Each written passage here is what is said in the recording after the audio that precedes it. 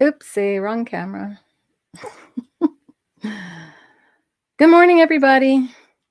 It's still morning here in Arizona, and I see a lot of you have already joined us.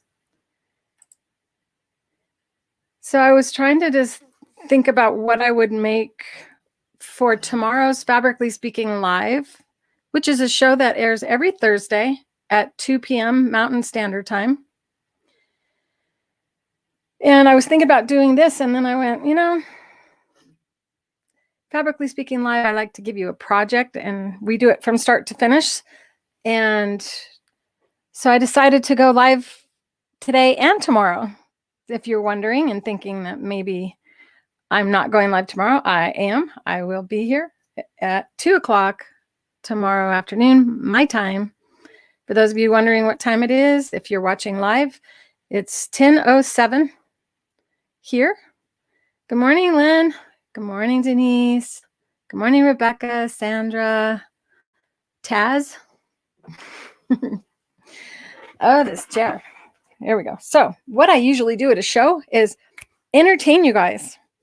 And normally there's a whole bunch of people all surrounded around my table. Those of you who've actually seen me at a show, you know that it's hard to get a seat sometimes. And that's what you see right here, the top left part of the screen. It gets that crowded. And I'm just like honored at how long people would actually remain sitting or standing for sometimes 2 hours, because you know I can talk and talk and talk and talk. So, oh, you don't need to see that. I decided to do this morning, and it's still morning. I'm getting better at this. So what we're going to discuss today is the creative feat, and I'm going to kind of tell my story as well, because that's how I would start. I would say, hi, everyone. Thank you for joining me at my table. Take a seat, get comfy. Feel free to lean your elbows on my table, because I don't mind if you get really close. In fact, you can stand right behind me. Frequently it shows there's a person here and a person here, and I lean like that so they can see what the sewing machine is doing, because the creative feet pretty much frequently seem to appear as if they sew by themselves. And I created the creative feet when I was working for my parents at a sewing machine dealership in Los Angeles, California. And let's see, I was 19 when a really special customer came in. I'd already started learning how to service sewing machines, because I was like that. I was a tomboy. I liked to be in the garage when my dad was playing with his airplane, literally an airplane in the garage.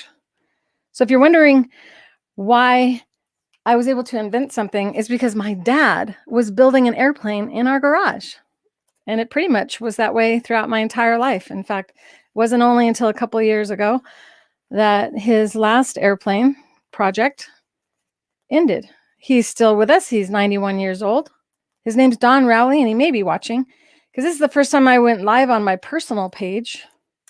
I am paying extra now for StreamYard, and so I didn't realize I could go live on 4 different, and I may even be able to go on more platforms. I don't know. We'll find out. Thank you, Mary. What a sweet thing to say. Hi from Tennessee, Barbara. Susan Westerfield. I didn't even tell you guys to tell me where you're from. You're getting good at this. You usually see me at the PIQF show, Pacific International Quilt Festivals. Normally normally it was in September each year. And the first time I did that show, it was insane how busy our booth was. One big booth. Oh, Susie, this is the first time I saw you. See, you're probably not following me or getting notifications from my group. Instead, you just are my friend because Susie, everybody should congratulate and thank Susie. Susie and her husband were actually my first stockholder in creativefeet.com. There was no .com back then. She was a supporter financially of the Creative Feet and one of my favorite students and customers, and continues to be a friend. Sometimes she's actually worked in my booth, and I love you so much. I love you all. Claudia from Palmdale. So if you are on, or if you're seeing me live today and you haven't seen me live every Thursday for quite a while now, then you should actually, I'll probably start going live in my personal page as well. But you can go into the Creative Feet group, and that will be at the end here. I'll have it up on the screen so that you can follow the actual sewing part instead of just all the fluffy bunny pictures and things that I like to share. Good morning, Pam. 7:10 p.m. in South Africa. Ooh, it's not too late for you. You can enjoy it without yawning. I have my coffee.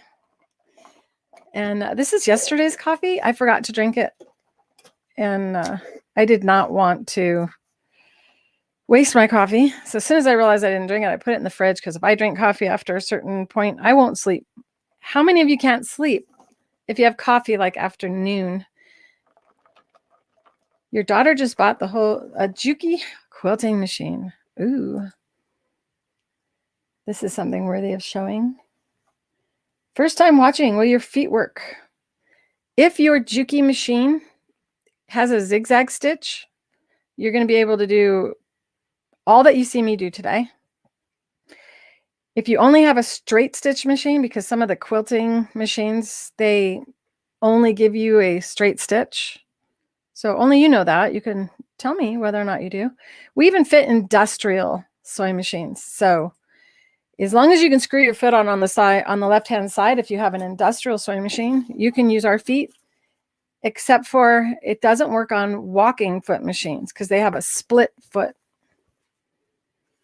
So we will, let's see here. The Creative Feet have fit all sewing machines since 1994 in the current design that they are available in today. Let me put this down. I'll do a little overhead here.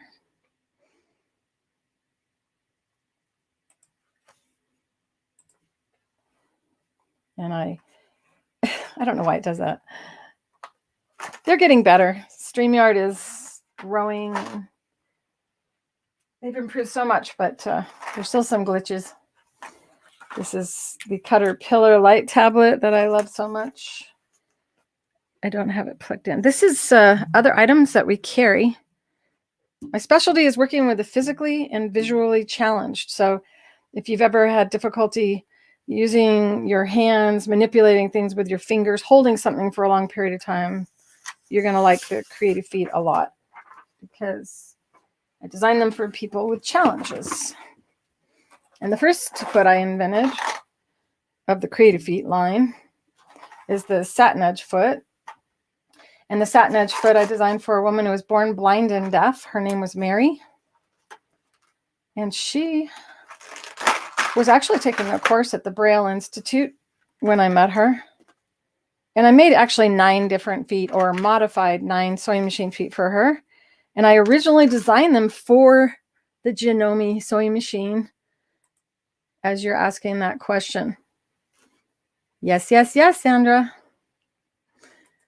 And unfortunately, sewing machine companies started to kind of copy my products. And that is what inspired me to paint my sewing machine. In case you didn't notice, this is a sewing machine, because I got an email from someone and they said, I didn't even realize there was a sewing machine on your set, because it's a painting. And this is my ocean or under the sea machine. And I will be filming all the way around it at some point. And maybe today, if I have time and you don't mind, I'll like take the camera all the way around. This was one of our projects from my Thursday Fabrically Speaking live show that airs every Thursday. And we used the Octi-Hoops to make this. The pattern was actually made from using this as a template to cut your fabrics out. So if you haven't seen my shows, you can go to my YouTube channel and subscribe, or join my school. I have a free online school where you can ask me questions. Somebody asked me a question this morning pretty early, and I answered it like immediately. So I don't know if you're on the, I think it was Lorinda. It is Lorinda.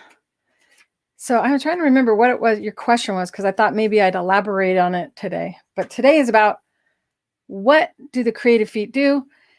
And why are we, and have we always been, one of the busiest booths at every show? And it's because, number one, our feet fit all sewing machines.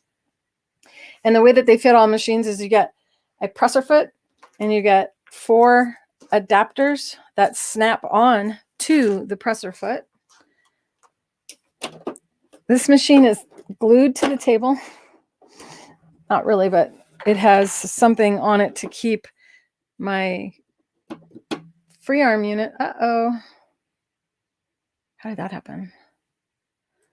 I'll switch to this so you don't panic. I have no idea why the cameras both turned off. Because they didn't like me shaking the table. So this is the Satinedge Foot up close.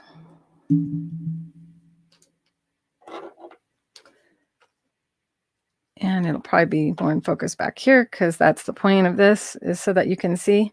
So the Satinedge Foot is unique. It looks similar to a blind hem foot that you may have included with your machine, but it is not the same. There are many subtle differences on the foot, and it has a little wire that comes out of the white guide. And this little nut here, as you turn it, it adjusts or repositions that wire within the area the needle goes on your sewing machine. So as we turn that, we're essentially, this foot becomes a guide for an edge stitch really close, an 1/8 inch foot, a 1/4 inch foot, a scant 1/4 inch foot. Thank you, Bob. These cameras, I got to get these cameras back online. Let's see. Refresh, reload.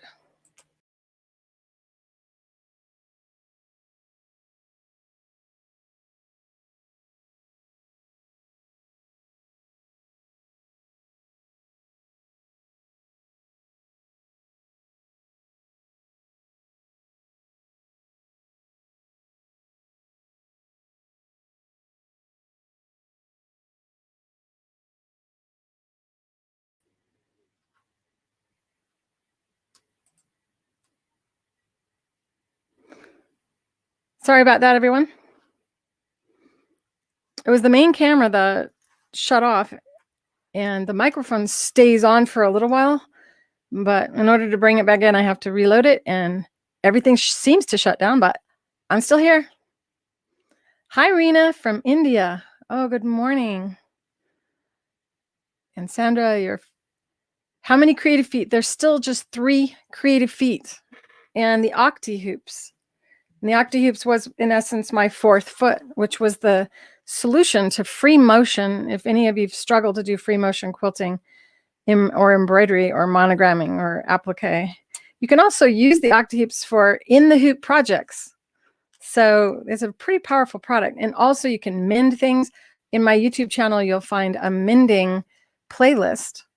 And in that playlist, you can see how you can build lace back together that has been torn. So if you have a Janome sewing machine or any sewing machine where your feet snap on,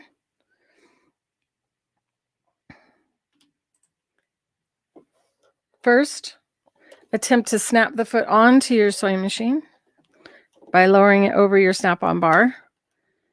If your snap-on bar is wider or really skinny and it doesn't fit on our snap-on bar, and by the way, our foot will tip to the back on some machines more than others. And that has to do with the fact that when you have a metal part against a metal part, it needs to have the ability to move on that metal. Now, plastic and the plastics we use are some of the strongest plastics in the world. I'm going to change this angle of this camera just slightly. Don't get dizzy. Close your eyes. That's better.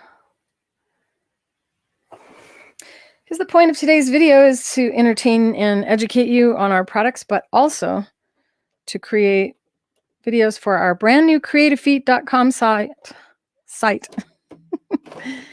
which is going to open. It could even open tonight. It's exciting. It's going to be so much easier for you.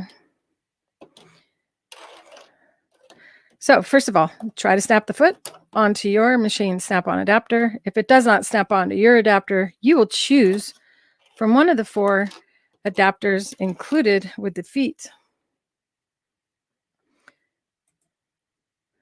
And this will help you see it better.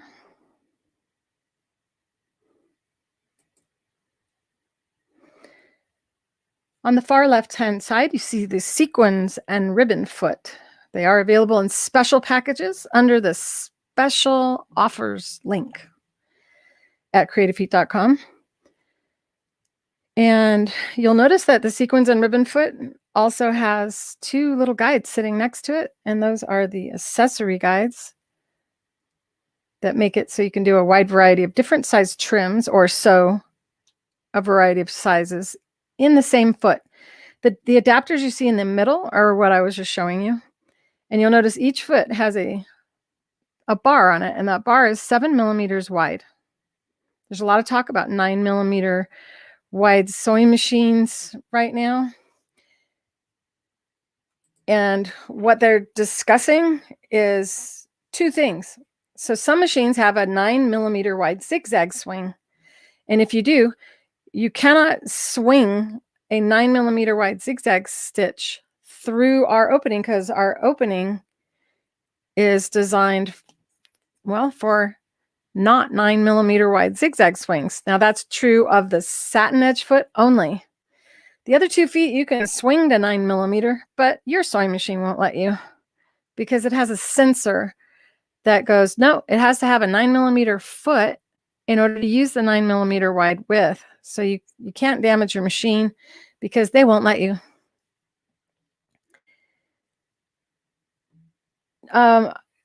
So Lynn asked this question, and this isn't the first site for Creative Feet. This is our 8th. In fact, we were one of the very first websites on the internet. That has to do with having really smart kids and being technologically inclined to begin with. So I begged him to make it so you don't have to create a new account. And I'm like, please, like, have their history in there. And he goes, I really can't do that. It's a security issue. So this should be the last time we move our website to a new platform. So it's kind of like the earth when we built our website on a stretch of land, and that land and that building is going to stay there. And then we're moving our company out, we're packing up, and we're moving down to a new building. And in that building, well, we can't take the filing cabinets. They won't fit in the door. And we really wanted to make it easy for you. I believe what will happen is you will go to the Creative Feet new site and you'll know it's new. It will be a completely different look and feel. So when you will enter, it will want you to log in, or it'll say create a new account. Here's the thing, a lot of you created multiple accounts, and people have a tendency to do that in my school as well. And it's simply because you guys choose like sign in with Facebook, and then you forget how you signed in and you can't remember your password because you actually didn't enter one because you signed in with Facebook. So we're going to have a variety of different options for you for logging into our site. Try to remember what you did. And of course, I'll always be able to help you with that. And you can always hit forgot password and it will send you a link. My son is seeing to it that it's as easy as possible. And like I said, we apologize for having to make this change. But the other site, even though it was incredibly powerful and robust, it was too difficult for me to build it the way that I wanted to. So wait till you see how you pick thread on that site. You get to see all the thread like right there, and you can click and it changes. But we're not talking about the website today. We're talking about how I am at a show, and I am like this at a show. So good morning, Rima. Oh, I think I already said hello, didn't I? I don't know. There are more than one of you from India today. Okay, so I'm answering questions as we go, and I'm going to catch up in a minute with any of the posts that come afterward. And know that I do my best to go through your comments after the videos, but you can always reach out to me in the school. Remember, it's free to join, and you can click and you can type at Clare, and then my picture will pop up, and you can click right on my icon or the picture representing me, which is me, and send me messages in there privately, or you can join topics and ask questions within the school. We're in a public area, and I would rather you do that. But if you want to keep things quiet with me, that's fine with me. So this is the Caterpillar Light tablet. I use it a lot. I'm going to turn it off because I don't really need it for today. And it turns on so easily that I will forget what I'm thinking and saying. My microphone is loud. Okay. So back to Creative Feet. This is a Creative Feet demonstration, what I usually do at shows. If you've never seen me before at a show, well, now you're going to get the idea of what it's like to be at a show. I didn't show how our feet snap on to the adapter, so I'm going to go ahead and I won't be moving the sewing machine again. So we don't have to worry about turning off the cameras. So you just go like this and push, and don't be afraid to break it. I let you hear that full sound because I want you to hear how hard I am pushing on that. If you are afraid to break this, then you'll like struggle to put it on. So just remember, you can't break this. And if you drive over it with your car, our warranty is a question that people ask. And the Creative Feet come with a lifetime exchange warranty if you are using it as a normal home sewer. If you have an industrial factory and you're using them on high-speed industrial machines all day long, then it is something that we communicate privately with you about, because sometimes they modify things. So here we have a Satinedge foot that was driven over by a car. And everything is still there, but this foot will definitely not sew. And I was super excited to give her a new foot and see what happened to the foot. And that's all that happened. Not too bad, not sewable, but she got a new foot. She was happy. And I'm happy to do that. 2 women actually drove over their car, or their feet, their Satinedge foot. Hopefully they never sewed over their real foot. Okay, so the Satinedge foot, we have also the pearls and piping. Whoa, so sorry, you guys. Pearls and Piping Foot also comes packaged in its own reclosable container with the adapters. So if you were buying this foot by itself and then you buy each foot separate, you'll end up with several sets of these shanks. We also sell the adapters separately. If you're watching and you're wondering if you can make your sewing machine fit other sewing machines' feet, we do have information on the page on creativefeet.com about our adapters. And we do not guarantee, nor do we, it's not the purpose of these. The purpose of these is to have the creative feet fit all machines. Not so you can take any foot and attach it to any machine. We are never going to claim that you can do that, but you're willing to try at your own risk.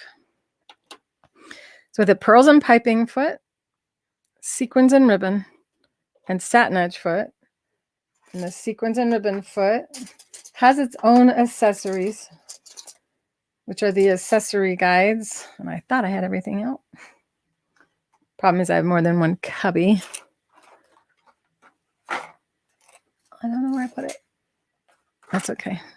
So if you were going to buy an educational special, inside of it, and this one is one where we give you a USB or flash drive. So sorry about the noise. Inside of here. And this has our book and video and the workbook. At some point, I'll probably leave you with something to read and run and get my actual binder from my show. So the Satinedge Foot's in there, Pearls and Piping Foot, Sequins and Ribbon. And over here are the accessories and the adapters. So to go back to what I was saying before, the Sequins and Ribbon foot by itself sews 1/4 inch wide trims. And I designed this for a fashion designer the year Sequins came out on a string. Then people were like Clotilda, who was a very famous educator and had her own catalog for years, along with Nancy Zeman from Sewing with Nancy. They both carried creative feet. And Nancy's notions just went through a change of hands. So we were in there. I don't know if we still are. But Clotilda was like, try sewing rickrack with it. Try sewing elastic with it. Try sewing yarn with it. And her enthusiasm made me do that. And so this foot, then I came up with the guides afterwards so that you could sew all the different sizes of sequins, ribbons, rickrack, elastic. And it sews elastic like no other foot. You don't have to pull from behind the foot. We'll be showing each foot now, showing you them in action. Oh, on the FOF, you're going to use our shortest adapter. Thank you for reminding me to show the specific machines. That's why it's good to ask questions. And this is how a live show would go. Someone would say something and I go, oh, that's right. I totally forgot to say it. I know I brought a Benina adapter in here, but I can't find it. So let me see if I can leave you with something to look at while I run and get one. Let's see. Here's a little sampling of Satinedge Foot. And it should take me just a couple seconds here. I got it back.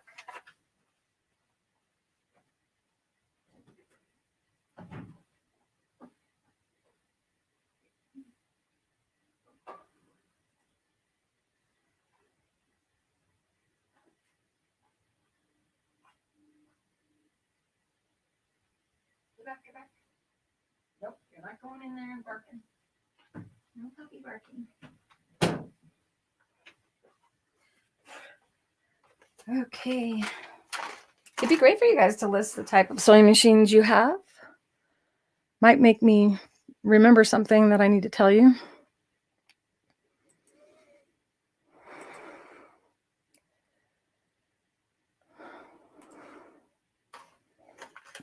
So the Satinedge Foot, as you probably noticed, is a really good foot for quilters. If you have an issue sewing straight, raise your hand.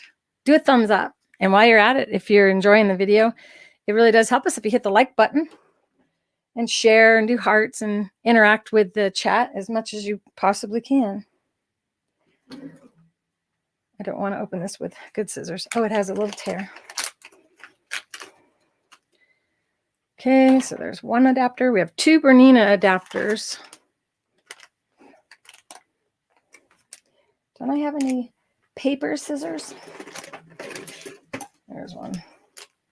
Well, they were actually really good scissors, but now they're not because I use them for knot fabric.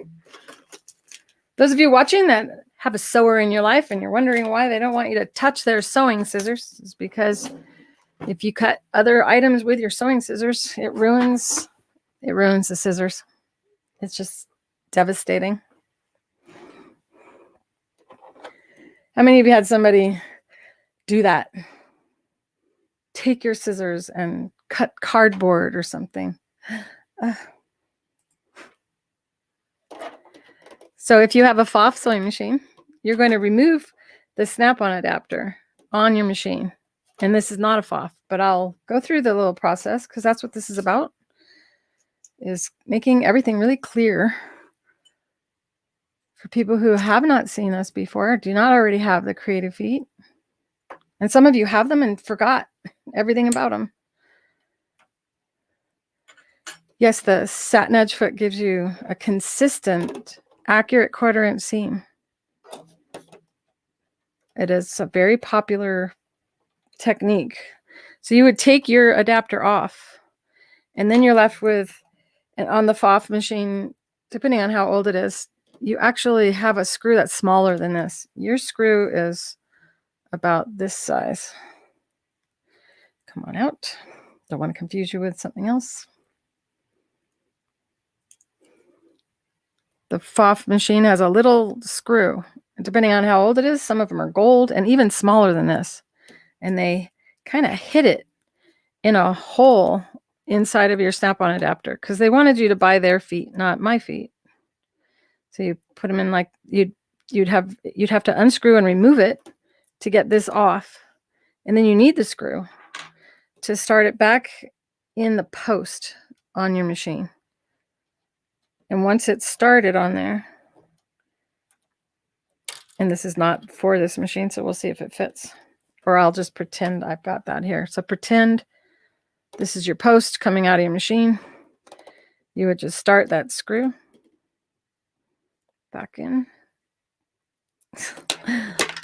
Oh, I should never have undone that. Where'd that screw go? I got a loose screw, you guys. I'll just use this one. I have no idea where it went. Okay, so you would just do that. And on the FOF, remember, you would just slide that up like that and then tighten it with a screwdriver. And that would turn your FOF machine into a universal or 7mm wide snap-on foot machine. And then you can snap our feet on and off from that adapter. And someone asked me today on the phone if once it's on our adapter, if you can undo it, and you can without taking the screw assembly off. You just would push on one side. I didn't tighten this all the way. Let's see. Got to have it tight to pull it off. Okay, so pretend this is on the machine, remember? And you just kind of, you can twist it off as well. You can't break this. So it's impossible for me to do this without it being on the machine. Oh, there we go. And then you would just take and put the next foot on. And because our feet do over 20 things each, this is like having a whole bunch of feet. This is how it goes on the Bernina. There are 2 different Bernina adapter styles. One is squared off and one is rounded. Okay, so there's the little, this is the notches on the left-hand side. And you also have the option of using a Bernina version of the snap-on adapter with our feet. So you would do as the FOF did, you will use our lowest or our smallest of the adapters on your Bernina. And then your Bernina is a universal snap-on foot machine as well. If you have a Viking Husqvarna, pretend this is your adapter. You would just take and push up on our just as you do with your regular feet. If you have an industrial sewing machine, you would have a screw on the left-hand side. And if you have the Janome, and this is as of March 3rd of 2021, depending on when you're watching this video, you would select, if you have a 9mm Janome, you're going to select the B adapter. Just think of it as best. B is best for your machine, and then you would just snap it on. And now remove your snap-on adapter and screw ours on in its place. And if that seems annoying to you, just remember the Satinedge foot all by itself. And this is how the industrial machines go on too. They use the B adapter as well. And this is an alternative for the machine I currently am using, which is the Baby Lock Crescendo. So if you have the Baby Lock machines and you don't want to have the foot tip to the back, you can use our B adapter in place of their snap-on adapter. What was I going to? Oh. All right, here we go. I'm at a show. So what makes our feet different is not only do they fit all sewing machines that have a zigzag stitch, and even those without a zigzag stitch, we even fit the featherweight. And some of you are going, oh my gosh, how exciting. I can use it on my featherweight and get a perfect 1/4 inch. Nope. Because the featherweight does not have needle positions. And to achieve a 1/4 inch seam allowance, you need a left needle position. So you can use it for narrower seams. You can use it for Bargello quilting and use an 1/8 inch seam allowance. And I may make something at some point. My son's all, that's not a high priority. You have lots of other things you want to do. Have you noticed that I talk like my son is my boss? It's kind of what's going on. So here we go. Satinedge foot. The Satinedge foot is our most popular product to date. This one foot does top stitching, edge stitching, pin tucking, invisible applique, stitching in a ditch, charted needle design without the use of knitting needles, cut work without the use of a hoop, wire edges, fishing line edges, lettuce edging, trapunto applique, blanket stitch applique, edge joining, t-shirt hemming, 1/8 inch, 1/4 inch, scant 1/4 inch seam allowances. It actually hand sews for you, so you can put binding on a king size quilt in just an hour. And what is the other one? Oh, you can go around fabric bowls only once. It is a replacement for a serger, and that is what I originally designed it to do. Replace the serger for a blind sewer. You have a daughter like what? Like what? What are you insinuating? Oh, like she's your boss. My daughter is also my boss as well. I have 2 bosses. They're lovely. I raised leaders, and they're leading me around. Okay, let's see. What am I doing now? Oh, I'm going to sew. And in my workbook, which is a 208-page workbook written like a cookbook, so you do not have to, what was I going to say? You don't have to learn it. Isn't that great? All those things I just said were just the Satinedge foot.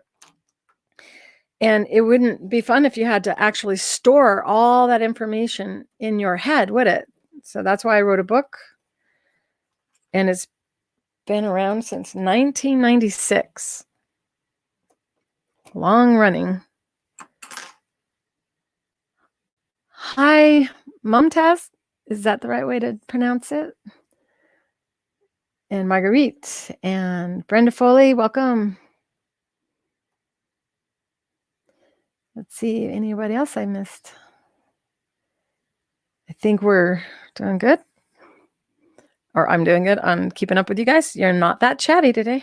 All right, let's get back to, oh, I'm going to use this first. I'm going to use 40 weight thread because I get asked that a lot.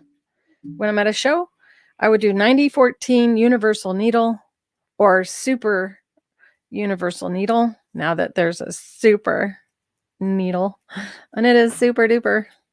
It's like the Corvette of sewing machine needles. And I'm not just saying that. I usually use a really bright and exciting color of thread as well. we'll do that. This one's pretty bright. Should be able to see this pretty well. I'm going to wind a bobbin because I don't have one wound already of this. Let's see here. I would like to teach you how to wind a bobbin, but I'm not set up for that today. Know that I will be doing a series of machine use videos. That's where I first started, by the way. I started by teaching machine use instruction.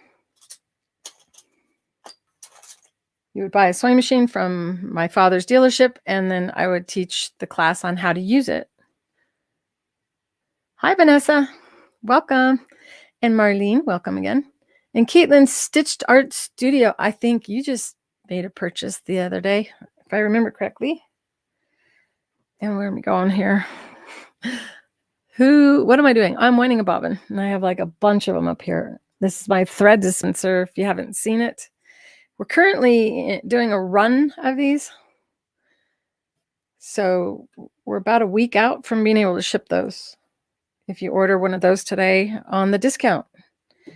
If you're watching, this is March 3rd, 2021. This is a one-day show, or it's a pop-up show, as I called it, like I do at a show. And it is a live event. So there is a live coupon discount for you right now at creativefeet.com. And it's best if you wait until you're done watching my whole demo before you buy. Your cart on our site will hold things throughout the whole time I'm on.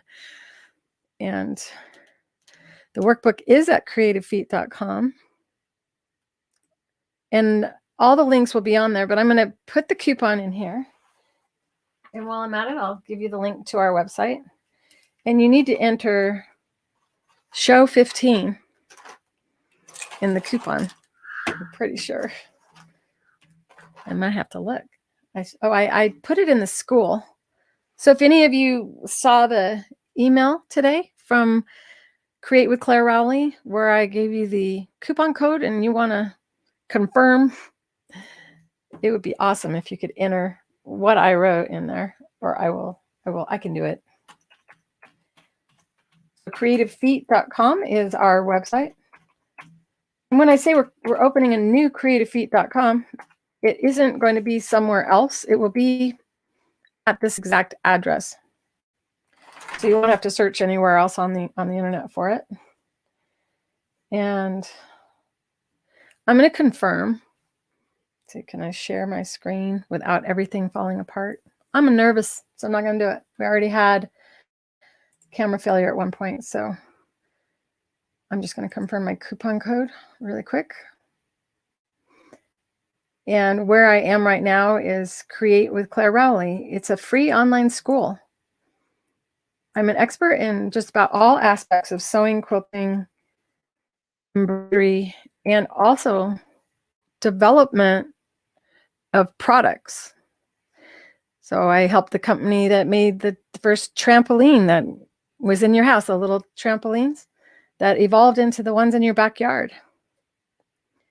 And they were, let me see here. This is when I want to be able to show you guys that I struggle to figure out where to go in the school as well sometimes. Since I created the document that has the coupon code, things look different to me than they do to you. And I should be able to see my activity. You can do that. You can go into your profile and you can go to your anything that you posted is inside of your profile. You can see your activity. That's really good to know if you have trouble figuring out where you posted something. And I'm mentioning that because there are several people that have trouble with that. So if you have trouble with that, know that you're not alone. Oh, where is my document? It really is easier than I'm making it out to be. I am just working under pressure because I'm live. And it takes a different part of the brain to do this. So I say this a lot. I say we train our brain here at Creative Feet. I was thinking about making some t-shirts, and I may make one that says train your brain. And if you have any ideas for what I should show you tomorrow on my live show, Fabrically Speaking Live, feel free to write it in. If there's anything that you want me to do, except for the big quilt, because I still have to finish my quilt. Those of you who've been following me. Did any of you confirm that coupon? Because I just can't do that now. I'm going to go to my website instead and try the coupon. This computer is not my normal computer. This is my filming computer. So the Creative Feet have been around since 1989. I invented them long before that, though. And I was actually hand making them on machinery using tools like sanders and grinding wheels. And then I actually started using acrylic when it came out, acrylic for fingernails, to form the actual shapes of the guides. And when I went to make them to sell them in a large scale, because I went to my first show, and between Nancy Zeman, Clotilda, and the largest supplier of sewing products in the United States, I sold like $190,000 worth of feet. And I went in the bathroom and I threw up because I was trying to figure out how to make them. How can I make them that fast? And this was a long time ago. And it was right when Delrin was discovered. I mean, polycarbonate was discovered. So I will be writing my history and story in its entirety at some point. I have been over the years. Okay, let me go to the cart. I just got to add something to the cart and try the coupon. This is silly. So you go to your cart, and before you enter your address, you hit checkout. And that's this site right now.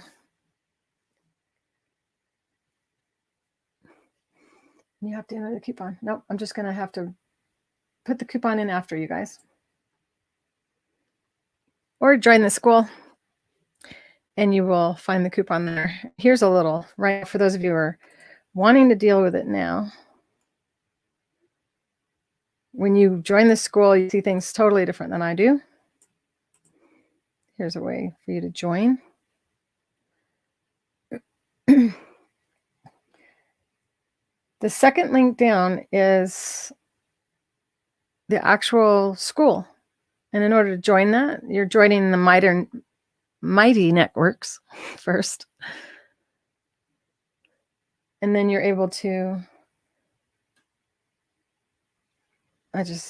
my brain isn't functioning. I got too many things on my mind. We're going to stop that and get to the demo. This is not about teaching you how to use the school, but the Thursday live, we tend to do this as well. Let's see. I think it's CF 15. I mean, show 15. It is? Okay, good. Thank you, Vanessa. You saved me. Okay. It's because I haven't had any coffee. All right. This thing is dangerous. This can shut the whole feed down. So I got to put it somewhere safe.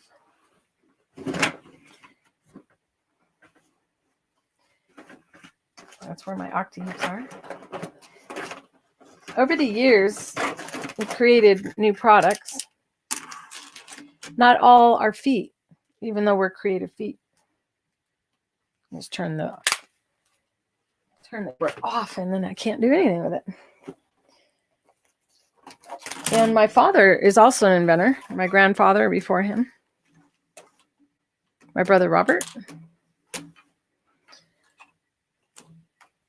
And the rest of them are pretty creative as well. But my father invented a product that we use with the Octi-Hoops stick and tear stabilizer. He was the inventor of the Hoop-It-All. This is how I act at a show. I like to help you to see a little history of the Creative Feet and the family. We are the Rowleys. There even was a Rowley sewing machine. My dad also went on to develop other embroidery stabilizers, and they're all available at creativefeet.com under the stabilizers link. This is the cutout of one of the cubbies that we use the Octi-Hoop as a template. So not only are these free motion frames, but these are fussy cutting Octi-Hoop templates that you can use to cut out quilts. So you can do a quilt of these. If you've seen the hexi quilts, it's a similar process. Or you can use them to cut out and make those little cubbies. And this is my substitution for a free motion foot. So you don't need a free motion quilting foot to quilt or to embroider. In fact, there was no such thing as a free motion foot until the 80s. So everything you see people do free motion was possible before that. But we all did it without a foot. And if you're scared to do it, it looks like a big pile, but this is normal for me at a show. I do have my cell phone ready to be used should I need to. This is what I usually have. Stacks of fabric next to me so that I can sew little pieces rather than doing a whole project, because I'm going to cover some of each of the feet. Not all of it, because we don't have enough time in one day. In fact, it took 49 hours for me, I don't want to scare you, to complete my workbook. And I wrote the book. And I actually didn't finish it. I had someone else finish the sequin ribbon part of it. So it's a lot of learning if you want to. And if you do finish the workbook, and you can do so all at once, just like, okay, I'm going to start learning this. And every day you work on the book. And when you're done, there's no pattern that will scare you. You'll be able to, you'll go, that pattern, I can do that because I did that and I did that and I did that. And you learn the pieces of sewing a little bit at a time, instead of learning as you're making something that stresses you out, like a full-on garment or quilt. Excuse me.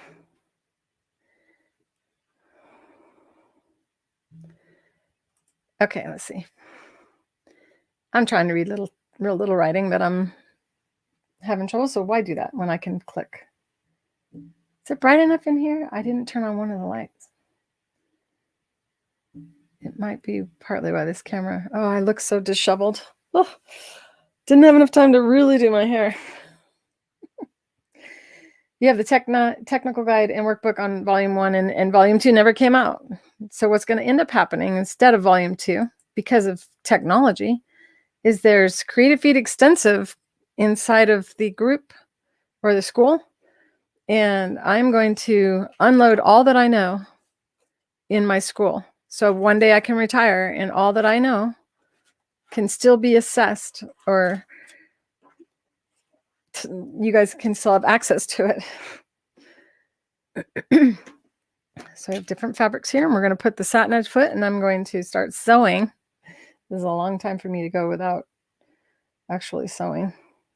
Sorry about that. So if this lighting is good, it'll be nice not to have that shining right in my eyes. Let's see here. So we will put the Satinedge Foot on. I was winding a bobbin. I'm going to go ahead and continue doing that. When you wind a bobbin, you shouldn't hold on until the thread breaks. Some people teach that, and it's not a good practice. What will happen is you'll have a knot or a snagging experience at the end of the bobbin, or you could have that. Where'd my scissors go? There they are. Okay, so I wound a little bit. I let it go up and down about 6 times, and now I'm cutting the thread close to the bobbin after releasing any tension on it, and then you continue.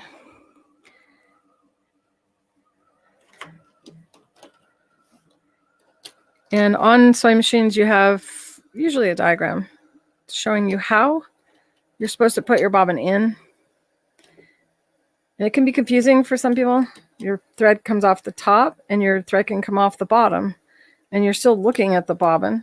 So it's a little confusing if you don't get what the diagrams are usually showing you. And on this machine and most machines, the thread comes off the top and goes out to the left. And this is a top, sorry about that, a top loading bobbin.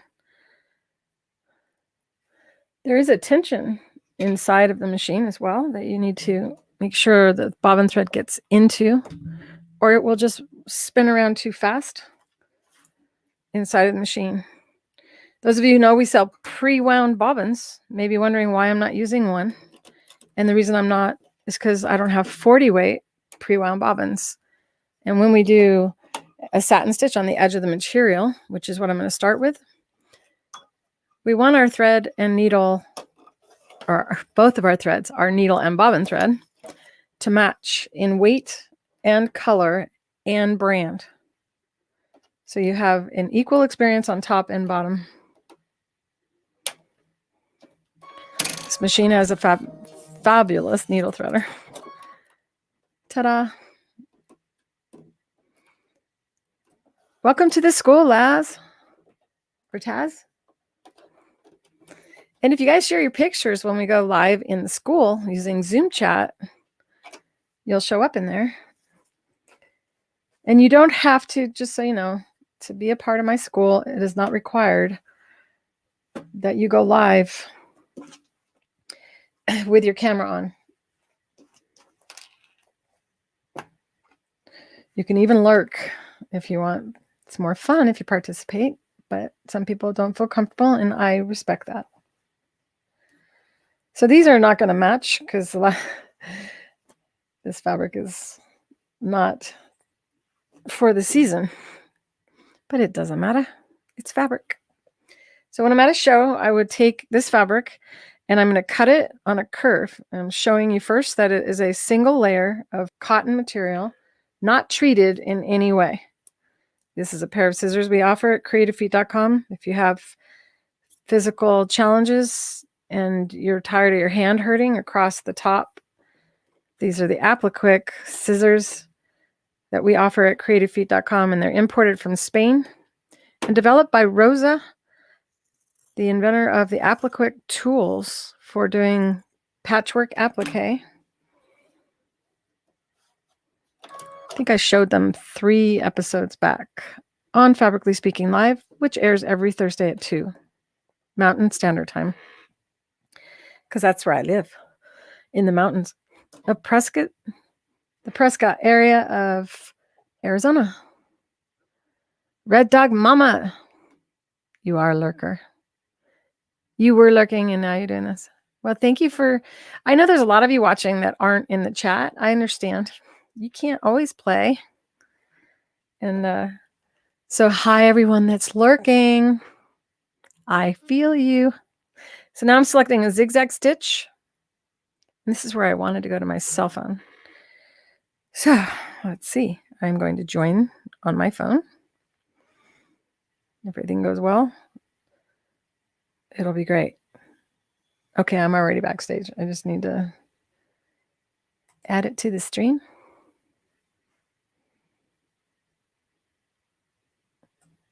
There you go. 4 cameras. What a messy table that woman has. There's the inside. I'm not really done in here. I don't like how that looks. I just didn't want to wait anymore to use this machine, so I let it go. But here's this is why it's called the under the sea machine, because it is under the sea on my side. And I'm going to select a zigzag stitch, and the width of the stitch, I'm going to go ahead and leave it at 3.5. So that means it swings 3.5 millimeters wide left and right. It also would be halfway between 3 and 4 if you have a dial on your machine. The length of the stitch, I'm going to start at a point or 0.8.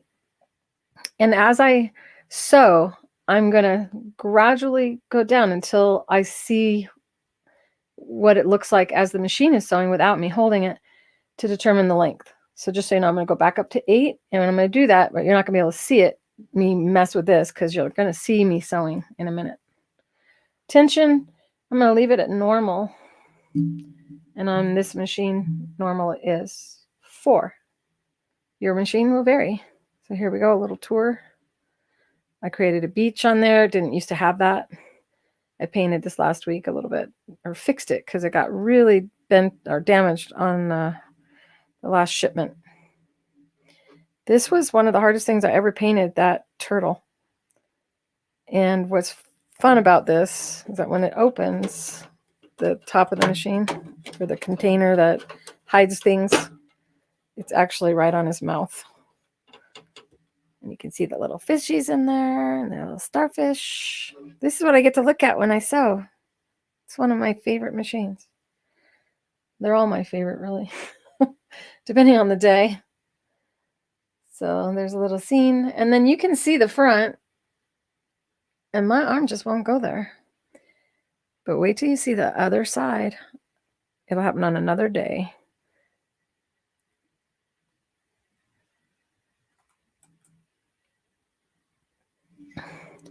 This is working. Oh my gosh. I hope all the cameras look good when we're all done filming. Because if this works live like this, then I'll be able to open the Creative Extensive really fast or really soon. To set the foot, make it so you can see this really well. We choose the width of the stitch, which we already did. And I'm going to turn the hand wheel. And what I'm trying to do is, I don't want you to look at that yet. Let's see. We turn the hand wheel until the needle swings left and then right. Always turning the hand wheel toward you. And we're going to do so with the foot down or lowered. And the wire that's inside the foot. No, I did show the foot up close already, but some of you may be joining us afterward. This is the foot that's on the machine. So we choose the width of the stitch and swing the needle till it goes left and right. And we want the needle on the right-hand side of that wire. Once it is, and then you lower the needle down, not all the way, just so that the eye of the needle disappears into the machine. And this is going to make some of you nervous. We're going to have the needle actually touch the wire. But if you look at a sewing machine needle, the point comes down and tapers. And this area here is halfway away from the tip of that needle. So the reason I have you lower the needle when moving the wire over to it is so that you have space actually from where the point of the needle is in relation to that wire. This is fully in-depth education here. This is kind of what I do at a show, which is why sometimes my show demonstration takes hours. I have lots of people that go, I spent the entire day in your booth. Sorry about that.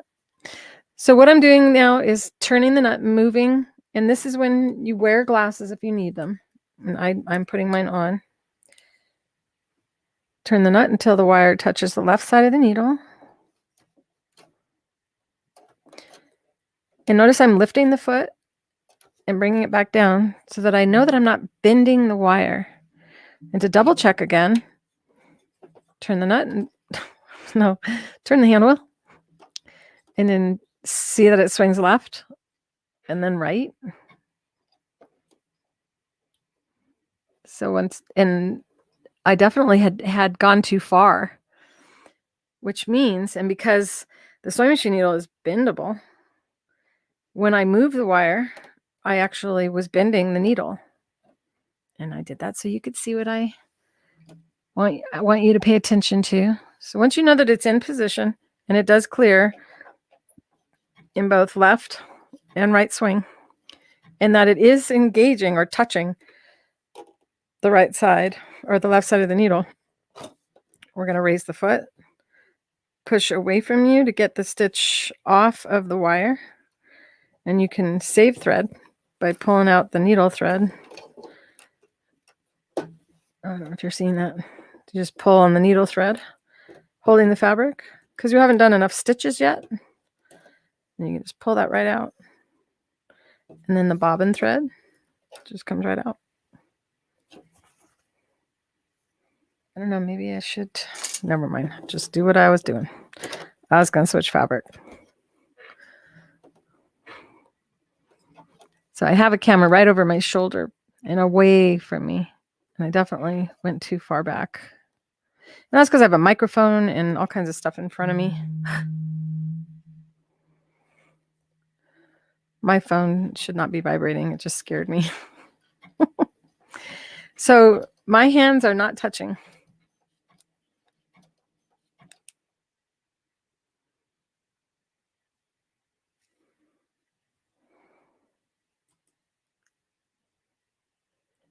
And I mean not touching at all.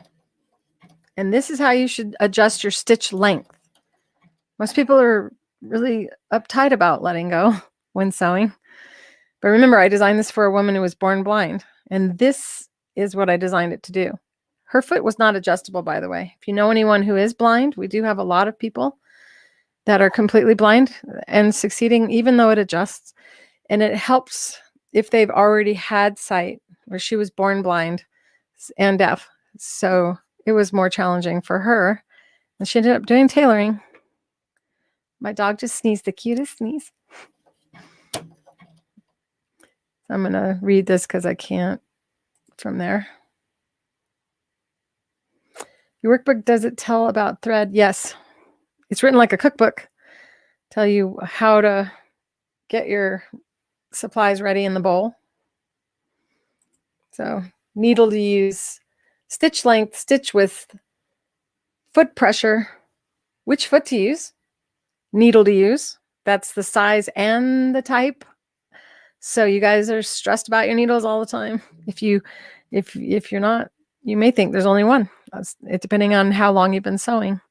And some may be wondering, why should I change my needle? And I try to explain it throughout the entire process. So eventually it may sink into your head, but you don't have to remember, because I just tell you every time you're going to do a particular technique, what needle, size, and type you need. And then the video is me cooking it. So it's like this, and it's all up close, as if your nose were right down there at the sewing machine. So back to the other camera.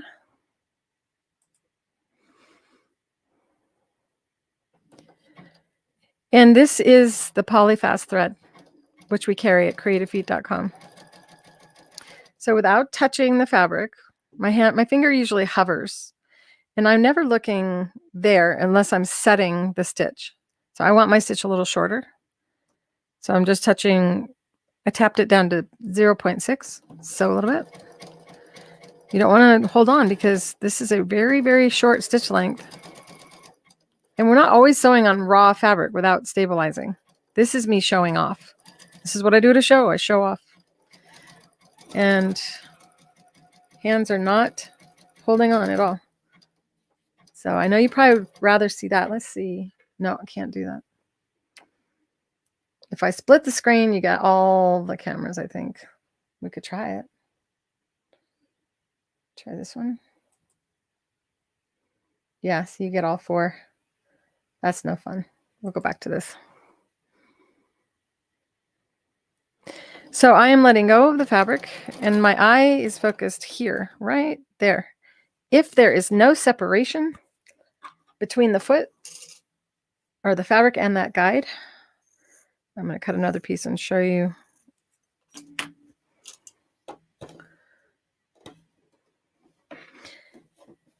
As you push toward the foot, and this is how the blind are able to use it. They push with their one finger until the fabric starts to buckle or arch up like that. And as long as their finger doesn't move, and yours as well, if you push the fabric directionally, I created a new word, directly opposite of the foot, not in front of it, not behind it, but directly beside it on the side, and you push toward it without holding down. then you can't sew wrong. The foot will not let you go past the wire. See that? It's kind of hard when I have all this fabric there. But see how no matter how hard I push, it won't go past the guide. Yay. And that's why I can sit here and not hold on. My eyes focused here. And now as I come around a curve, and those of you who may want to make a drunkard's path quilt, or you want to sew in a sleeve or a crotch seam. I'm tongue-tied today. Your focus, rather than being on the needle, is going to be now focused just slightly ahead so that you are actually driving your sewing machine like you drive your car. You don't look at the hood of the car when you drive, do you? If you looked at the hood of the car when driving, you would crash. You'd probably not even move. You'd be terrified. You'd kill the neighbor's cat, maybe knock over some trash cans. Watching the front of the foot, we just keep our finger hovering and just tap it and let go, and tap it and let go. Always to the side of the foot. Now I don't even have to hold it. And it's doing it for me, and I trust it. You might go really slow in the beginning, a little stressed out. Will it keep going? I don't know. Let's see. And you just keep being ready, but don't touch unless it needs you. And it rarely needs you. Elbows down, shoulders relax. So all the way to the end, I'm going to show you how we can turn a corner. And this is not how I would recommend you do it. I recommend stabilizing. This is a raw, untreated, non-spray starched, just regular fabric cut off the bolt. So all the way till you reach the end. And now I'm going to hit my reverse button for a couple stitches. And it's going to come back up. Once you know that you're back up, we want the needle up. And if you have been told that in order to turn corners, you have to stop, lower the needle, lift the foot, move the fabric, lower the foot again, and then turn your hand wheel to check. If that's such a great way of doing it, then why do you have to check afterward? So just skip the lowering the needle, leave the needle up. And this is how it works with this foot. As I raise the foot, the fabric raises with the foot. Why? Because the stitch is stuck on the wire. The fabric and the foot are stuck together, so we have to disconnect them. I'll switch cameras so you can see better. We just pull off the foot, and then it's going to drop off. Now the foot tips, and I'm ready to spin it around. Some of you might get stressed out about this until you use it a few times. Now I want the wire or the thread to be on the right side of the wire. That's all, so that it will support it. And now I feel like I need to push the fabric. Have you ever felt that way? If I don't push, it's going to get stuck. I'm sure of it.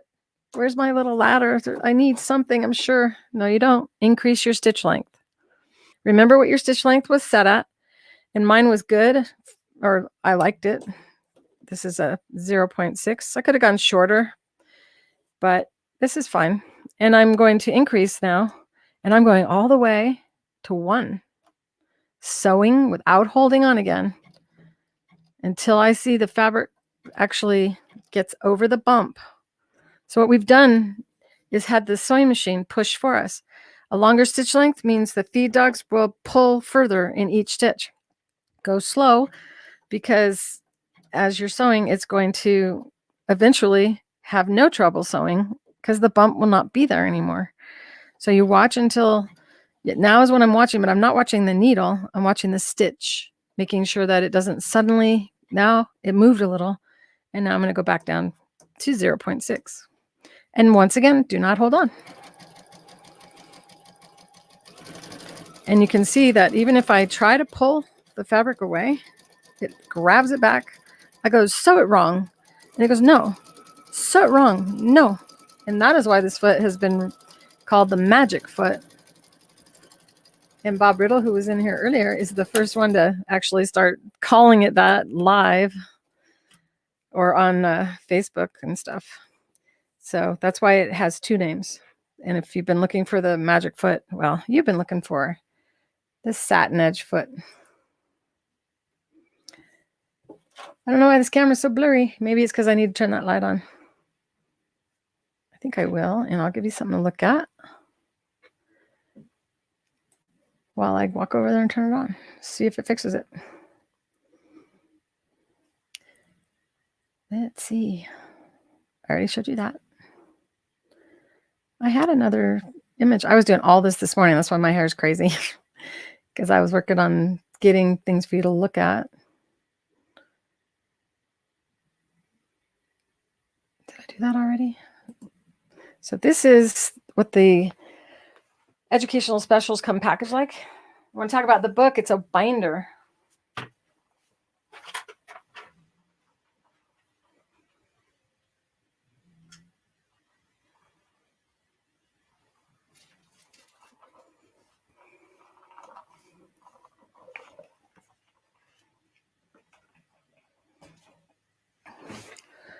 And the binder has 208 pages and over 500 illustrations that I drew.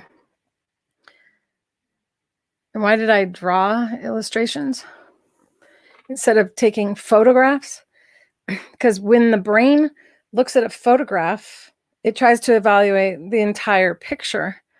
But on an illustration, your brain is focused on only the lines that are in that image. So it makes it easier for you to understand exactly what I'm describing when I say lower the wire and move or lower the needle and move the wire over to the needle. If it was a photograph, you could get lost in the photo. Still blurry. Darn it. I'm just going to have to get another camera, I think. Oh, well. Soon, I'm going to show you the Octi-Hoops. And the Octi-Hoops are super fun. But I'm going to show you this. This is what I do at shows. I grab different samples that are usually hanging behind me on our curtain. And this is something that I did on the Home Shopping Network, or in between appearances on the Home Shopping Network, because we were on there for about 5 years in the 90s. And this is upside down. So there we go. This was done with the Satinedge Foot on the applique and the napkin as well. And I'm going to show you this because this is something that makes people make more money selling their goods on Etsy. And you can do this too if you're wanting to make money. And a lot of my students do. Eeny, meeny, miny, mo, which camera? This is, I think I made this in 1996. So it's been around a long time. And it smells like maple syrup. It always did. This green fabric smells like maple syrup. I don't know why. But you can see in this, I put actually a smaller satin stitch right next to it. And see how perfectly spaced that is? Well, you can do that with the Satinedge Foot because the guide guides you for multiple or in many different ways, not just on the raw edge of the fabric. You can also use it for applique. And that is what I'm going to show next. And remember, I haven't done a show since March. This is actually the last day of Sewing and Stitchery Expo last year. It was March 3rd. And then I flew home on March 4th and I designed my first mask pattern as soon as I got back. And if you didn't know, I did a new mask pattern. If you've already used my pattern and you loved it, you'll really love the new one. And there's a new video. It was last week's Fabrically Speaking Live was on making the mask. And I would show you it, but it's not in here because I wore it out to dinner that night.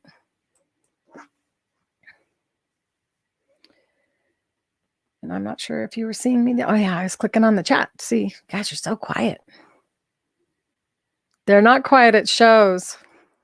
You guys are usually going, oh my gosh. Why was my mic muted? My mic's muted. It was. It wasn't. It said it was. Darn computer's trying to scare me. I'm on the wrong screen. There, now I can't get confused. Oh, the joys of going live. I am now going to cut a fabric and I'm going to applique, and I'm kind of building this little sample, not making anything really. And let's see, I'll do what I did there. Once again, an untreated, still folded across the selvage. Let me get one that's not folded, because I didn't even iron them when I cut them for shows. I would just buy a bolt and start slicing it. I go to a show and I would go to like Joann's or Walmart because I'm just cutting these little pieces and not making anything. And they would say, "What are you doing with all this fabric?" And I go, "I'm cutting it up into little pieces and throwing it away." And at shows, if you've been to a show, you know that I would go, "Here's the sample." And I'd throw them out to everybody. And it was fun. I miss you guys. Tried downloading the PDF of quilt pattern, but it did not work. Okay, yeah, I'll update that, see what's going on. It may be that what I found today, I found a draft today, which is something that I started. Would you like to say hi? Come here. Come to mama. Come here. Come say hi. Come here. Come on. She just toys with me. Stop. All right, here we go. This was never at the shows. I had to leave my puppies behind every time I came to see you guys. So today when I pulled out my show suitcase to get my stack of fabric that I knew was already cut, they both got really stressed out. And so they sacrificed for you. But now she has a spot next to me. She'd rather have a spot right here. That's what's really going on. Aw. I love you too. Okay, here's your spot over here. She says there's a bunch of wires hanging over my spot now. Move that. Okay. You guys have seen my hair worse than this at shows.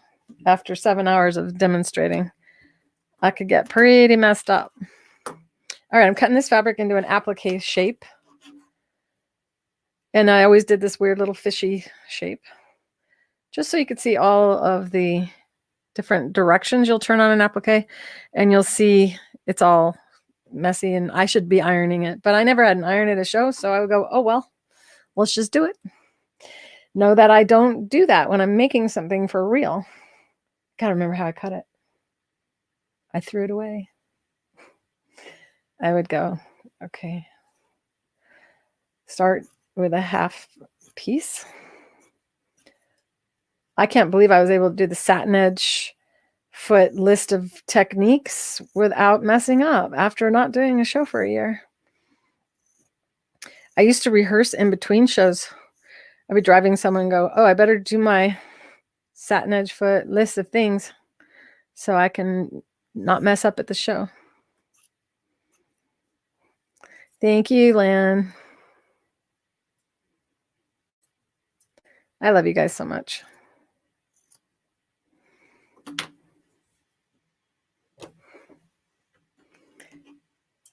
You're typing fine. All right. That's big enough to go in there. And I'm going to use my glue to hold it down because at a show I didn't have my Fuse and Fuse. And my Fuse and Fuse stabilizer is definitely ideal for doing this if you're going to sew at home. I'm going to show you this bag. Whoa. I can't wait to finish my quilts. Okay.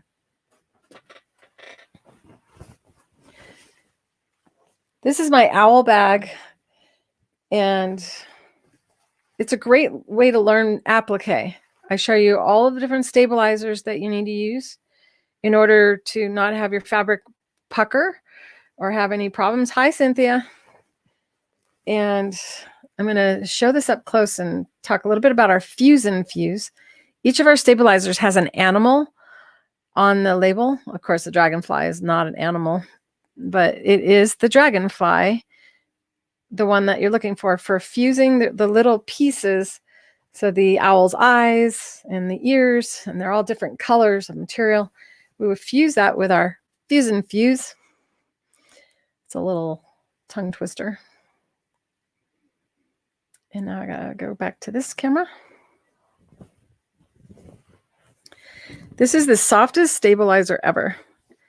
It has no, you can't tell it's in there. So if you're gonna quilt and do applique quilts, know that your quilt will be soft when you're finished.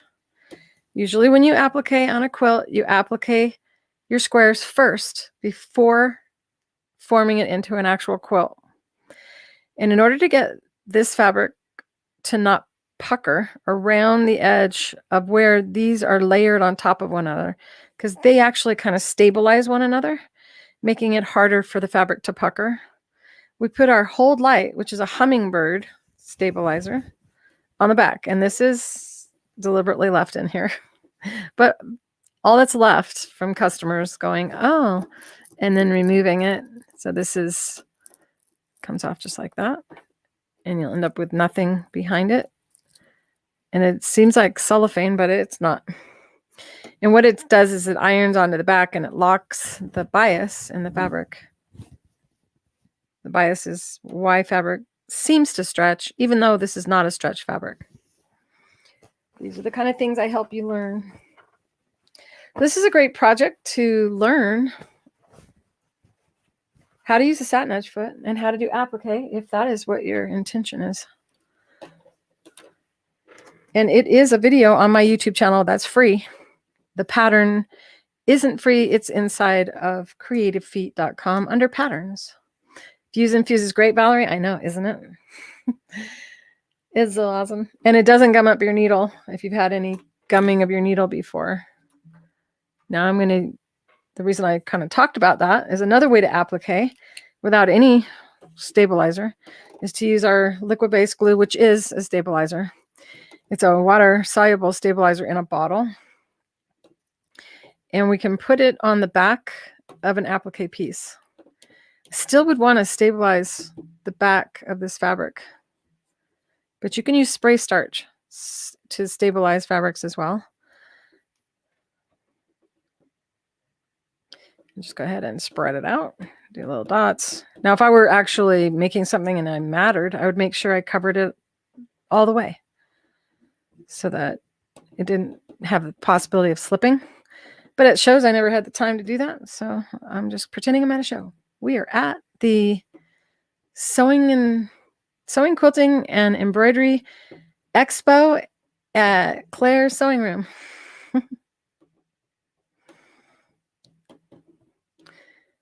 All right. Love the glue. I know. It's awesome sauce. It's awesome sauce. Literally awesome sauce. Okay, we'll go ahead and place that down. And you still have time to move it and readjust it, even if you spread it out or push down against it. Now, the idea is not to push down, but to gently, like, pet it like a cat that you're afraid of hurting. And just gently, or an infant. You're just petting across their nose to put them to sleep. There we go. And you should wait for it to dry. I'm not here because you guys don't have time for that. You got all the time in the world now, right? You made 3 applique quilts with Fuse and Fuse, and all turned out beautifully. Well, I expect pictures in the school, Valerie, if you still have the quilt and you can take pictures of it.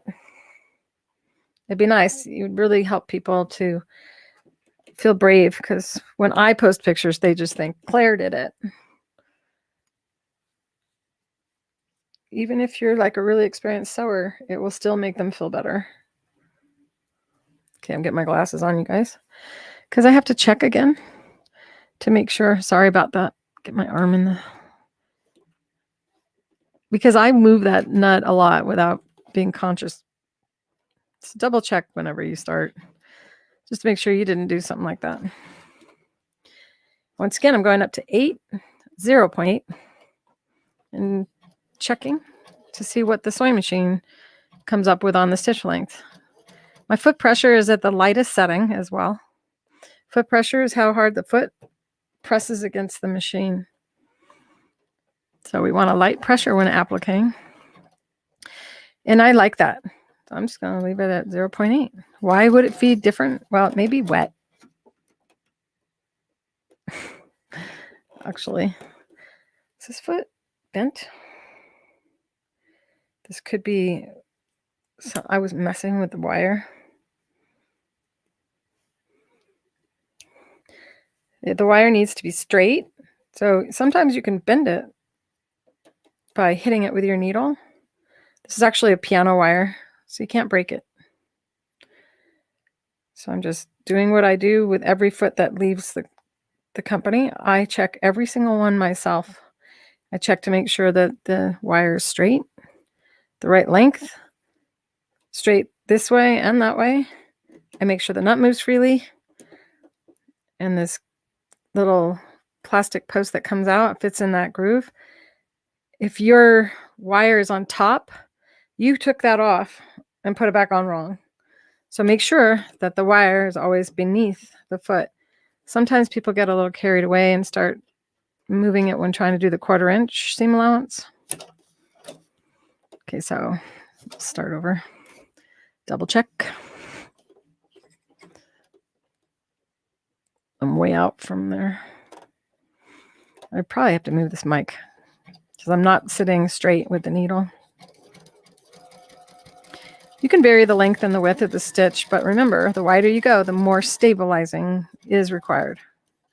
So until you reach the end with the needle up, remember, it doesn't matter if it's in the left or the right, it just has to be up. Lift, fabric raises with it. You have to pull off the wire, just gently, and then turn. Place the guide so it sits off the edge. You have to get over the bump. Those of you who were watching before, I usually would ask the crowd, I would say, now what should I do? How do I get it not to get stuck on the corner? Raise your hand if you know what to do. But and say it, or just come on, yell at me. I can't hear you guys. So can you type it? Anybody have the answer? Increase stitch length. And this time I'm going even more because it needed a longer length than it did on the edge. It needed a longer length because there's another layer of material. So a few stitches. Ignore the needle. We're looking at the stitch, making sure it feeds. It's starting to feed. I shorten it back down. And then once again, don't hold on. I can't even see that, by the way. It's a dark fabric on a dark fabric. I can't tell if I'm off the edge or not. I should really look. Even with magnifying glasses, the microphone is in my way. I think I'm right. Now we're going to sew in to that point, however far the stitch is wide. So the same distance in as it is wide. And I think I'm there. Yeah, I'm going into it now. And stop with the needle. Up. Lift. Push off the wire. Turn. Place the guide so it sits off the edge. And we want to make sure that that wire is off the edge. I cannot see. Jeez. It's because I don't have light on my machine like you would normally have. Okay, increase the stitch length because I think I might get stuck. So anytime you feel like you might get stuck, increase stitch length. So it's just so slow and just a few stitches. Thank you so much. I guess it does work. Thank you, Lori. I appreciate that. That'll help going into a new camera. You're awesome. Okay, we're going to go around the curve and we're going to watch the front of the foot again. Ignore the sewing machine needle.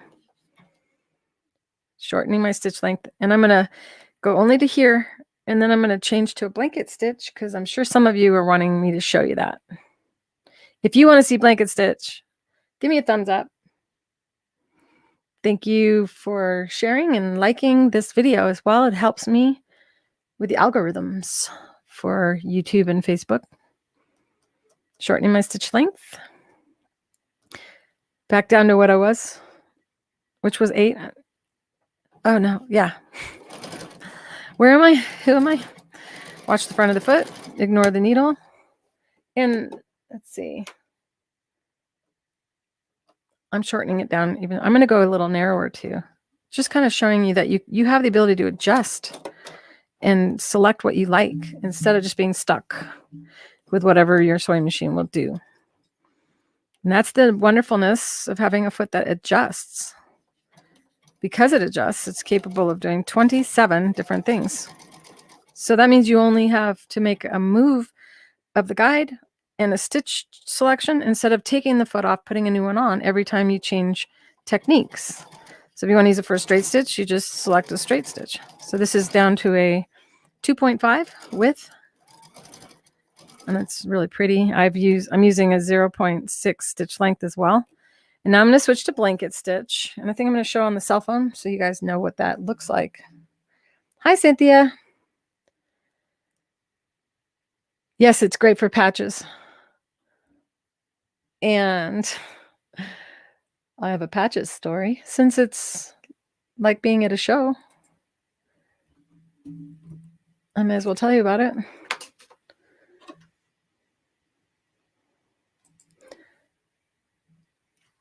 Before my dad had a store, I got a job sewing baseball cap patches on.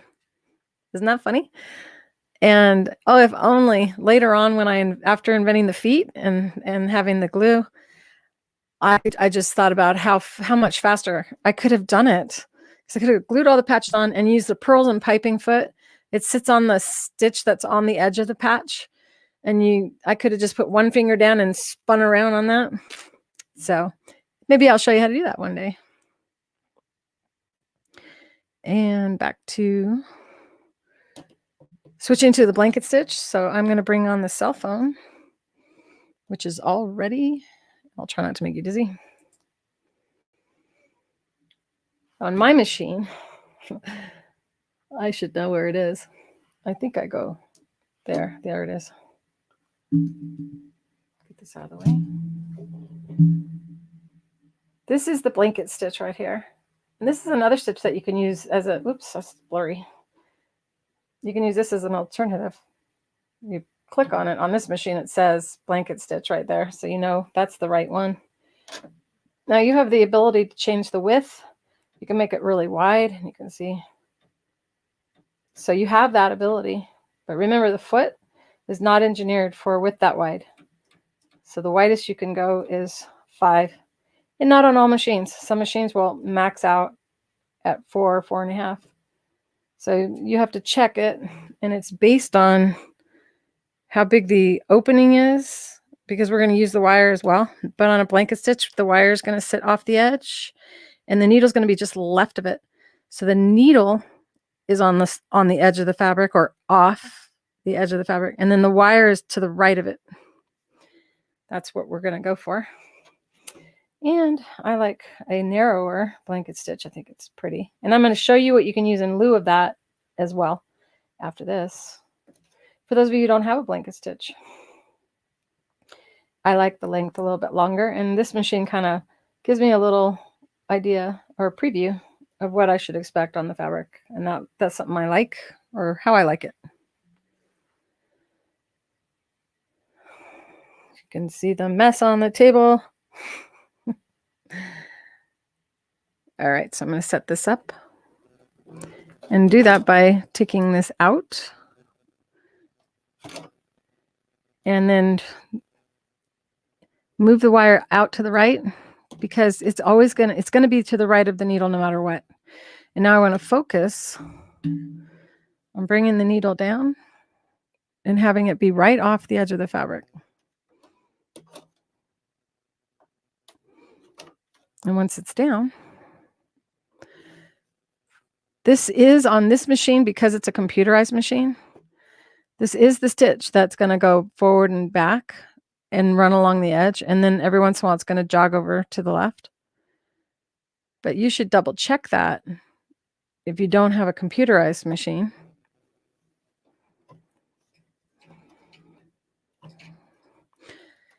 See how it's going forward and back? Okay, so now it's really, really, really tight in there, and it might make you nervous. Let's see if I could do this that close. Sorry if I'm moving it around too much. I just want you to see how close that comes.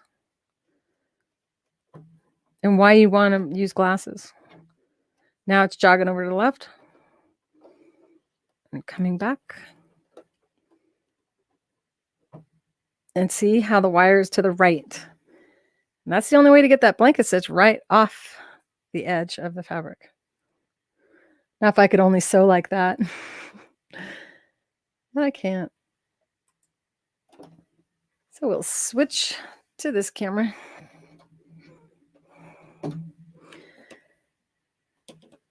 And the last time I moved this machine, I lost my cameras for some reason. So I'm not moving it. And on that blanket stitch pattern, the Wise Owl shopping bag, I have cameras set up differently than this, so you can really see. I'm a little nervous because I can't see with my glasses off, and I took them off. I should put them back on, huh? So we're watching right here again. Ignore the sewing machine needle and just keep bringing that edge to the guide. Try not to pay attention to the needle. It's very distracting, especially when the machine is moving the fabric all over like that.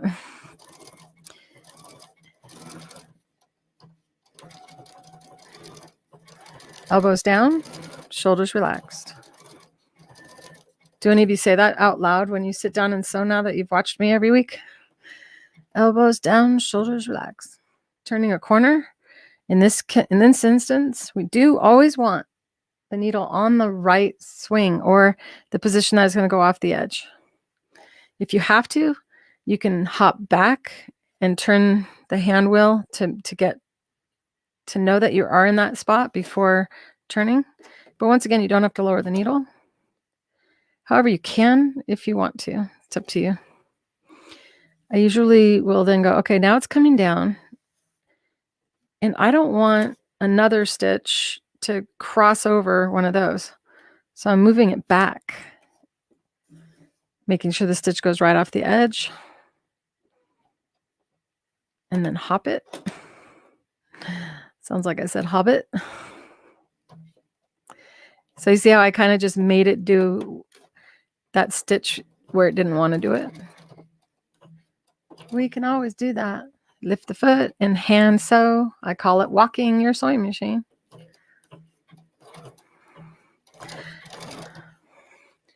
And now you can see that it's sewing, and you see that the colors are really close to each other in color. And as I'm sewing, I'm gently pushing toward the foot.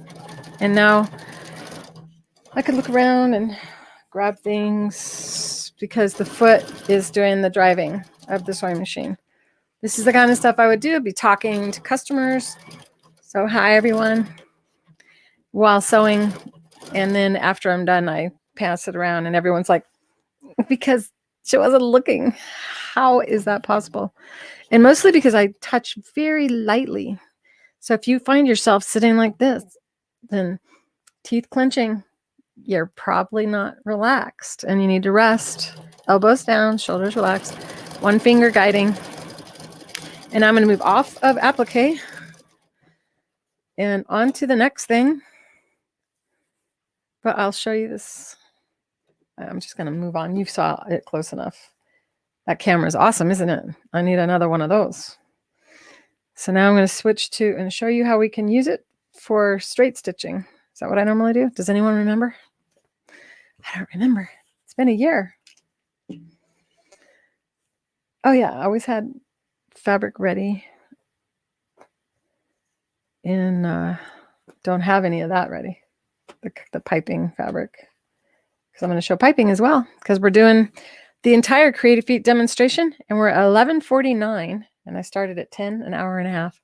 I'm going to have to speed things up. The Satinedge Foot is usually the most of my demonstration when I'm live in person. I don't remember doing that. Oh, I know what I did. I show you how to do a curve seam. Then I show you straight seam. Then I show you binding. Then I move to the purls and piping foot. So I'm just going to do it. Because just like I commit on my Thursday show to finishing, I'm committed to finishing today. If you can't stay with me the whole demonstration, I understand. I'm just going to wing it and cut this fabric in a curve. So these pieces should not fit together when I'm finished. Got that one. Let's see what we got. Well, nothing matches. It don't matter. Where'd that go? Hi, Margie. You're in Maui. I want to be in Maui. There we go. I'm now in Maui with you. How nice. Aloha. I've spent quite a bit of time in Hawaii over the years. It's been so many now since I've been, so here we go. These two fabrics clearly do not fit, and I'm going to show you the other camera angle so you know what I'm talking about. Here we go. So you can see that's terrible, and I even that's not even curved. That's terrible. Let me see. I can cut it a little better. Should at least be curved.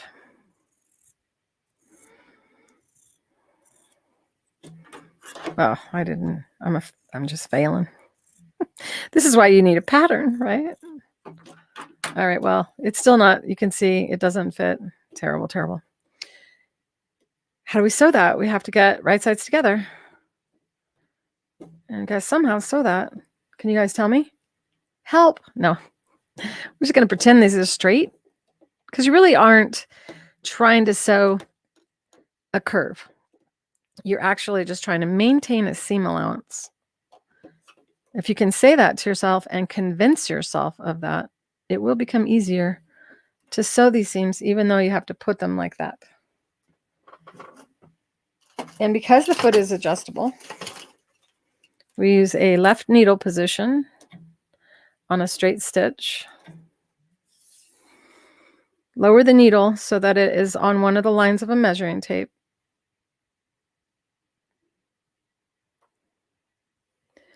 It lost connection to my cameras again. So I am going to appear to be gone for a second.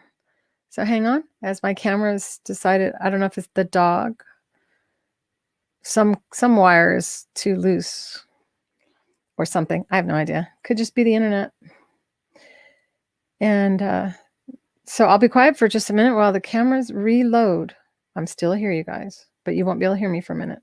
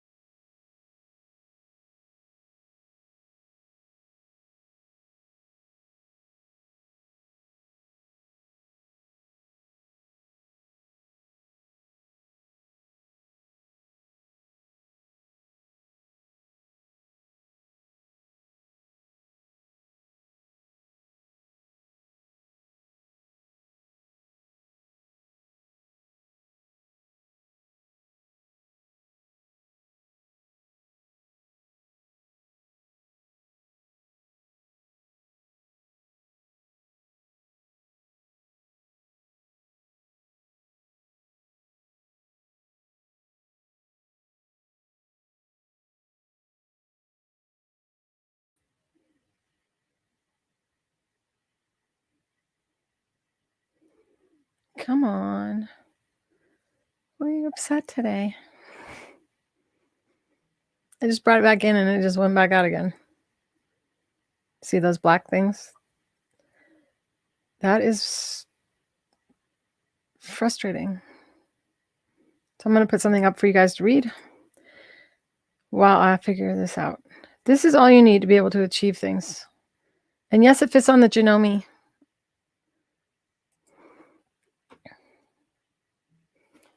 Must be a loose wire.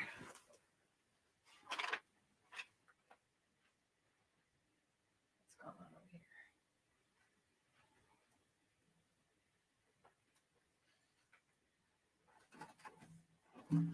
here?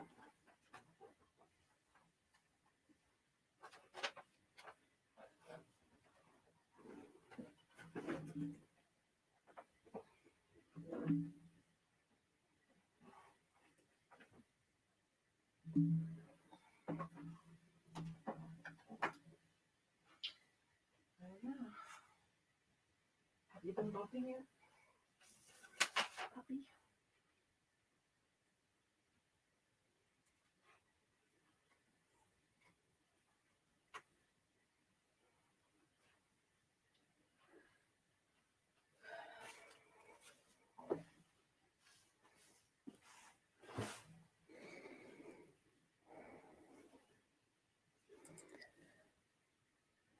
Okay, you're not going to hear me for a minute, but this is really true.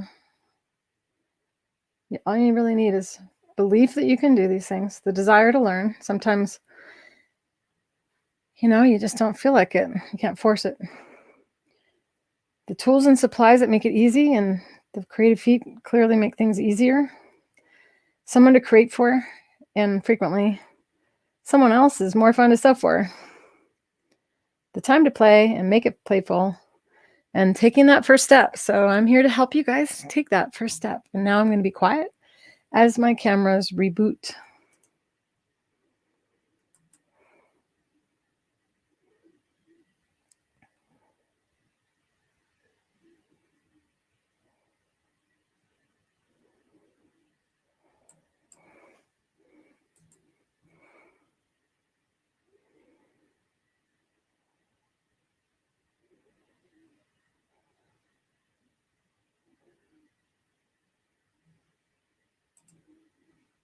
Come on, cameras. Why are they doing this? I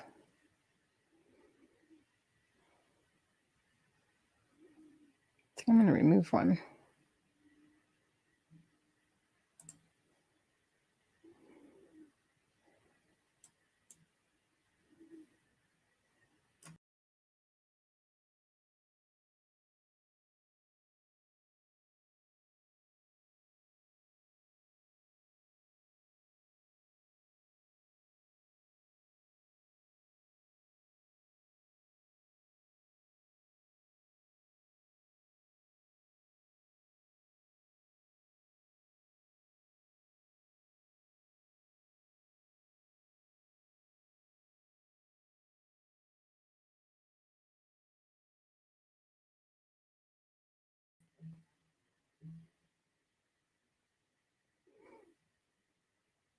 I think we're good to go now.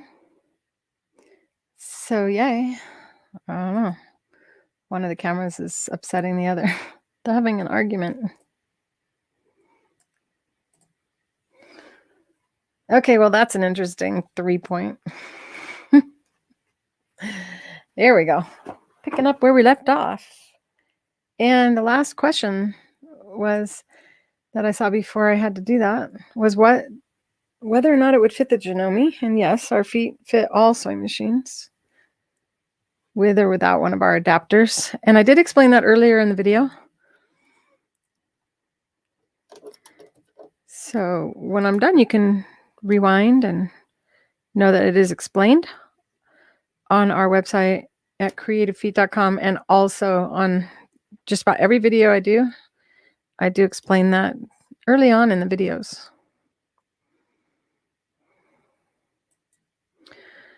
The light box is the cutter pillar, and there is discount links in this video description when you're done. Remember, today and up through tomorrow night, midnight, Mountain Standard Time, you get 15% off using the coupon that I would type, but I turned off my keyboard so it doesn't turn off things. And it's show 15. So the word show and 15. I can't wait to see that. I hope you share your quilt. A raccoon. Ooh, that sounds fun. So you guys are chatting with each other. I love that when you do that. All right. So you guys filled in the dead air when I wasn't around. Here we go. Isn't it nice to know that the whole feed doesn't go down just because the camera fails? Okay. So I'm going to select the 1/4 inch seam allowance by lowering the foot. The needle is in the left needle position. And then I'm bringing the needle down so it hovers over one of the actual lines on the measuring tape. I'll bring in the cell phone so you can see. So you can see that needle, and you don't want to put it in the measuring tape, but over one of the lines. And then you turn the nut and move that wire to the 1/4 inch mark. If you need a scant 1/4 inch, go back, scant. I got a scant 1/4 inch foot too. There's no such thing as a scant 1/4 inch. If you've been told there is such a thing as a scant 1/4 inch, why did we not learn it in math? A scant 1/4 inch is simply a slightly smaller than a 1/4 inch, and you need that measurement. So a lot of times a pattern that calls for scant 1/4 inch will actually give you a pattern, and in the pattern there's a solid line representing the edge of the material, and then a dotted line representing the stitching line, and you would just lower your needle on the stitching line and move the wire to the straight line, which represents the edge of the fabric, so you can achieve whatever seam allowance the pattern calls for from 1/4 inch and below. This is not going to give you a 3/8 inch or 5 inch seam allowance. So it is magic, but it isn't the every single possible thing foot, but it's just about, for those of you who use it a lot. Don't you agree? You leave it on, I leave mine on about 80% of the time when I'm sewing. All right, so now I'm going to go back to this camera so you can see how I do a curved seam. We're going to bring these two fabrics together. You're going to swing this fabric to that fabric, but not just randomly. And a lot of times people struggle with this because they look down here like, how am I going to get there from there? That's like, this is the past, this is the future, and this is the now. Try to make you giggle a little bit. This is the front door to your house. This is the front door to perfect sewing. Keep your eye focused there, and you will sew accurately. The needle is inside the house. You're going to be letting people into your door. These are funny little things I say to kind of help me remember, and it helps you as well.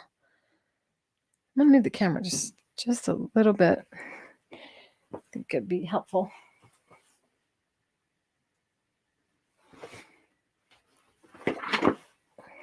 Okay, so think of this. There's a front door, and if it is, this is your block. This is your side of the block. And these are all your neighbors. The edge and the material are a bunch of neighbors all standing in a line, waiting to get into your door. They can't come in all over here. They can only come in right there. This is the other side of the block. These are all the neighbors all lined up on that side of the block. These neighbors want to come in too. The neighbors can't come in one neighbor at a time. They must come in together at the door. Okay? So you're going to sew like one stitch, and as we do, we're gently bringing the fabrics together while the machine is in motion, not stopping and doing that. And I pulled too hard because I'm not centered with my sewing machine. I was too heavy-handed. Slipped it out from under the foot.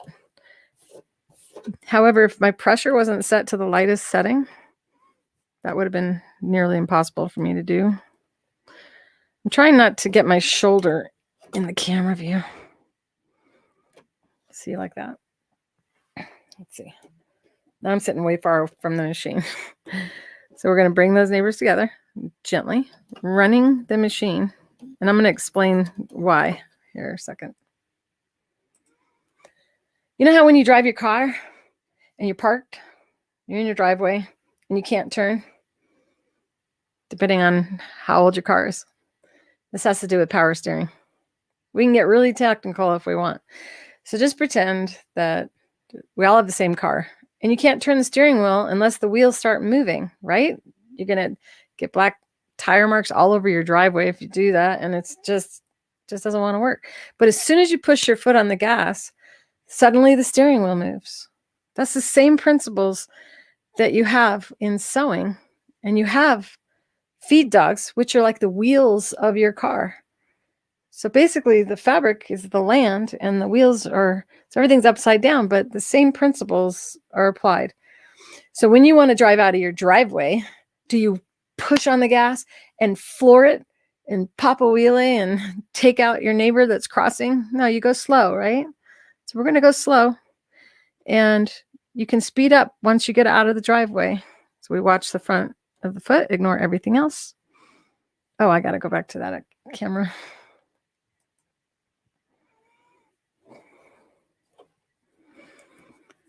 Watching the front of the foot, ignore the sewing machine needle. Bring the neighbors together. Bring the neighbors together. Say these silly things. Distracts you from the needle. Watch the front of the foot. Ignore the needle. Watch the front of the foot. Watch the front of the foot. These are the things I say out loud when no one's there. Nobody knows. Some people say, I cannot do that even when I'm alone. I just can't talk to myself like that. Now, these didn't fit because I didn't use a pattern. So I'm going to chop that off so you don't get distracted by it. But remember, these fabrics were cut terribly and they should not fit. But they do. Ta-da! And now we're going to press it.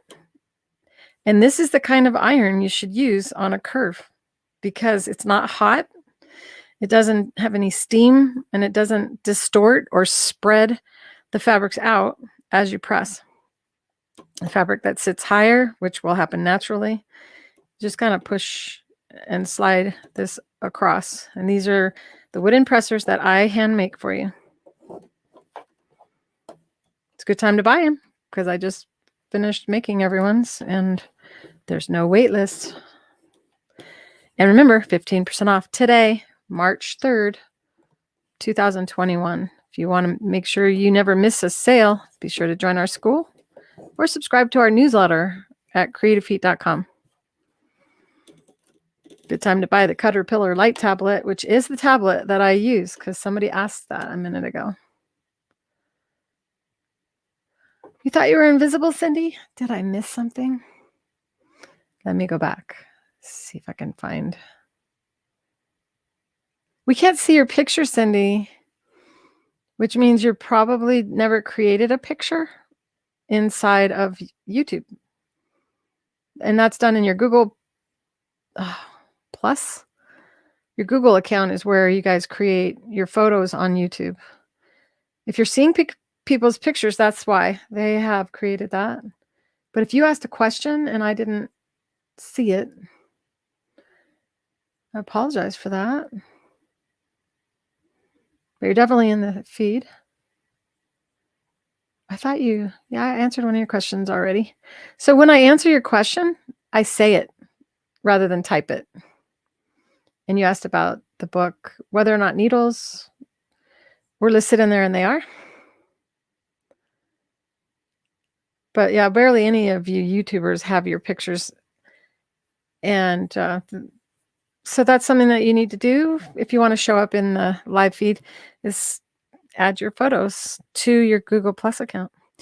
When you're at YouTube, on the top right-hand side of the screen, you'll see your around circle, and that's where you would click to put your photo so you can show up. I love to see your faces. Some people just will not join Facebook or YouTube, and I understand. A lot of people are staying out of social media. Know that my school is a safe cocoon place where you can hang out and enjoy social media without any of the other nonsense that's going on in the world. So you can see how I can press this fabric even open. And I would have my seams pressed open if I make a quilt and I want to be able to quilt free motion, because when you're done, you don't have a lot of bulk. If you're going to stitch in a ditch on your quilt, you need to have your fabrics folded over to one side, and then you would fold to the light. You would fold over the fabric to the dark fabric. So you can see how I can switch now and go that way and it stays. And even though we're messing with this, the fabric doesn't get distorted. You should not need to square off something if you cut it right to begin with. So you see how this is now sitting lower and before it was higher. These are awesome and they don't hurt your hand to use them. They're resin impregnated compressed hardwood. There's a video on our website on the wood impressor page and you can see me make them from start to finish. There's like 3 videos actually showing you different things about them. Now I'm going to do a binding technique, but before it is binding, it's first 2 pieces of fabric. This is the most exciting of the demo. People would bring people over and go, sit down. You have got to see how she sews piping or binding. And this is not the actual binding technique, but kind of shows you how I do it. And the binding technique is on my YouTube channel and inside my school as a featured video. I show you how to bind a quilt from start to finish in just about an hour. And it looks like you sewed it by hand. So, and also since I work with people with physical challenges and visual challenges, I'm going to show you how they sew with this foot. One of the things they do is they use this glue. It's really not glue, water-soluble stabilizer. That represents a pin, another pin, pin, pin, pin. Never have to pin ever again. No more pinning. Yay. Then you just take and slide your finger very gently across that surface. We're not pushing it into the fiber. Don't want it to go through to the back. And then you just take these 2 fabrics and put them on top of one another. So if you want to piece something and you don't want it to shift at all, you see how I'm able to gently just perfect it absolutely spot on, lined up on both sides, and then you wait for it to dry. And I don't, because you don't want to wait for me. 1/4 inch seam allowance or scant, depending on your pattern. Gently push toward the foot. See how it won't let me go too far? Gentle pushing without holding down and never doing this pulling thing that you may have seen people do, or you may have learned that habit. Gentle push toward the foot while still allowing the fabric to slide. Notice my hand does not move. I'm always to the side of the foot, gentle pushing toward the foot. So it's touching here. And this is how the blind are able to sew with it. They actually put one finger here to see or feel with their fingers that there's a connection between the guide and the fabric. So they sit like that and this, and then they sew without moving. So sometimes at a show, I would have someone sitting across from me. They'd be over there and I go, give me your finger. And I would have them take their finger and just set it like that. And then I would sew. And they were holding it way over there with their back to the front. So they're like scared even though they aren't running the pedal. And then when you're finished, you end up having a good seam allowance. Sometimes I let go at a show, but you shouldn't. You do want to actually push toward the foot because it may not stay online, and it didn't. So I'm going to go and I'm going to touch that up a little bit because I'm going to do something else afterward. That's what I get for showing off. That's what this is all about. Showing off. The feet are showing off. People always think I make everything look so easy, but it's really the feet that make me look like I'm awesome on this. And I think this is a complete gift from God, because if Mary had not walked in needing a serger or wanting to sew by herself, and I never would have started this business.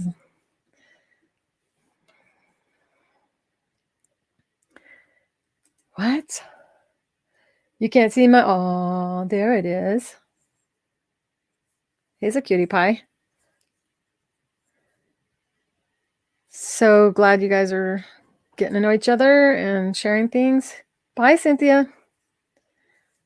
I may still be online. the never ending. People have gone shopping and come back in the middle of one of my lives and said, I'm back. And I'm like, wow, that's something else, huh? I talk a lot. Am I going back to the quilting circuit? I will probably never go back to doing that full time. I was actually phasing out of it anyway before COVID. Simply because I'm 58 years old and at some point you just need to retire, and I'm preparing for that ahead of time. Not to disappoint or frustrate you, but know that I also plan to have live events in my area where you guys come and stay for a few days. Because when I'm at a show, you guys don't really get to learn. You just hear me talk and I entertain you like this. And you can't store the data and you can't rewind my live appearance. So I felt like I was letting you guys down. So that's why I built the school, so that you can join this school and you have access to me in a much more effective way, because you can review things after, and I'm not on and I'm off, having dinner, and you can still access the information. It's just more efficient. And because it's just, my reach is worldwide, so I can't reach everybody at a show. I would average 100 people, 150 people really well at any particular day, in my opinion anyway. So now I'm going to press this seam open, or press it to the side, and then set the seam. And now pretend this is already binding and it's already pressed. And in my video, I show you how to use spray starch. This is another alternative for a seam finish. You can also use this on pillowcases. If the fabric were bigger, you can use this as the end of a pillowcase and not do the burrito roll technique. If you don't know what the burrito roll technique is, I show it on one of my videos. I can't remember which one. Can any of you? Know that I have a playlist on my YouTube channel, and inside the school, we have the Fabrically Speaking Live group. And inside of that group, you will find all of the episodes of Fabrically Speaking Live, and you can chat inside of the school about that particular lesson. And it's there forever. So dot, dot, dot. I don't remember what I'm doing. No, I draw a line on the actual stitching line that I used to sew the binding to the front. No, to the back. So know that I usually sew my binding to the back and wrap to the front. Why? So you see what everyone's going to see on that last stitch. And then you have this little bit of wet glue. It's water-soluble stabilizer though. No, just wipe it off there. Now I'm going to take and position this right on the edge of that stitching line. So you can just barely see it. You have the ability to adjust it until it's fully dry. And at this point in time, I would talk about something and let this fully dry at a show. See how nice and neat that is? And see how it looks nice and neat on this side? This is another way of doing a Hong Kong finish. If you work with raw silks, remember my background is also in manufacturing, not just home sewing and quilting and embroidery. So if you have any project that you want to do, or if you're wanting to manufacture something and you need advice, feel free to reach out. And now I'm going to switch to invisible thread in the needle and the bobbin. Sorry about my reach. I should have switched cameras. One day there will be someone doing this part, switching cameras, but they'll still have to like keep up with me moving around. Thank you, Sharon, for sharing. I appreciate the love. That is not invisible thread, and I thought it was. I'm pretty sure I have bobbin already wound. May not. May have to teach you about winding bobbins with invisible thread. You guys wouldn't want me to do that, would you? We sell 100% nylon monofilament thread on our site, and that is the correct thread. There are threads called monopoly, and that's a polyester monofilament. It does not behave the same way. You may have been told that nylon thread melts, and sure it does, of course. It's plastic or a polymer, and so does polyester, as it is as well. It's a polymer as well. And both of them melt. That's how they're made. The difference between the two is one stretches and one does not. One's smooth and silky and soft, and one is rough and abrasive. The nylon thread is the softer one. And it's super strong. And you can iron right on it. And you would burn your cotton fabric long before you'd ever melt the thread. I've proven that on my binding technique video, where I film and I hold my iron over all of my nylon threads, because we also sell lingerie thread, and it is used for your memory quilts, for piecing the memory quilts. Anytime you're working with stretch fabric, it gives you a really super strong and very soft thread.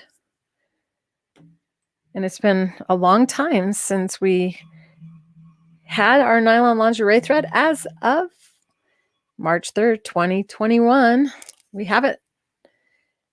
And it's awesome thread. You can also use it in the bobbin for machine embroidery, monogramming, applique, all your decorative stitches.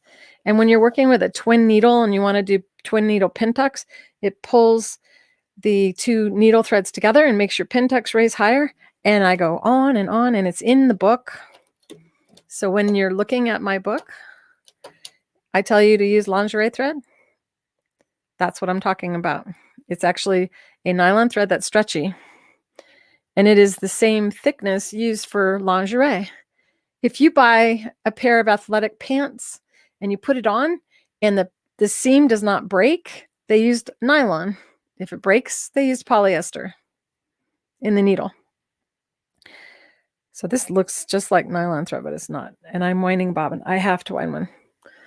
I probably have one somewhere. I have another box of bobbins. Let's see what's in here. Bobbins everywhere. I don't. Oh well. I should teach you anyway. Prove that you can wind a bobbin with nylon thread. It's just getting to the thread dispenser is challenging. This is my thread dispenser, and when you use it, the thread comes up with zero tension. Then you go through the eye hook, and it bends with, if there's any resistance, it's so slight that it doesn't stretch the thread. And remember, this thread stretches. So that's one of the issues when winding a bobbin, is that it, in essence, just winding it causes an increase in tension.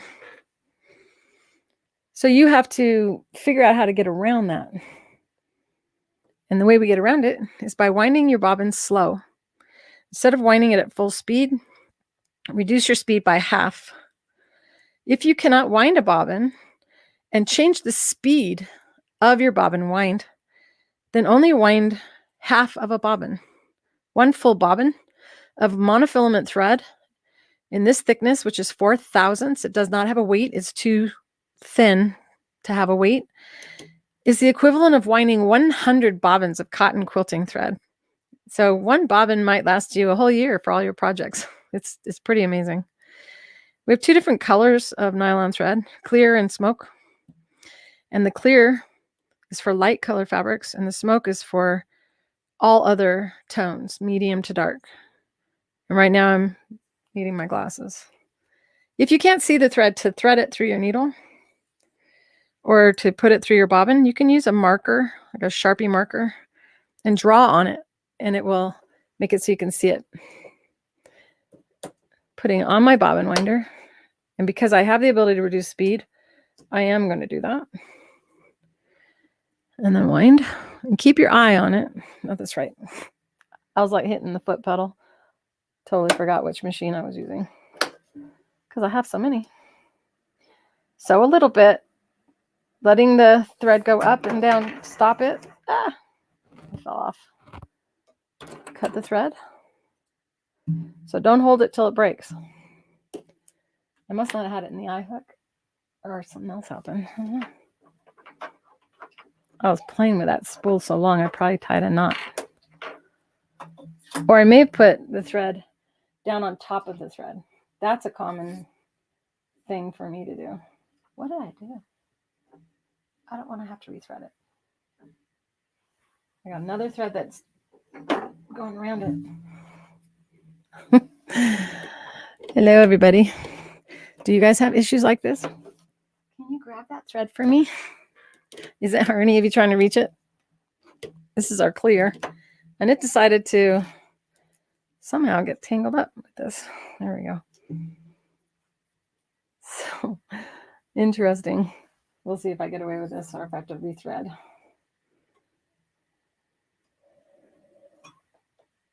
Oh, come on.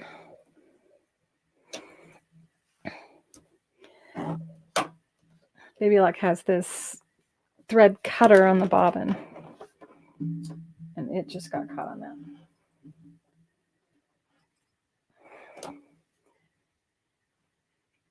Okay, please let everything work.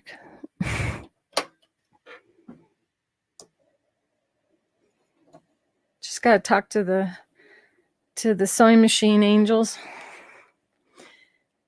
so the gremlins don't come out and cause issues. I'm not gonna wait for it to wind a full bobbin because it's on half speed. It could take 2.5 minutes, but it's worth doing it because then you don't have to wind a bobbin when you have a project where you don't want the thread to show.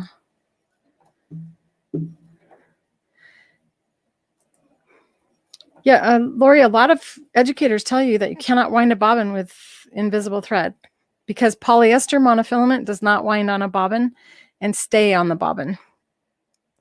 And they're teaching using a polyester version of the monofilament, which is something that was never done professionally. In fact, the polyester monofilament was used for fashion designers to sew something, have the model try it on, and then they could rip the seam open real easy and adjust it. It was not intended for final sewing. Be right back, Sharon.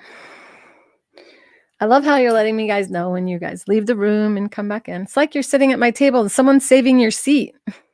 People used to save each other's seats at shows. So this is the bobbin, and you saw how long I was talking. And this is all that went on that bobbin.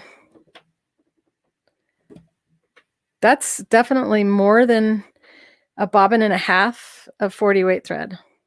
So that'll do me for the rest of this demonstration, and I'll still have it afterward. When you put the bobbin in, you want to make sure it's in the tension. And if you pull really hard on it, what can happen is that it stretches, and then you cut it, and it goes, and it comes out of the tension. So this is one time I don't use the machine to cut the thread. And I need to thread the needle. I would normally switch to a smaller needle for this, but at a show, I did everything with a 90-14 needle. So you don't have to wait for me to rethread my machine. I'm so glad too, Lynn. It took me a long time to figure out how to make it so you guys can see well. Another thing, I'm going to do this because I have a special sewing machine. But I would never recommend threading with your needle threader the nylon thread because it's so strong. As you push through, you can actually bend your needle threader. So I'm using a machine where when I push the button, the tension discs open up and eliminate all tension. And that's why I can use it for this. If you have a machine that does that, then you don't have to worry about it, and you can go ahead and use the needle threader. But if you use one of those devices where you push down and it swings around, and it's usually pretty loud, and then it makes a little loop back there, you might bend the part that pushes through the needle, and that's just devastating.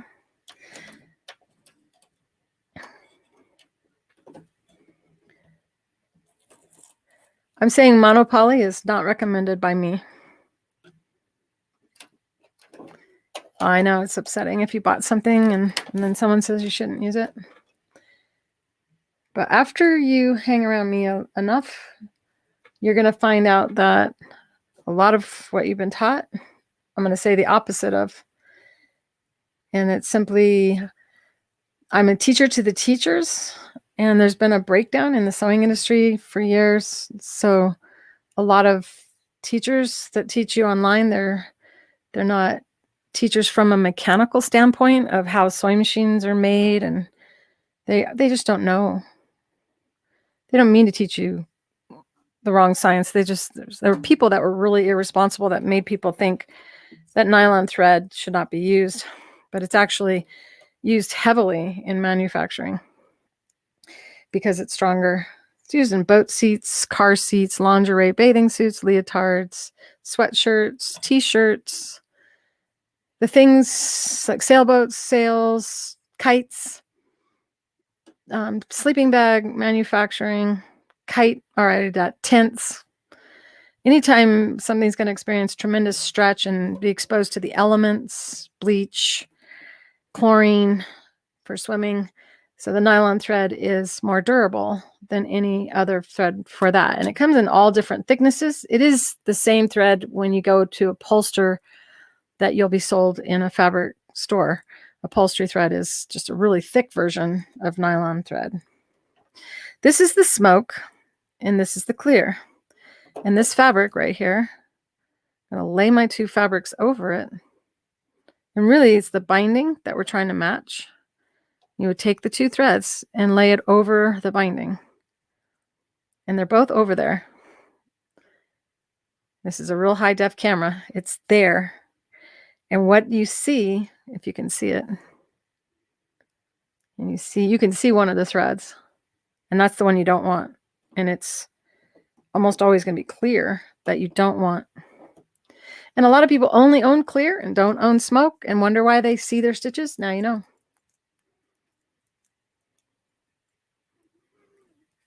That was whatever I couldn't have. Let's see.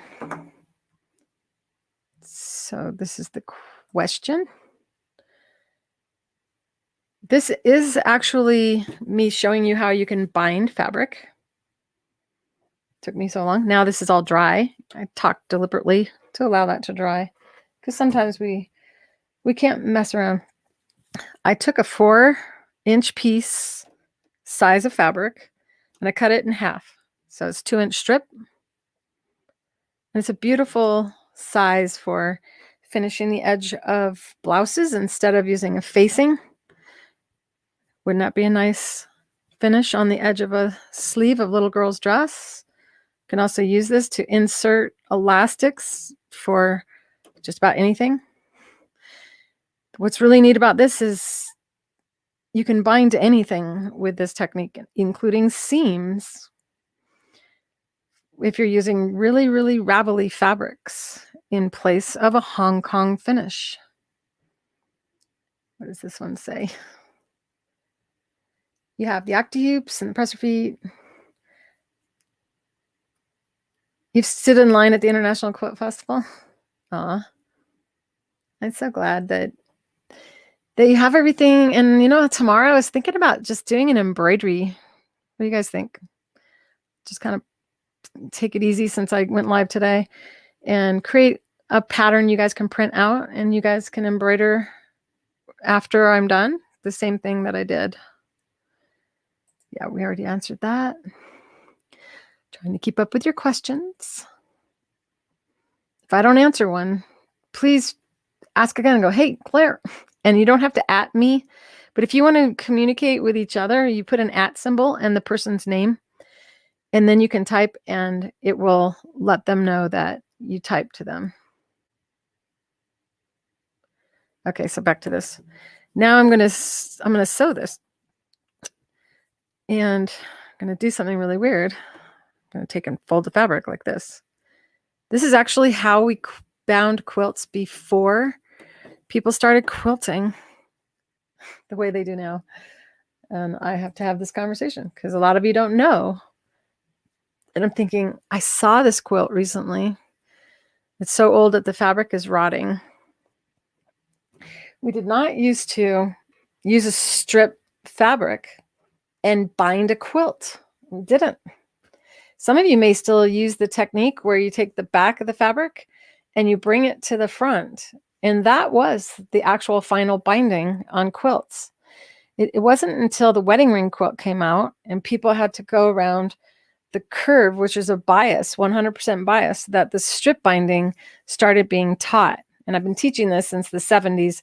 Watch the evolution of machine quilting.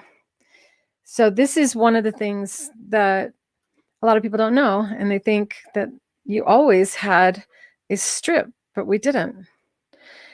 So when we didn't have that, we'd take the back fabric and wrap it around to the front. And then we would fold the fabric and sew at a 30%, I think. I may be wrong on that. Don't quote me on the angle, but I have a video, I think, somewhere on my YouTube channel, and I will revisit these topics. I watch my videos back and I go, okay, I should teach that again. I should teach that again. And I'm trying to see if I can spot that quilt, because I could show you on a close-up camera what we did. And that's all the time I usually give myself to find something.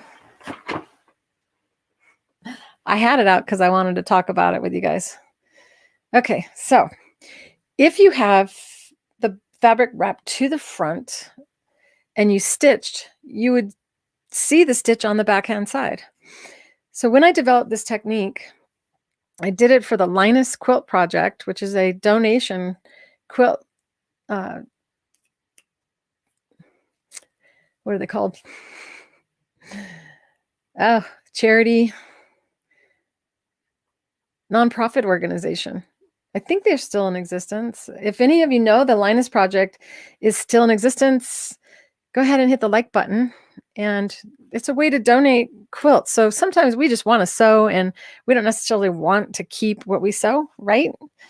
So you can donate your little quilts to different organizations. And inside of the school, I'm going to be building a list of all of the different charitable organizations you can donate your sewing to, should you want to be a part of that.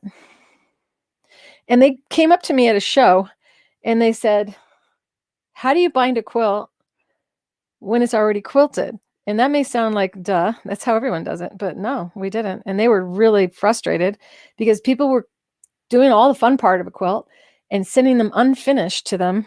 And these people that worked within the nonprofit had to bind all these quilts before they could give them to the children. So this is how I came up with it. You've had to repair binding on ready-to-wear clothing. This will work great for that.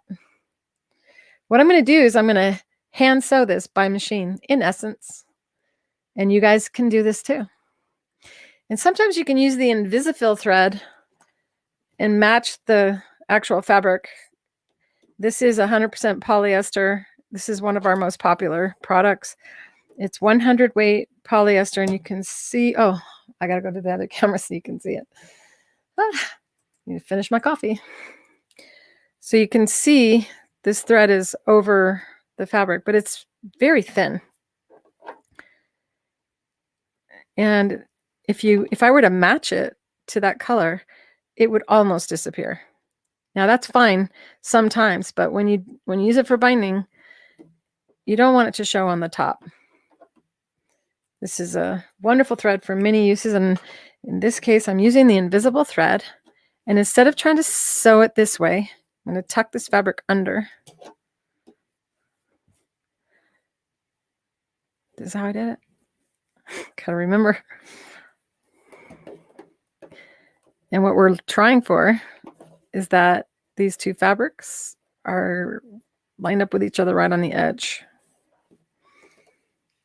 I let it sit there too long. So I'm going to press it.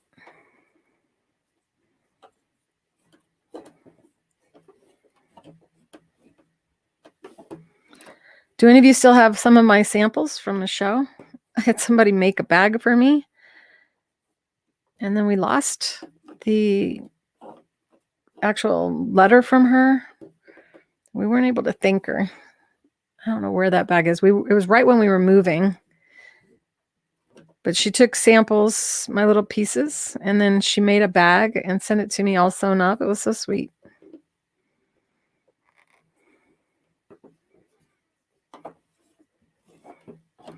I also had a gentleman at a show take one of my samples, or two of them. He goes, can I have these? No, it was a woman. But I have had guys use those samples, which I'll be showing you shortly. The beading samples. And this girl went home and took her pants pockets off and sewed these samples on top of her pants pocket. And then came in and turned around and showed me the back of her pants. It was so funny. I'm going to show the cell phone. We're going to go ahead and use a zigzag stitch at 1 millimeter wide. Now that is so small that you may not see the needle swing left and right. And the stitch length is fine because I'm using a woven material. But if I were sewing on a quilt, I could take that all the way to a 3. So stitching just this tiny little zigzag stitch, kind of like a sloppy looking straight stitch.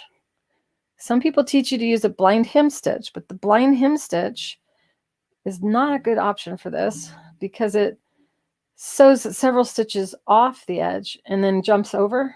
So there's gaps where there's no stitch, and it would be a weaker finish on anything. So we'll go back to zigzag stitch, 1 millimeter wide, and on this fabric I'm going to take it down to 1.5 because it's easier to control because the fabric will move too fast for my eyesight if it were at a 3 for this. But of course, I don't have to be able to watch this to do it. And then we're going to go ahead and set up the foot with the fabric. Bring the needle down, always turning towards you. Left swing goes on the fabric, and right swing is going to go off the edge. We got to first identify right from left. So that, I think this is left. Yeah, now we're in the right. Now with the needle in the right swing. And I'm doing this with one hand. I really should set up a tripod with this. Let's see if I have it. I thought I had it handy.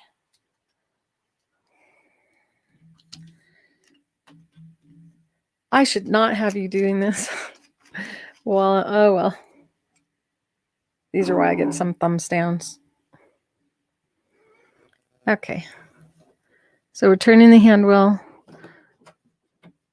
And that was the side that it went off.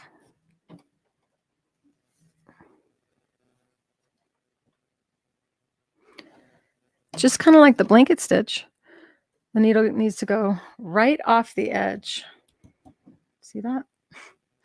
You guys, I'm so sorry. I should not have put you through that.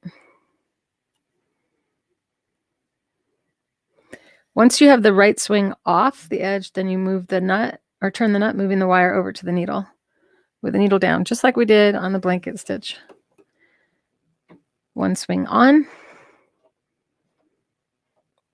and the other swing off. And now I'm set. Sorry for making you dizzy. Real life sewing, yeah.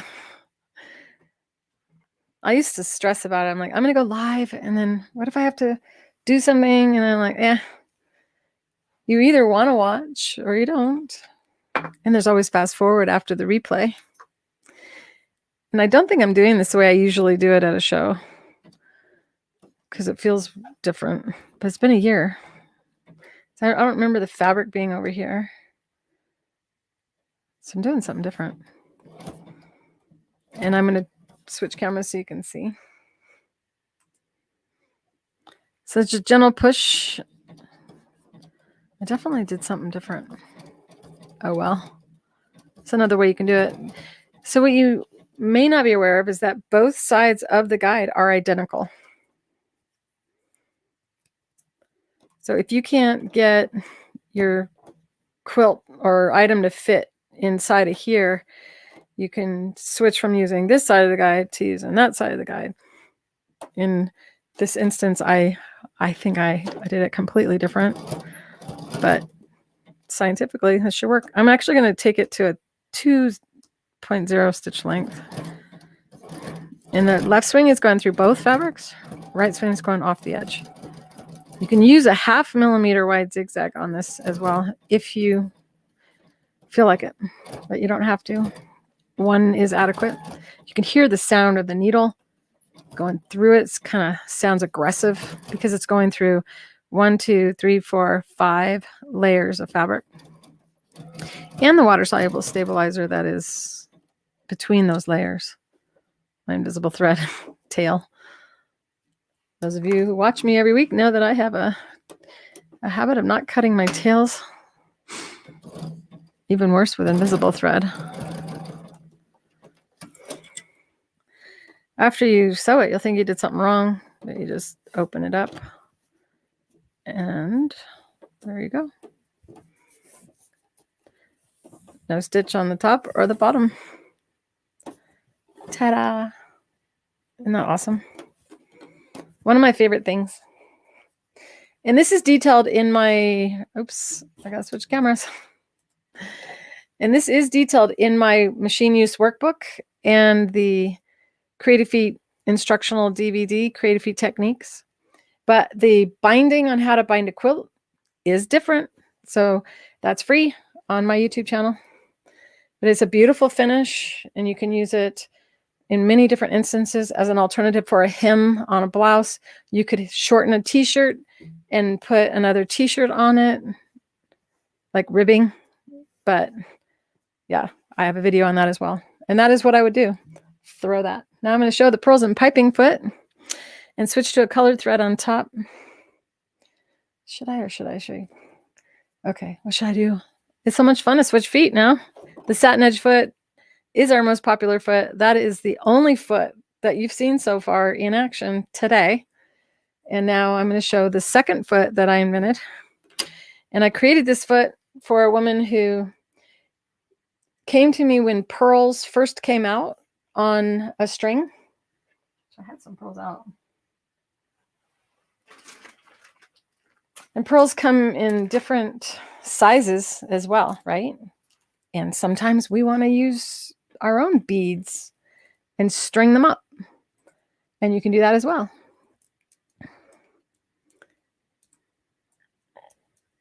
The binding is mind-blowing. Yeah, it was always so much fun at shows. I would do the binding and I'd go and see, and all the hands would go, let me see that. And I used to have like 8 or 9 of them on the table because I sewed all day long. And someone would reach and I'd go, nope. And they go, come on. I go, here you go. And they go, no. I was using you guys as my entertainment. And then all of a sudden I go, okay, there you go. And I'd start throwing them out and everyone would be getting out their magnifying glasses. And it's just, it's wonderful. Marvelous. Small beads. Where are you? I have lots of beads. I have so many beads. Let's see.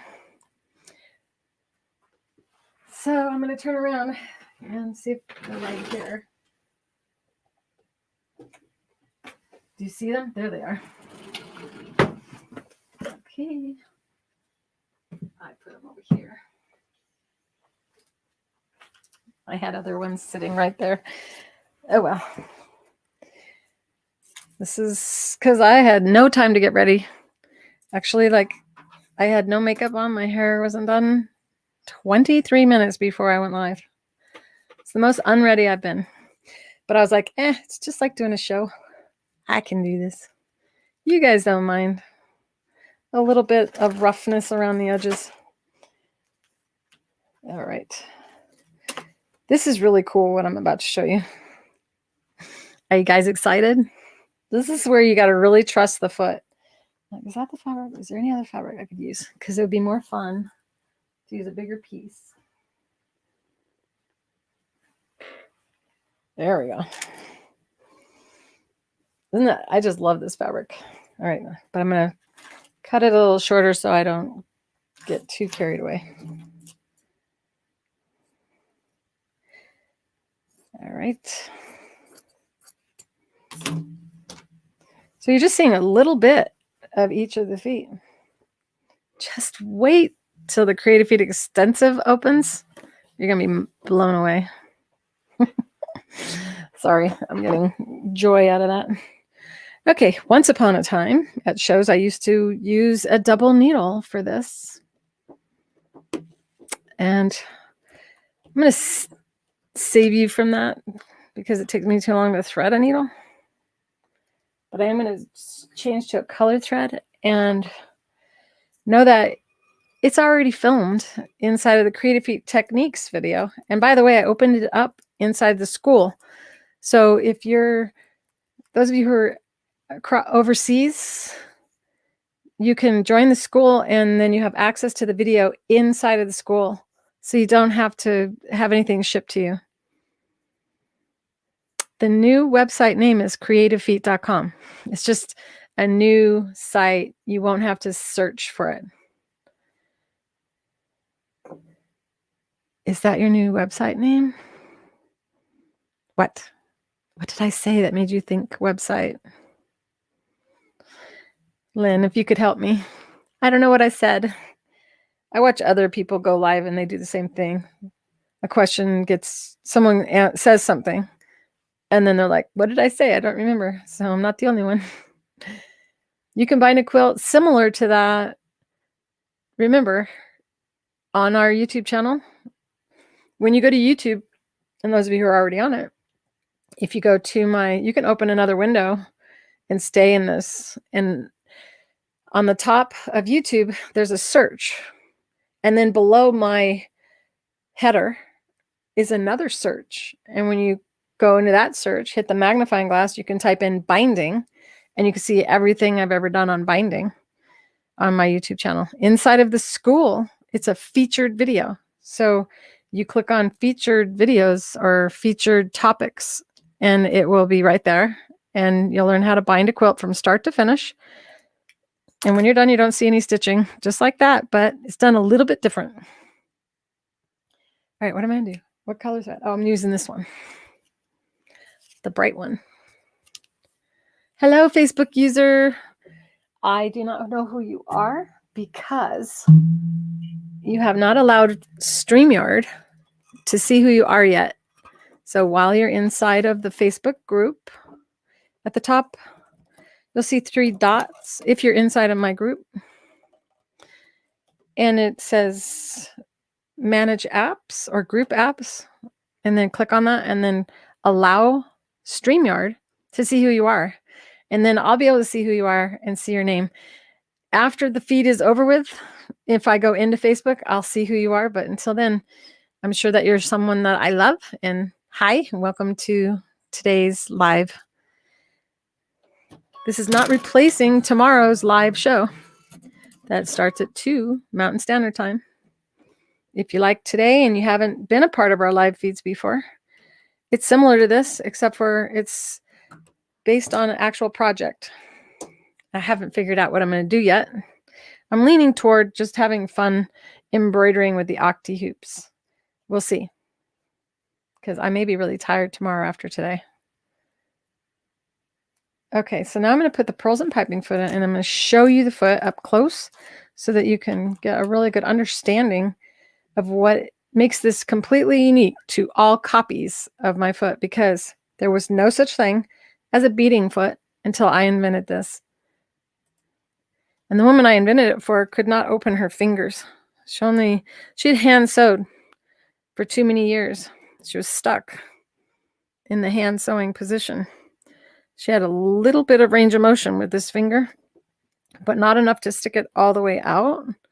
And when pearls first came out, we used to use a zipper foot, and we used to push our finger against it. So when she came into the store, I showed her the zipper foot technique because she was thinking that sewing pearls on wedding bells may be something she could do as a living, and she could not succeed with that. So I came up with this and actually dreamt this product. I worked all night in my sleep that night. In my store, in my sleep. That's my life. So you can see how this bead slides beneath the tunnel. And this is the only foot that has a tunnel shaped in this manner. I don't want to get too detailed so that someone doesn't copy it worse. You need to inspect your pearls. You can see these two beads are damaged, and there's just paint over plastic is what these are.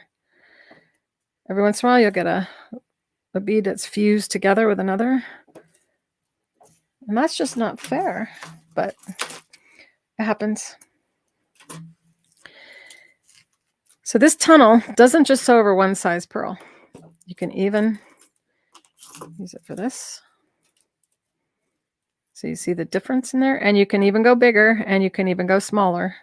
I would normally have all of these different things out, but I didn't have time to get it all together since I decided to do this morning.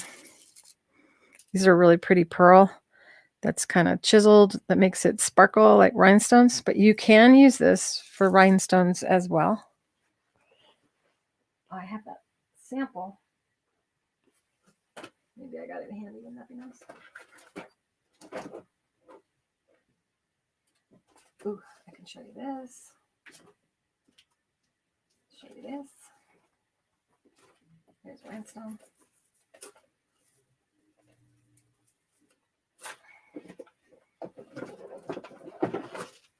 That's my basket full of goodies. A bunch of stuff. I got lots of containers full of stuff. Do any of you? How many of you own trim and you never sewed it on because you couldn't figure out how, other than hand sewing? Give me a thumbs up if that's happened to you. Hi, Sarah from Charlotte. Can you bind a quilt? Yeah. Okay, I'm caught up on the... All right, so this is a tremendous mess. Can't separate those without taking too much time. But there's a rhinestone in here, and I'm going to show you, because even at shows I stopped sewing them on because simply just didn't... Once I came out with the Octi-Hoops, I had to fit it in my demonstration somewhere, and the Octi-Hoops took over the demo. And the poor pearls and piping foot and sequin and ribbon foot didn't get as much attention. You might be wondering if you can sew something like that on. And can you sew that thick? You can sew ready-made pipings, and you can create your own. Now something like this, no, these are more like for toppings. I'm really not sure what that would go on. Maybe a belt. So some things, because you would lose the beauty of it by stitching it down, you need something to attach to it in order to, I don't know. You never know. I bought it because if something exists, I want to figure out how to use it on fabric. And a factory gave me that. I went to a wholesale show, and there was a trim manufacturer there. And he kept bringing me over trims that they created just because they could. And then stores were like, or companies were like, well, how are we going to sew that on? And so we helped them. This is a really pretty, tiny Swarovski crystal. These were like $7 a yard. And this is actually a crystal from 1989. And it was sewn on something, and I ripped it off. The fabric rotted, and the crystals are still intact. This is another type of rhinestone that you can sew. These are the metal clasps, and these are also a real crystal, so they're very pretty. So let's play. Oh, I'm going to show you this because it's just so cool. I have to.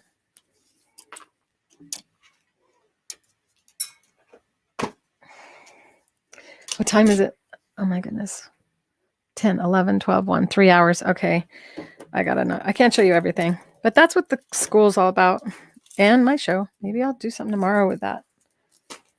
But I'm going to show you some. And I'm going to show you something really weird. This foot also has like a washer. It's not a real washer, but it's a donut shaped piece of the same material the foot's made out of. And when you slide it left or right, It changes the position of the item you're sewing beneath the needle. So it helps prevent you from hitting the needle on the machine.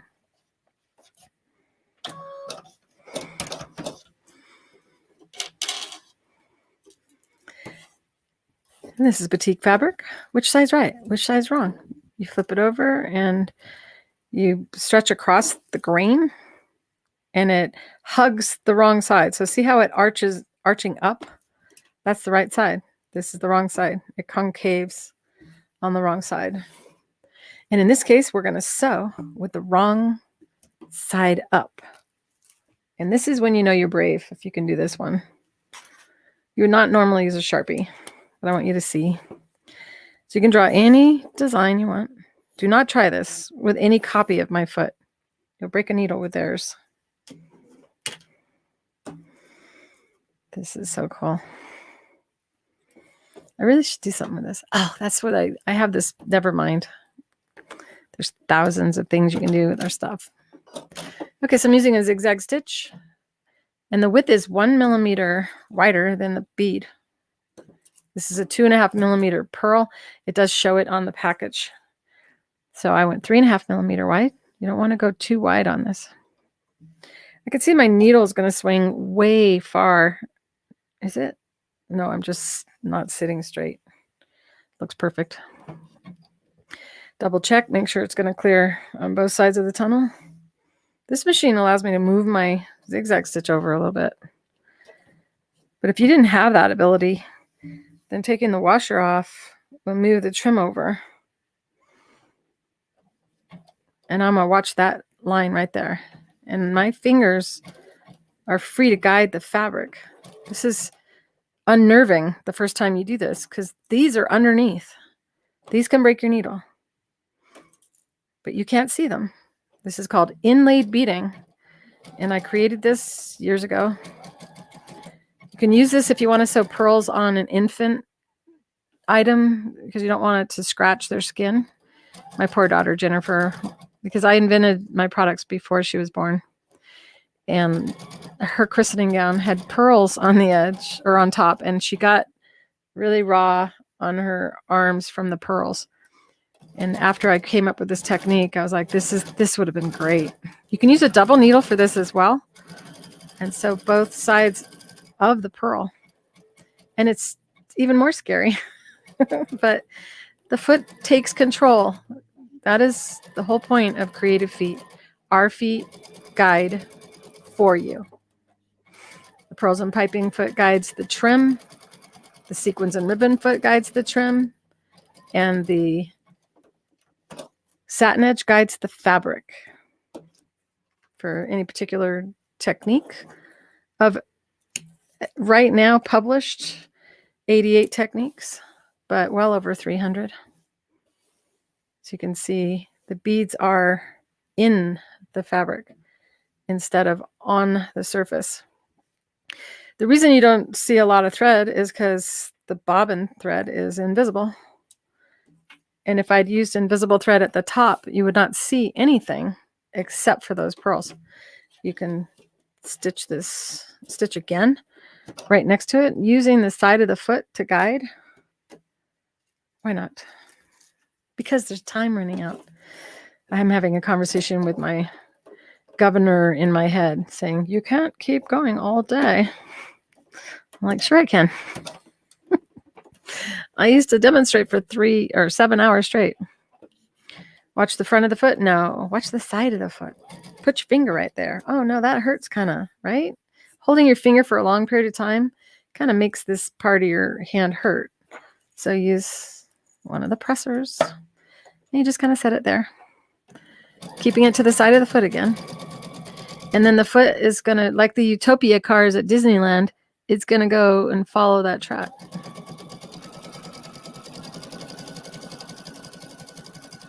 Room, room.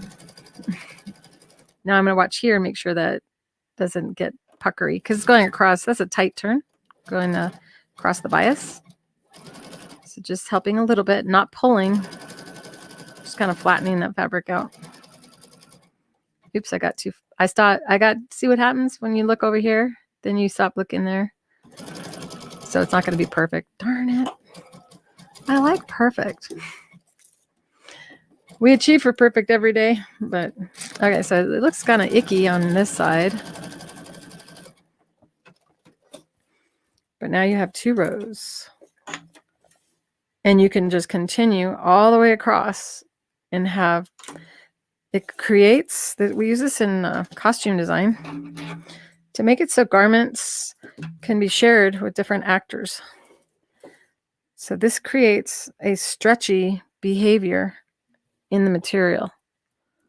It's quite something. All right, so inlaid beading. Now what?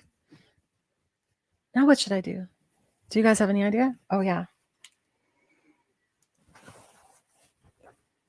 I'm going to show you how you can applique with beads. Should I do that first? I'm going to show you gathering really quick. You can use this foot for gathering. This one's really exciting. Oh, there's so much I could show you. But I do have to eat at some point. It's 1 o'clock here in Arizona. So tomorrow, when I say we go live every Thursday at 2 o'clock, it's 2 o'clock my time. So right now, I can say that you should just look and see what 2 hours later is. But remember, we never change time here in Arizona. So it depends what time of year. You should always search on Google. You can search, what time is it in Arizona? And it will tell you. Very simple. So a few stitches forward, a few stitches back. If you guys were here, you'd be like going, oh my God. People would get so excited by this. I'm increasing my needle tension. If I can find it. It's inside the machine. Is it? I have too many machines, you guys. It's in here somewhere. Thread tension. Upper and bobbin. No, that's something else. Ooh, I can turn off my sensor on my bobbin. I'm turning that off. That's awesome to know. Okay, I can't believe I can't remember my tension. Where is it? I must need to eat. Oh, it's right on the first screen. Duh. Okay, so it's digital machine. You might have a dial on your machine, and I frequently wish I had a dial. Okay, so sewing a few stitches forward, a few stitches back. Increase your stitch length. The longer the length, the more the fabric's going to gather with every stitch. So once again, my hands are not involved in this. This is the Pearls and Piping foot, and it is the best gathering foot on the market. Just gathers it all the way up. So you go around. Another thing that you can do with this, I don't have the right bobbin thread in, so it would have gathered more, but it is adjustable. So you see it's easable. Easing is sewing between 2 points and distributing the fabrics evenly between 2 points after gathering. A lot of people don't know what the definition of easing is. It's not, oh no, the fabric's not going to fit. I need to start shoving it in. What is the difference between a gather and a ruffle, you guys? Hold your hand up if you know. A gather is not adjustable and a the other way around. A gather is adjustable and a ruffle is locked in place and cannot be adjusted. So when you go to turn a corner on a pillow, your gathers flatten out with a ruffle, but with a gather, you can increase the gathers where you reach a corner to keep the body or the fullness of your ruffle consistent on the corners. Okay, let's see. What else should I teach? Okay, I'm going to show you that. It was easier when you guys were at shows and you would just start talking and say, do this, do that.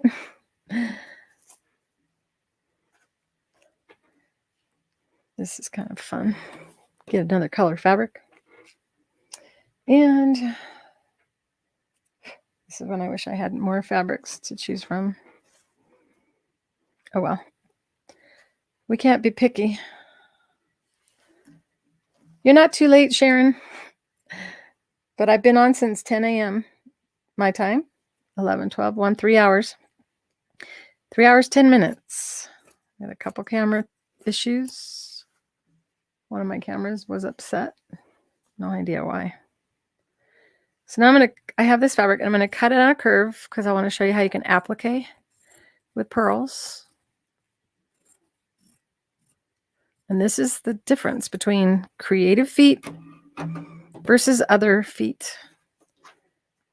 If you want to have success and ease and know that everything's going to work and not have to worry about trading your machine in and then it not fitting because our feet adapt to all machines, all you have to have is a zigzag stitch. In fact, sewing machine companies don't want our feet not to fit their machine because when we were at shows, we'd have such a crowd around us and people would say, does it fit my machine? And I would be able to say yes. And if you were the manufacturer of the latest $17,000 machine and I said no, people would go, well, I may not want that machine now. So when new machines came out, when I'd be at shows, the sewing machine companies would frequently have me come out of the booth and go over to their machine or their booth and try our feet out on their machines to make sure they fit. That is our liquid-based basting glue. If you didn't see or have not noticed it before, came in late. That is something sold at creativefeet.com.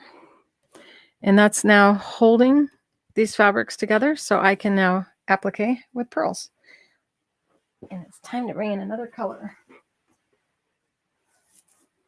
Because I had, rhinestones. I'll just do rhinestones. Oh, are these? Oh, I don't know.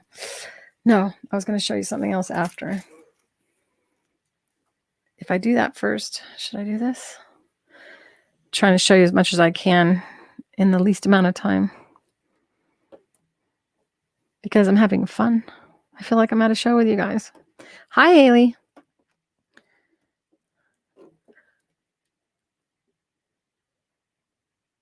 Oh, yes. Okay, I'm going to bring that up so everyone knows what I'm saying about. Gathering on stretchy fabric like minky or cuddle, you use our lingerie thread. And you absolutely can. If we have time, because I'm getting hungry. And that's messy and that's put away because I demonstrated on that recently. But you can bind minky to minky using my binding technique. I did it at a show. Because at shows, customers would bring me samples of stuff and go, sew this. And one time a lady goes, here's some minky and here's the binding in minky. Sew those together. And I went, all right. And then I did it and everyone was like, oh my God. It even does it on minky. All right, Sharon, or Sarah. I didn't say hi to you, did I? Hi, Sarah. Okay, they fell on the ground. I had to pick them up with my toes. I am sewing barefoot today. I'm so grateful it's warm enough to do that. It's my favorite way to sew. Now, I have invisible thread in the bobbin because I just didn't take it out.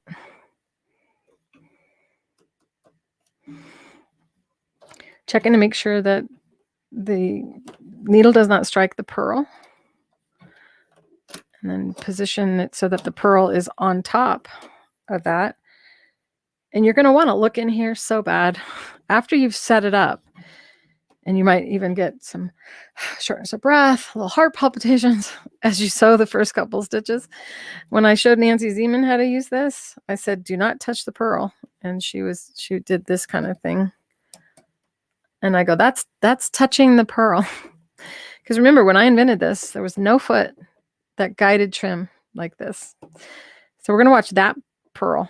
And every time the machine sews a stitch, it's going to disappear underneath the foot. And then that purl will be replaced and it just keeps happening. Keep your focus on that purl, which keeps getting replaced by the next purl. But ignore everything else. And if you do, you'll stay on the edge of the material.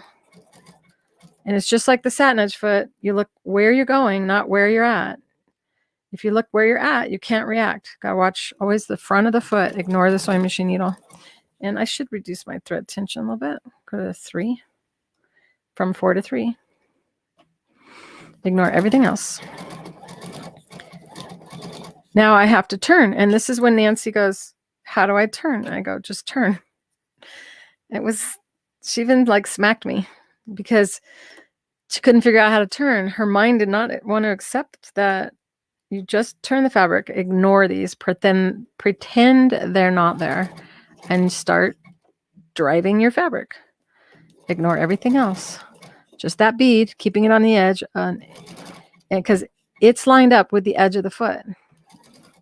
And you can use invisible thread or metallic thread or contrasting colors. And it ends up being perfect when you're finished. See how pretty? So you can applique with beads. And this is one of the things that girl took these two of these and sewed them on the top of her pants pockets. It was actually very cute. I'm going to do something because I can and no one else can. I mean, no other foot can. Take and sew another row of pearls on top.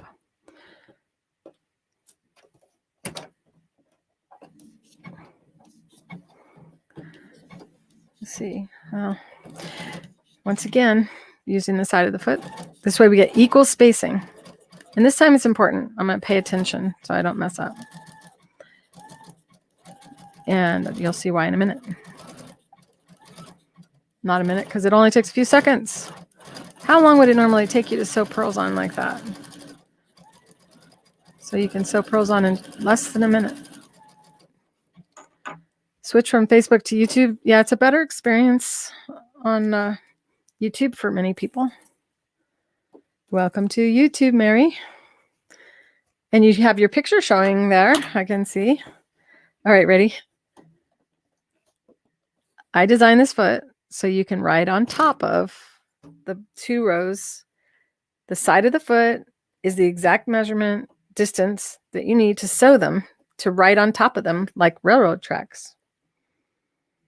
And now is when you need to get really brave. Because now you're going to sew another bead in between those 2. Oh, that was all, look at that, it got kinked up. It was in a bag too long. The other end worked better. Slide it in. So scary. I know, wow. Woot, woot. You go slow though. I go slow. It's still scary to me. I gotta go wider. It won't let me.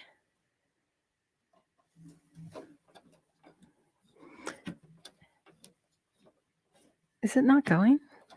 I can't tell. I got my length too short.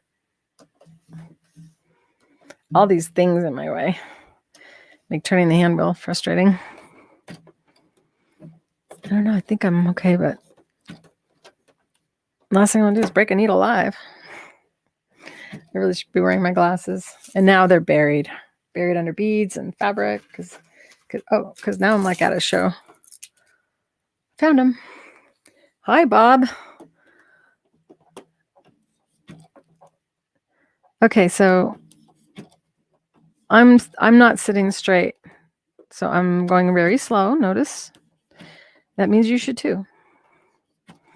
At least the first time. If you guys get faster than me at something and show off, I like it. I had a lady come up to me at a show and she goes, I'm going to show you piping next, by the way. And she goes, I don't make my piping first. I sew while making my piping at the same time using my foot because you can. And I said, well, you're better than I am because my brain doesn't work that far in advance. Or maybe it needs to work a little bit more in advance. I don't know. You evaluate that. Is she working in advance or is she doing it all in the now? It's quite impressive. She made pillows for a living. So to her, it was beneficial to sew the piping while making the pillow all at once. Hi, Fiona. Hugs to everybody. Isn't that awesome, you guys? Don't try that with any copy of my feet. It would not be wise. Do you want to look at it a little longer?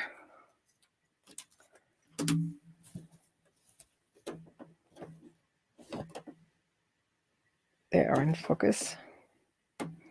Isn't that awesome? What could you use that for? Those of you who make bags, this is the kind of thing that would be really great on a bag. You might have to hand sew the side of your bag, but boy, isn't that worth it? You could also have something like that on the other side of a zipper and have your zipper be in the middle. Just you wait till we get all that stuff in the school. All right, piping. Oh, the pile. I usually have customers to throw this stuff out. There's no one here to toss it at. So my pile is growing. Oh, I got to show you this. This is a trim you can buy in the fabric store, in the upholstery department. And it's kind of narrow. Let's see. I can measure it for you to help you find it if you want to do this. If I can find my measuring tape. It's in here somewhere. There it is. So look at like 7 millimeter wide, a little over 1/4 inch. This side is inches. Yeah, so it's 7 millimeters wide. And then you take a purl. Can you tell I enjoy myself? I love this. I love watching you guys get blown away. The camera's gone. My big camera's gone again. I wonder if it's getting hot. I think we're officially the longest I've gone. And I'm not done because I got to show sequins and ribbon. You guys are still seeing the feed, but my other camera, once again, shut off. So I am going to have to restart it, but I'll just keep going until, as long as I can hear myself, I know you guys can. Yeah, the sequin and ribbon foot is for rickrack. Sequin ribbon rickrack elastic foot is what Clotilda used to call it.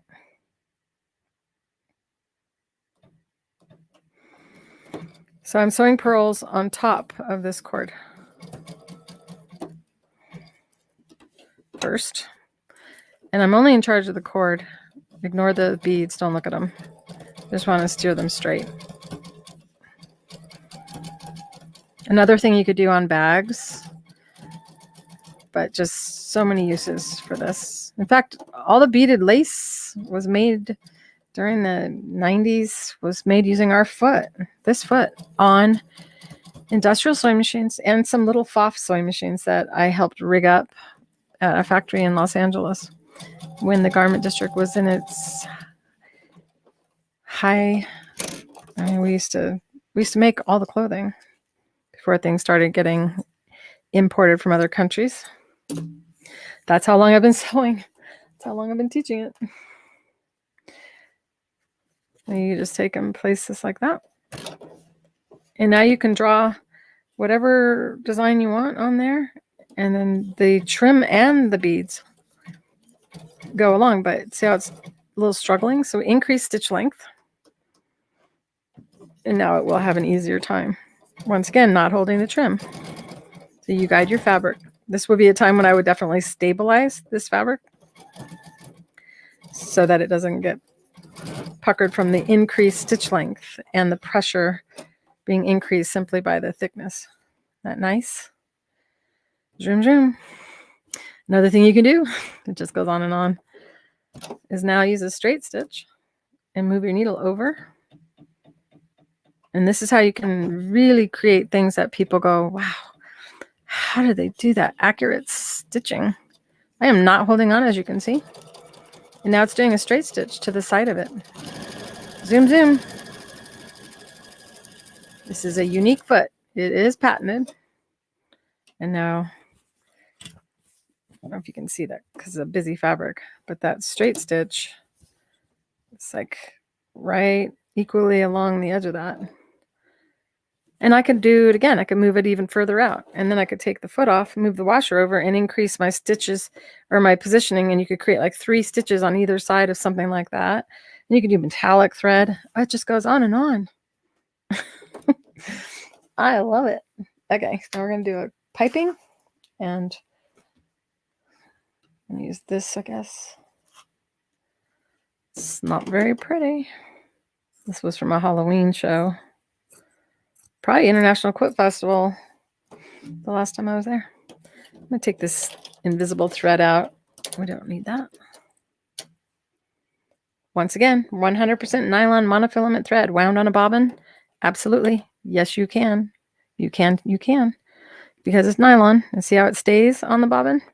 If this were polyester monofilament, also known as monopoly, after winding a bobbin, it would unwind and just tangles up inside your machine. So you should always have been using the nylon version of the monofilament.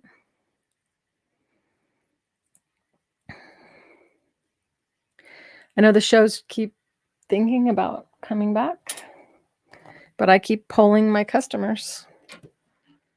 I'm going to take this moment to bring that camera back on, which means I'm going to go silent for a minute. Everybody else that's been hanging out knows that I will still be here, even though you can't see me. And I'm going to give you my sharing screen while I go silent.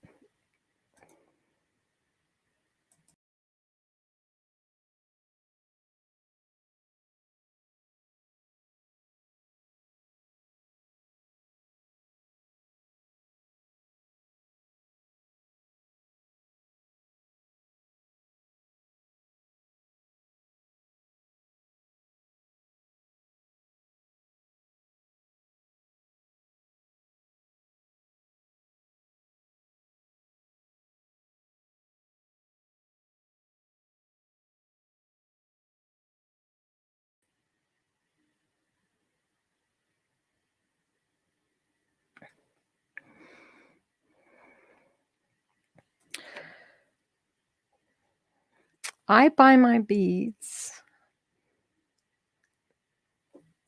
from different places that you probably don't have access to right now, which is the garment districts. All the cameras, I don't know why it does that. There we go. I had a great time in New York. Came there with a suitcase. It's the way to do it. If you feel safe walking around New York, if you have someone that you can go with, and or LA, the garment district. I think there's a garment district in Florida as well. Search for garment district in your state or wherever you're located. And let me see if I can get this thing to disappear. There we go. And then you wear like business attire and have like a black rolling bag, and you'll look like a buyer. And then you can be a buyer, and they say how much this is, and you go, really? That's the best you can do? And then they go, oh, okay, well, and then you'll be, whoa, shocked at how low a price you can get the beads for when you're live and in person. You might be able to search garment district websites and find them. And I do know that there's a trim company that sells mostly lace and elastics that I've already put inside of the school as a source. And I will be adding more sources for you. So in the meantime, there are beads available like this at Joann's and Hobby Lobby and Michael's Crafts, and some companies that deal with boys' hobbies also carry the pearls, which I found interesting because they use things for different things. Oh, Fiona, I'm really big then on your big screen. Hi. I'm glad you got new glasses. Okay, so we're going to do piping now. And I'm going to use a small cord, and then I'm also going to do a big cord if I can find it. I know I have it. I think I had it in a good spot. Oh, I might show you this. I should just show you it. This is the never-ending demo. This is pom-pom piping. It's great for baby stuff. And this foot does a beautiful job with that as well. So I'll do 4 different piping techniques. And there's so much more than that. Oh God, you guys, you're going to just love the Creative Feet Extensive when I start showing you stuff that I do without you being aware of it. And stuff I've done for factories that you guys just don't know about. Actually, were the reason beaded belts came out. Were the metal beads along the edge of leather belts. They use our foot for that.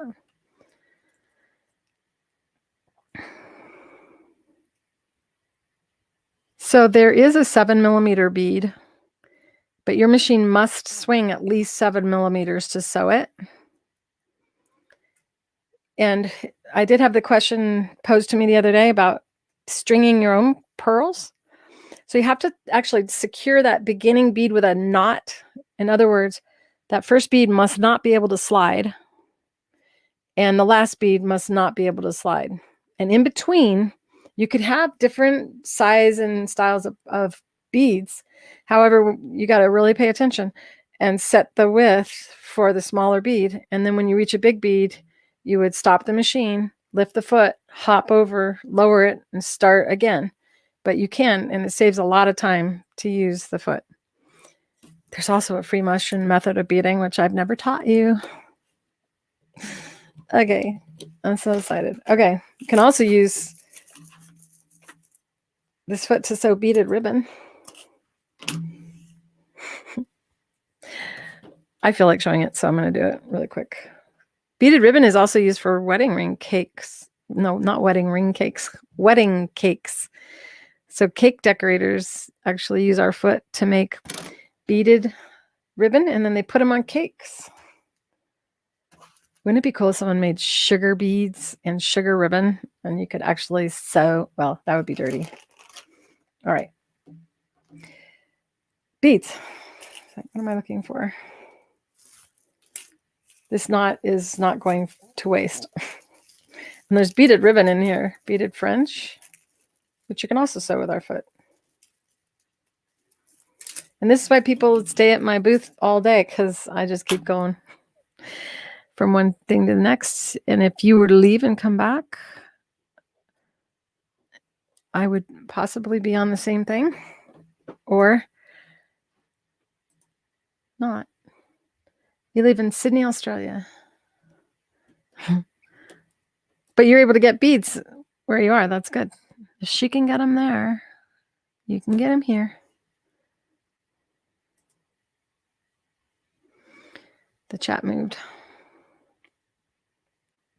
This is the first time you've seen this machine?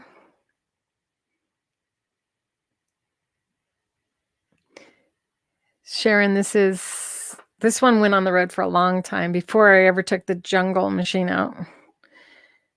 And it got kind of hurt. So it's been resting for a year. And I just brought it back last week on Fabrically Speaking Live. All right, I'm going to double check my width and length. And I know this is wrong. It's way wrong. What stitch am I on? Oh, I'm on a straight stitch. That would be dangerous. Zigzag stitch, 1 millimeter wider than the pearl. And this is the thing that I say out loud to myself, so I won't mess up. Even though I invented it, you know? So if I have to talk out loud, don't be afraid. So now this is one time when I suggest you pull from behind, but not the beads, the ribbon. And it's simply because the ribbon doesn't have any feed dog to grab it. So I'm holding on to the thread, and I'm going to switch cameras so you can see what I'm doing.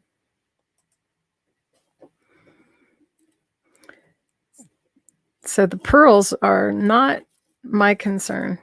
You try not to pay attention. Your job is to steer the ribbon.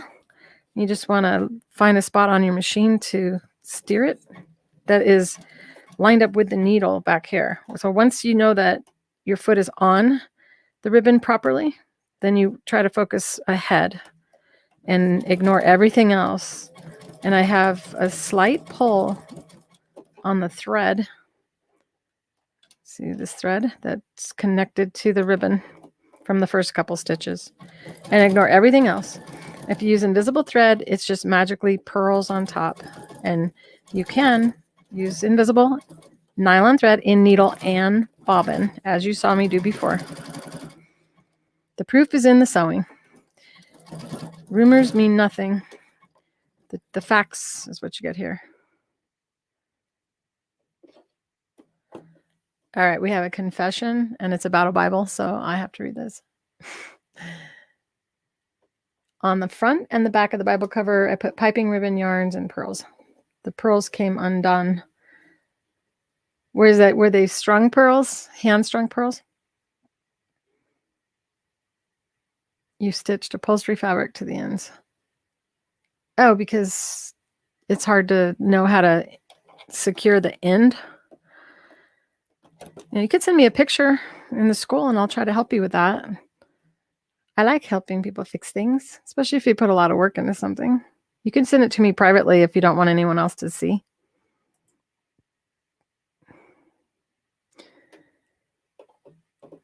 You're officially mind blown again, Lori.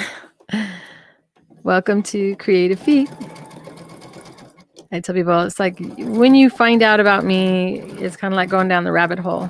A lot of things you thought to be true are not. And this is why people call our feet magic, because they do the guiding for you. And I think of it as a blessing because I designed this for a person with a physical challenge. And so I was guided on how to make it. And now everybody gets benefit. How do you join the school? It is Create with Clare Rowley inside the Mighty Networks. And I'll put this up really quick for you, but know that underneath the video, after I'm done, there's a link to join the school. In fact, I'm going to step out for just a second because I've been on since 10. I'll be right back, you guys.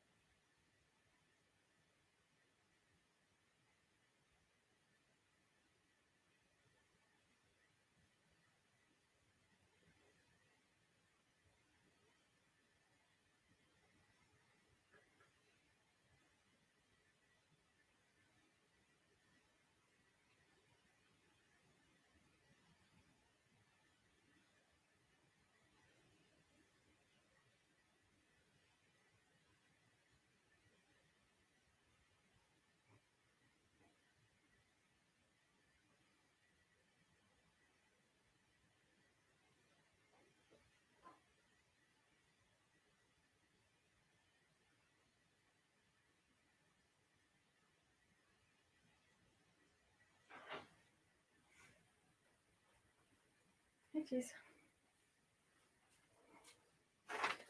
I'm back. Thank you for being patient with me. Now I can go longer. I need to be able to hear myself. I'm not hearing myself, but I can hear that, so I don't need this. Okay, here we go. Thank you for letting me take that break. And so basically now, just as I did with the other trim, I can just sew this from one end to the other. Or I could even applique with this.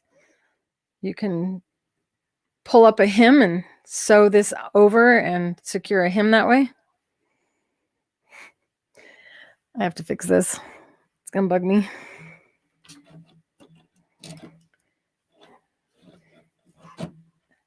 I look forward to when some of this gets a little bit easier. So I'm going to sew that next to that. But first I'm going to get this echo is happening because my cell phone. I have to like go out of this feed with it, which is interesting.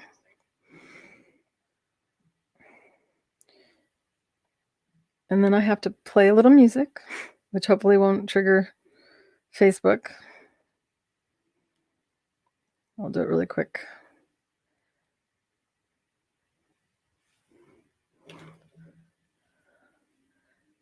Okay, so now it's playing in my music in my ear.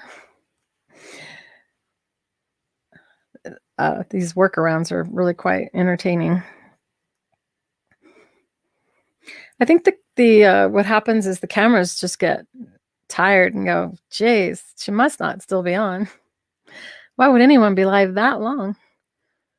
I'm coming up on 4 hours. This will officially be the longest video that I've done.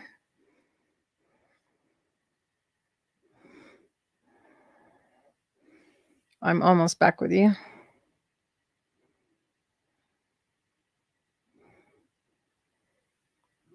Okay. I'm not hearing myself in here because I have to go back in. And now I can hear myself again through my headphone.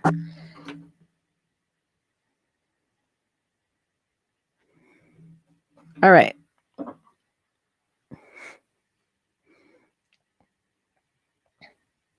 Oh, I have music playing in my head. I guess it doesn't matter if you guys can't hear it. No, I can't do that. It's enough to hear my own voice in my ear. I can't hear music at the same time.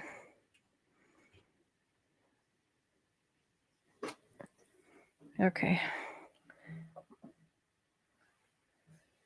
Sorry about that. I should have had this camera on while I was moving around. Okay. I'm going to check, see if any of you have any particular questions. Where's the guard dog? He's laying down and he's being so good. I have all access to what's going on outside blocked off, and he gets really bummed. But he has his own bed down there now, and so he doesn't get into too much. Yes, this is immediately available, Linda. All of the videos when I go live, they're immediately available on YouTube for you to watch. You may not have access to the live chat right away, but you have access to the comments. So you can comment on after the fact immediately following this. And I do monitor the comments and answer questions after the videos go live as fast as possible, as soon as I find out that they're there. And I'm going to go ahead and continue now. Thank you, Mary. I love your creative mind too. Okay, I'm going to switch back to this and quickly do this and then show piping, because I could just keep going. Well, it's the same stitch that I already used, so I can just steer in any direction. I'm completely letting go now, and you can see that it's steering all by itself. So if I want to turn, I just turn the fabric, and the ribbon and the pearls come along with me. So one finger guiding. And I don't know if you realize that you actually made your own trim doing this. So you can make your own trims. Say you want to do a fabric photo album, kind of like a Bible cover. And say you want to put 3 rows of pearls around the edge of something. Well, you can sew 3 pearls together, as I did this, similar to this, and then you can glue them on using a hot glue gun and not have to glue 3 times. You glue once because all 3 trends are glued together at once. I may as well build this. I'm going to sew piping into this. Should I? It's not like I'm going to run out of fabric. I bet it's fun. Yeah, keep that separate. Okay. So I'm going to sew this fabric and put the glue down to hold the piping in place.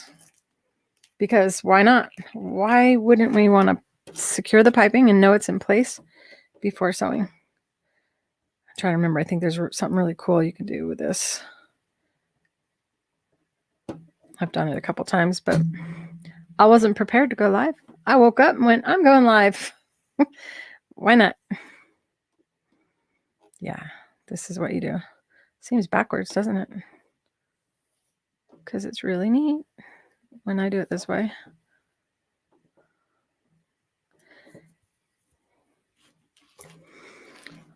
Hi, Linda. Yeah, last year. Saw you last year. Last year was scary in Puyallup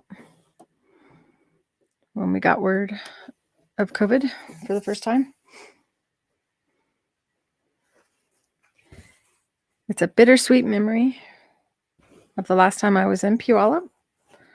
I didn't get to see my son this year for his birthday. Every year the show would be right around Vincent's birthday. So I would always go to the show because I got to see my son.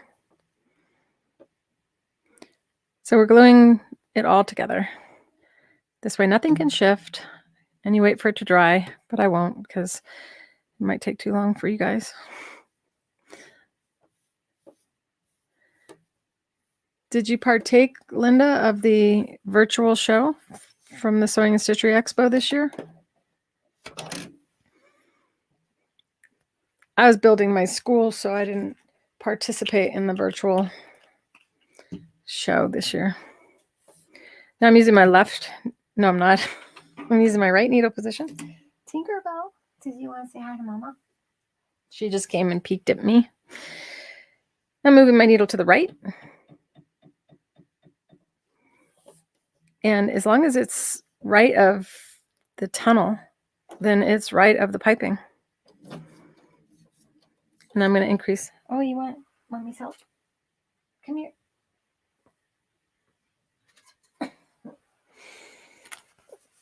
Okay, you want to be up here for a little bit? For those who haven't seen you yet, I'm going to sew this with her like this so she can see. This is the longest I've ever gone live with them, and they get a little bit antsy at 3 hours. So I'm going to give her a little attention. I had to increase my stitch length. That's not a word, unless we want to make it a word. I had to increase my stitch length, and I increased it all the way to 4.5 in order to get over the bumps of the pom-poms. Hi, Deborah. Oh, you're so sweet. What? I can't read. You want the workbook? And know that I am going to add the book into the school as well, so you can print from there. But in the meantime, you can purchase it printed by us on a USB flash drive stick. And hopefully within the week, I'll have the workbook up so that you guys can just print it right from there. Trying to save you guys some shipping.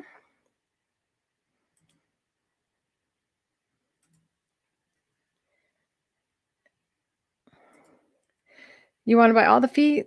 There is a package. And it is less expensive to buy it that way because you get less of the things you don't need extras of. And so the one that you see, let me take that down. The one that you see all the way to the right is one where the book is printed. And you actually have your option to have the video on a VHS. No, I mean, we actually still have some of those. I'll probably offer them at some point in time. Like, it's a vintage thing. If you have a VHS, we do have those. But DVD is the current, and then we have it on USB sticks. So that's what you see on the bottom right-hand side, laying down that green flash drive. Has our video on it. Now, if you look to the far left, that is our educational special, which has the book and the video on a flash drive. So you can print your own book. And then the middle one is the basic special if you can't afford the educational specials right now. But know this, we have a 15% off sale. Ends tomorrow night at midnight. So I gave you guys all day and all day tomorrow to figure out what you might want. And I will be available to answer questions. So if you want to call, if you have any additional questions, don't hesitate to reach out.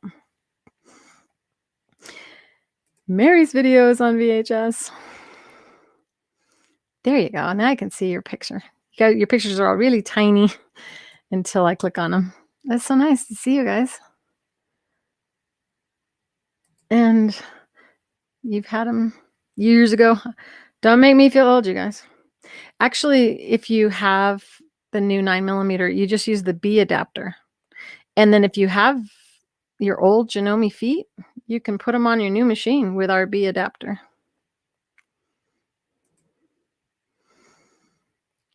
Any other questions? Sharon knew the answer.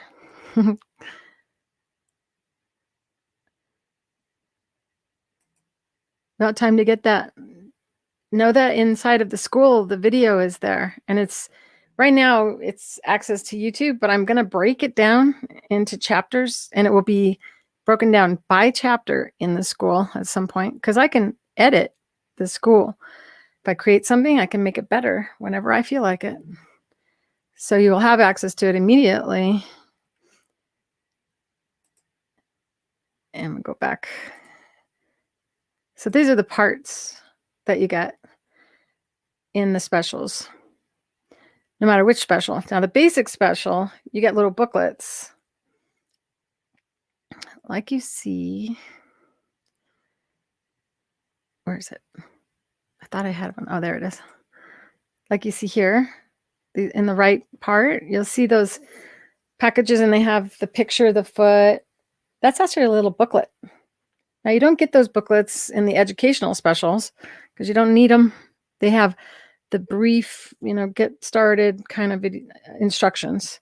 And there's no video in the feet when they're packaged like that, or in the basic special. And we're moving on really soon to this foot, the sequin ribbon foot.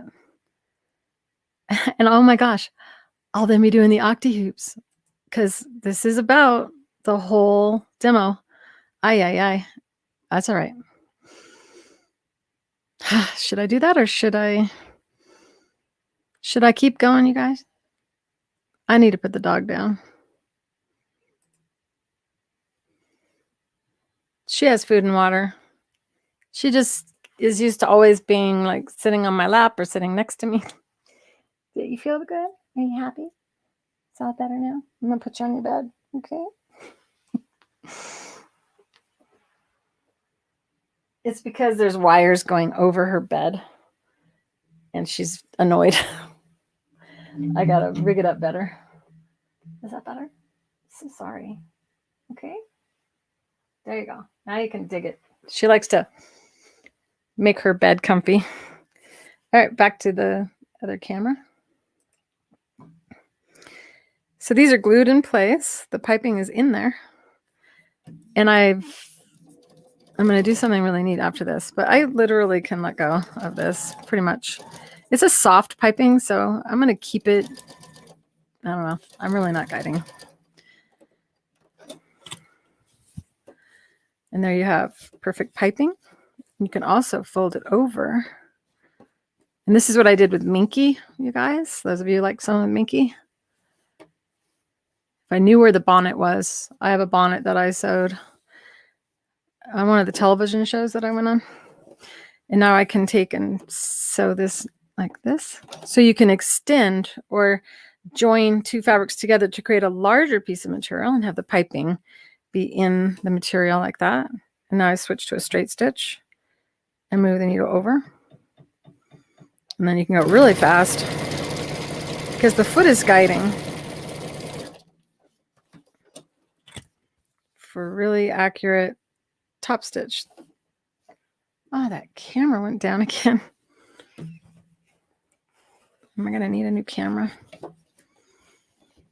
All right, see? Cool. Cool beans. You can also move it over and have another row. And I'm just going to stop with that and move on to another piping.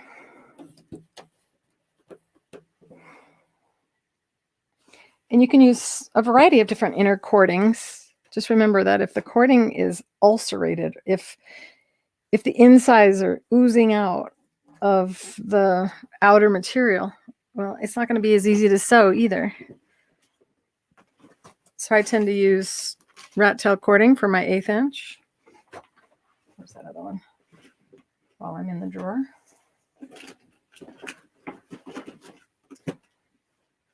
It just sounds so noisy. I'm sorry for making so much noise, you guys. I didn't know this was going to be all day with Clare Rowley today.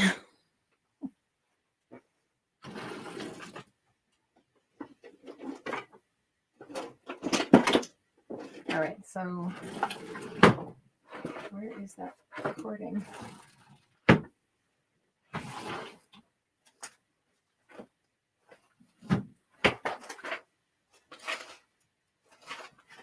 Oh, look, I have an example. That's it with Minky. Isn't that cool? And then as the hem, that's what I was going to show you. So you can see how the piping itself becomes a binding or a raw edge support. And that's why I did the top stitch along the edge. This is a little, it looks like a skirt, but it's not. This is a protective like a garment for infants. So you put it on them and this goes around their neck area. And then their arms can move around inside of there. But so they can't reach their face and scratch their face. And I designed this, but I don't think I filmed it. I went on a show instead with it. Could be another show one day. Oh, goodness. Where is that piping? I had like a bunch of it and made sure I knew where it was so I could do this. Oh, well, you know what I'll do instead is I'll use this because this is something you can find ready-made in the store and you may have wanted to sew it in and had trouble. But the first thing I was going to show you is how we can make our own piping. And you want to make it with a cording that is in good condition. We can make multiple piping and do a whole rug of piping. You can use this for the clothesline bags as well.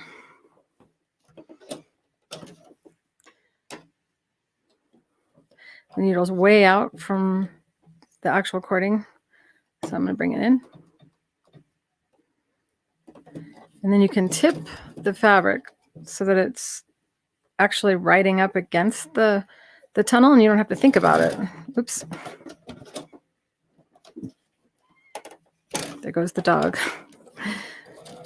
She didn't last long in her bed. I think she's just going, come on, woman, stop sewing.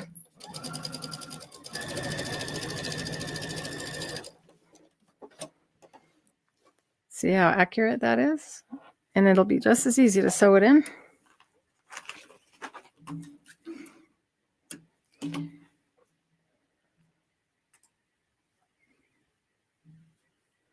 Waiting to see the Octi-Hoops.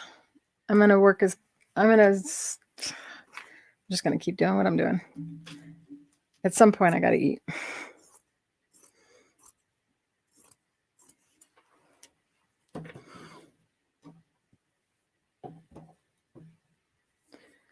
This time I'm not going to glue it, just so you can see that you can achieve it without gluing. In fact, this is the technique that customer that came up to me at my booth one day and said she makes the piping while sewing it in. So you can see it would be a little challenging for me, but she was able to do it. You can also use piping as a binding on a quilt and stitch in a ditch from the back. So you know you're catching the back fabric and your needle will stay in the ditch. This foot gives you precision, keeps your needle right next to the piping, also known as welting, if you're into upholstery. So there's the small, and see how perfect that is. I'm liking this fabric. So the bigger, really quick, and then we'll move on. Just so I can prove to you that you could sew bigger. 1 foot, all these different sizes. Do not use these scissors on that. Here's my bigger ones. I took them out of the room. I'm going to use my cutter pillar to cut this.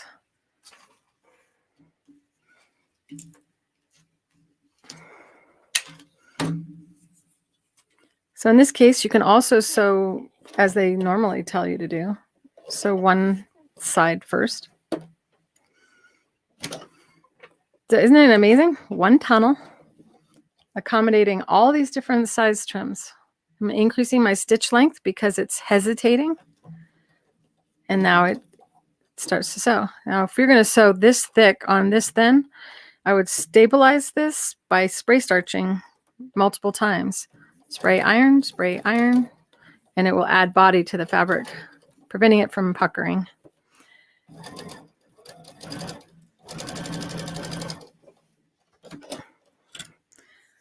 See how the fabric puckered a little? And that's simply because this is actually stretchy. It has give to it, which makes it much easier to turn corners with. So making pillows is really easy with this material, or that piping. Let's see just how we can not match.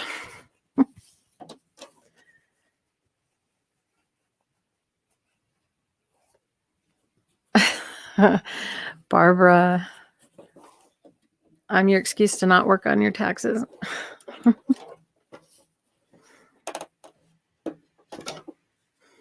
We don't get an extension until July this year.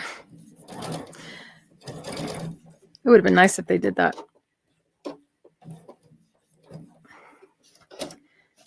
Definitely struggling.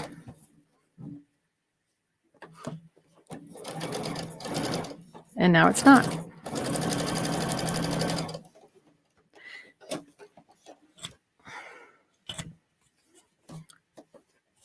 Ta-da, though. See how perfect.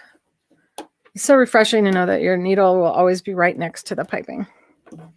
Okay, I could show you a lot more than that, but we're moving on now to the sequins and ribbon foot.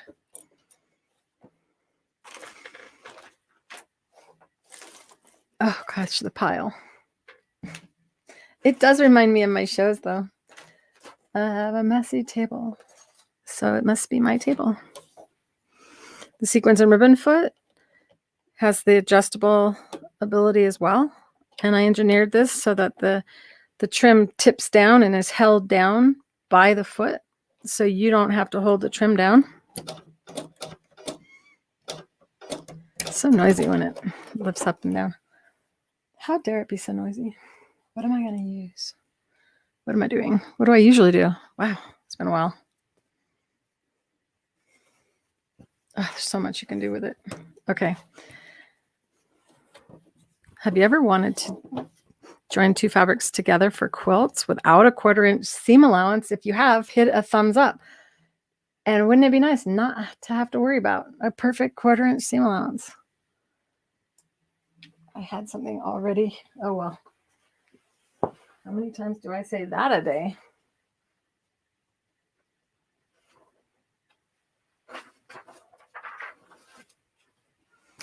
This is a Barbie skirt that my daughter made when she was 8. It's been seen on lots of shows.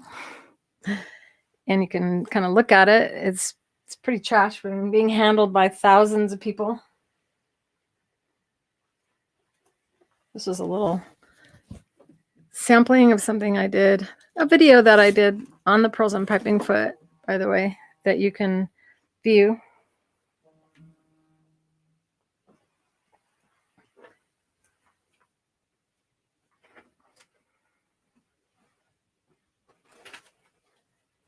Where is it? Ooh, this would be fun. Okie dokie. Here, we're going to do a little couching with yarn as well on this. But I'm going to first show you ribbon. I had all my ribbons here, so they must be here somewhere. And the Octi-Hoops will be next. Okay, here we go. Well, there's that mask. I couldn't find this the other day. This is my new mask design. So it has a way of forming the nose really well. It takes up a lot less space on your face. If you didn't see that last week's video, was how to, oh, I found the cording. I knew I had it. This is what I was going to show. But you guys saw the other one, so you don't feel the need for it, right?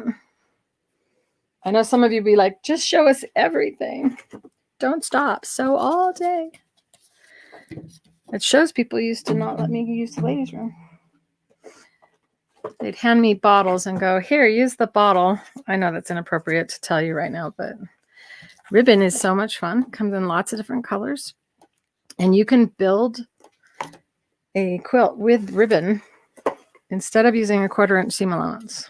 So it's going to be a video on how to make a pillow coming up, but I'll show you really quick because there's more to it than just slapping the fabrics together. So these two fabrics, I'm just trying to find two pieces of fabric the same size. I must have cut these with scissors. Meanwhile, my other camera has shut down again. I'm not sure why. But before tomorrow, I have to figure it out. So there you go. You got two pieces of fabric sewn together. And you can use a double needle, so both sides of your ribbon down at once.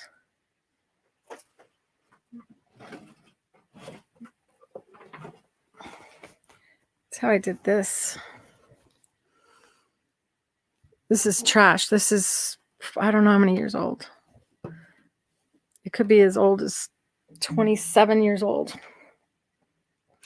Handled by thousands and thousands of people and picked at. And you can see the rickrack still laying flat.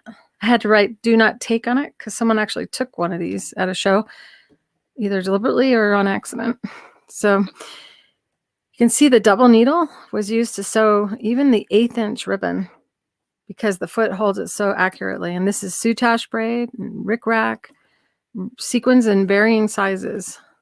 So you're not stuck to one particular size trim because we have the accessory guides that make it so that you can use a variety of sizes with the same foot. So you don't have to spend all that money. But know that when you use a double needle, it looks messy on the back because the two needles share one bobbin. But it's also the stretchiest stitch there is, a straight stitch, double needle. You can't break that stitch really hard without ripping your fabric first. And my threader. I love that. New comments. Uh-oh, it wasn't scrolling. Okay, so now I'm going to choose a ribbon. It's got a little sticker on the end. This is called a Tricot Edge ribbon, Pico Edge. And it is considered one of the hardest ribbons to sew because it doesn't have a straight edge. It has little loops. It's the perfect challenge for our sequins and ribbon foot. It's easier to insert your trims into the foot without the foot on the machine. It's sticky on the end. I got to cut this off. This is another size of the Applique scissors. This is the size for cutting out your little pieces for going through the I'm talking about something else. My brain's skipping. So see how I cut it at an angle? That makes it easier to thread it through. So if you don't want to take the foot off, that's a way of inserting it. And then you just kind of feed it through with fabric beneath it. If you don't put fabric beneath it, you'll probably insert it down into your throat plate. Then you just choose whatever stitch that you'd like to use to sew this. And very common on crazy quilts, people use a feather stitch. So I'll do that. Choosing a width and length that I like, which is a 6 millimeter wide, and know that this foot would accommodate a 9 millimeter wide zigzag if your sewing machine let you. So I can see that my stitch is not falling on the ribbon. So I'm going to move it over a little. And that actually moves the ribbon to your needle, which is important if you're using a double needle. Why is that not feeding? Because I'm not on the fabric. If you do it right, it works. Let me see. That's not feeding right. Longer.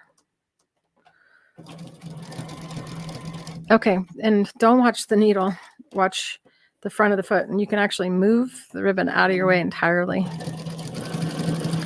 so that you're steering straight. But I definitely am not sitting straight, so I set it up wrong. I gotta move it over. This is what not to do. I wasn't centered. Now I am, which is why it wasn't feeding. This is a good lesson. Oh, it's way too long. Once you have it set right, it feeds. And then obviously I could not see. See? Not nice? Pretty? Guess what? Have you been told you cannot sew ribbon around in circles?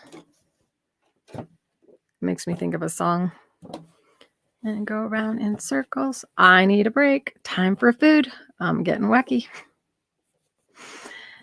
This is a heavier material. It's actually got Timtex in it. Does it? Yeah.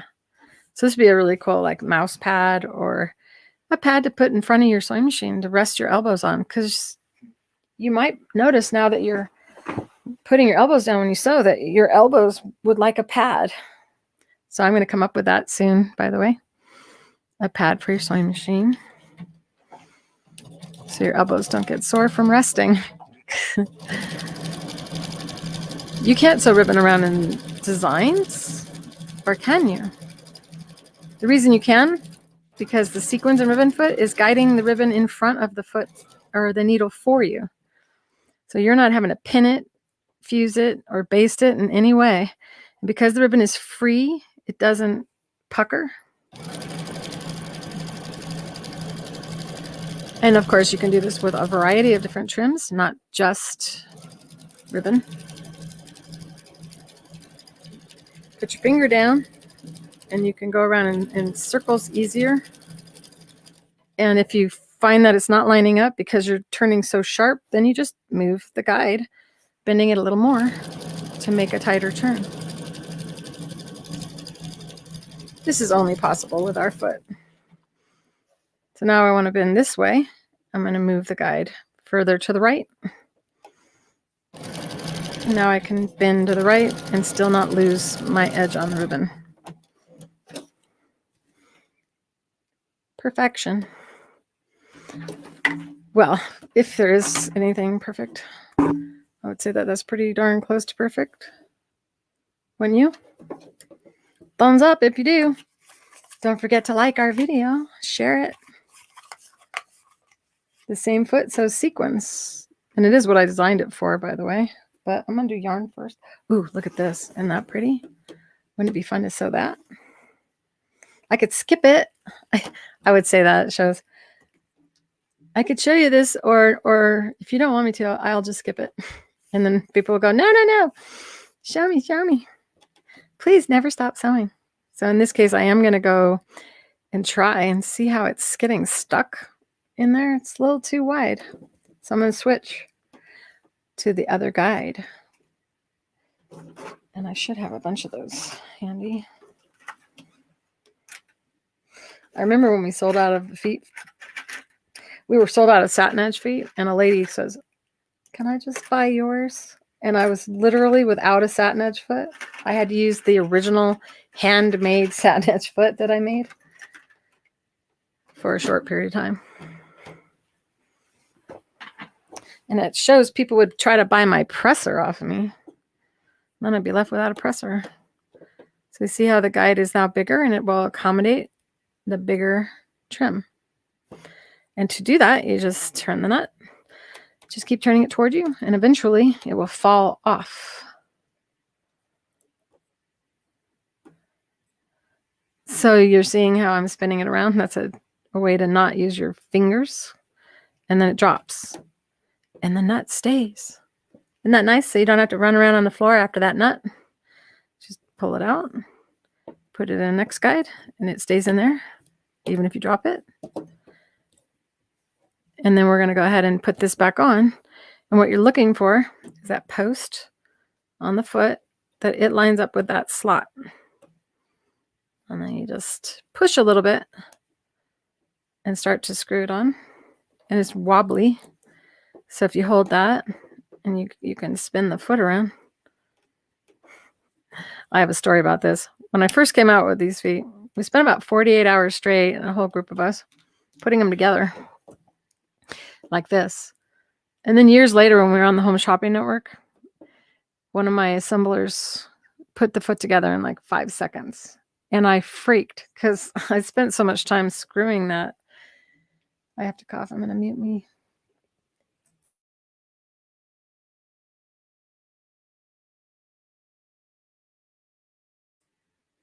Am I still coming through? Okay, good. Because that camera is still off, but the mic is on, so we're good to go. Okay, I was talking about something before. Oh, so I actually scared her. I said, "Oh my God, what are you doing?" She goes, "I'm sorry." And I was like, "No, no, no. You have got to show me how you did that." And I felt like, it's humbling to see how not enlightened I was in that moment. In all those hours of screwing them on, that I never thought to spin the foot around. So now I'm showing you so you can learn from her brilliance. So now on lace, I want to make the stitch knot show. So I'm going to use a multiple zigzag stitch, which I have shown before. And it's a stitch that goes stitch, stitch, stitch, stitch, stitch, stitch. So it shows up less on the material. Using a width wide. I'm using a 6.5. I don't know. Let's see if it's right. It's pink thread so you can see it. I could probably go wider, go to 7. And now I'm going to increase my stitch length because that's pretty short. We don't want a lot of thread showing up. We want to use invisible thread normally. And then no one would see your thread at all. So Cindy, this is the sequins and ribbon foot in action.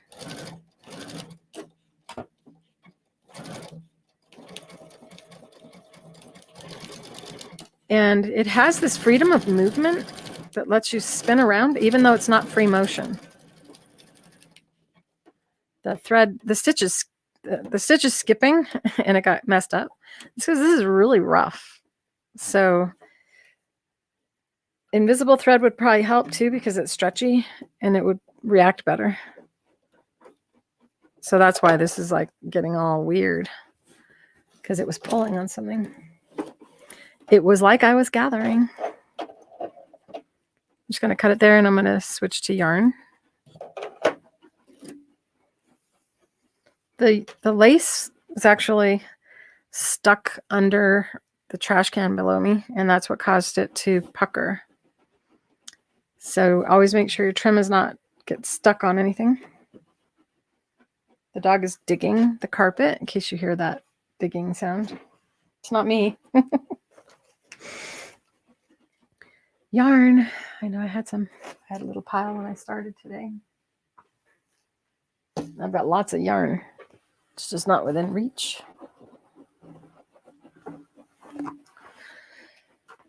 I'm going to take a moment to try to bring that camera back on. So I will be silent and I will still be here. Feel free to interact with one another, keep each other entertained, because you're still alive and we are officially still alive. I just won't be making any noise for a moment.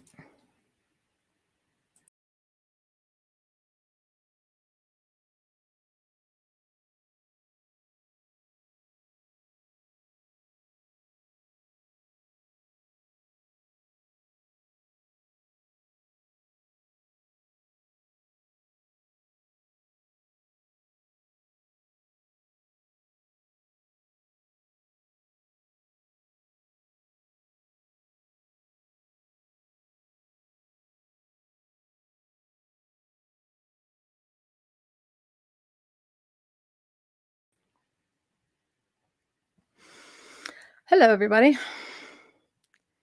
I'm back.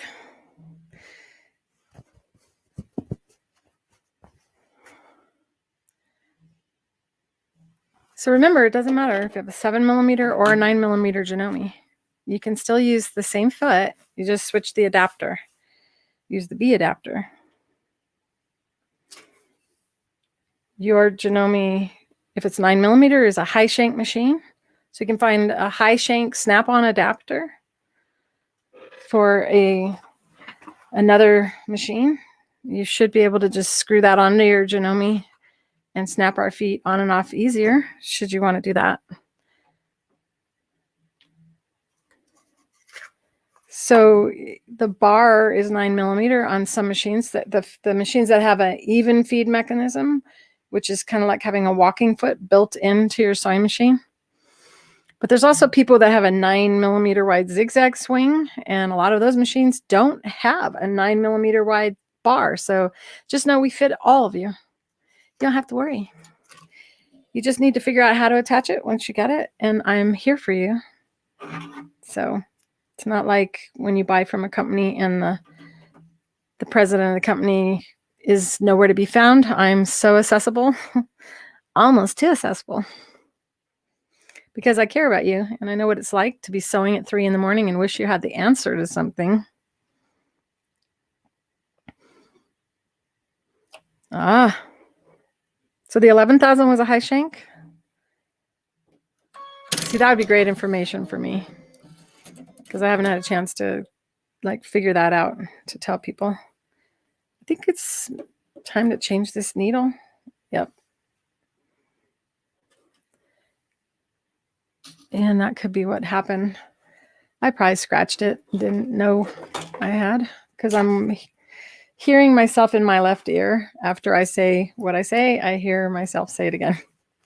It's very interesting and challenging, but it's part of what we have to do to go live, to know that our sound is still on, because sometimes it just drops. And I'm looking for needles.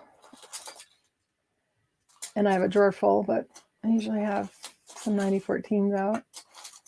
Nope. Got 8012s out, but I just get too mindless when I sew to take a chance. So this is my little needle box, and I originally had them organized according to size, so I would be able to find it real easy. And well, one day they all fell on the floor. So I'm using a universal 9014.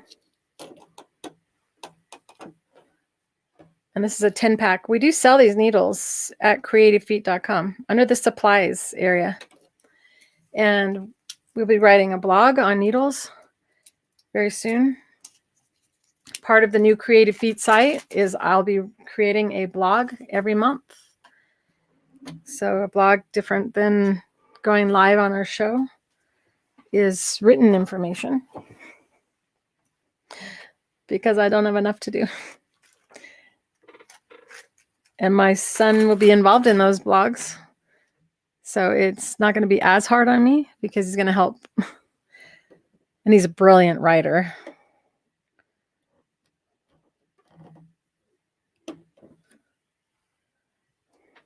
Okay. Look at that.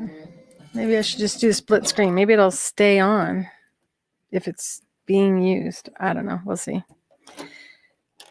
So I'm going to put on the next guide, which is the 1/8 inch guide, and do a little yarn for you. And sequins, I should have done sequins first. They're not on my table. But I have drawers full of sequins. Yes, I am a proud mama. My children are quite amazing. Make me misty. They're adults now. Both doing well.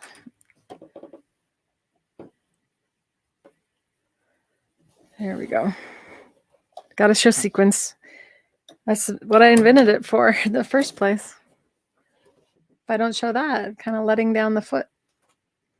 Oh, you guys. This is when I wish I had someone to organize my mess so that I don't do things like this.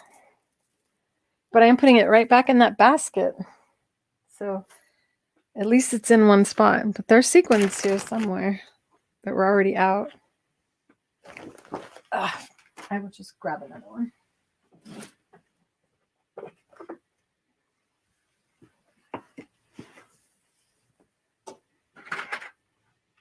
Sorry for all the loud noises.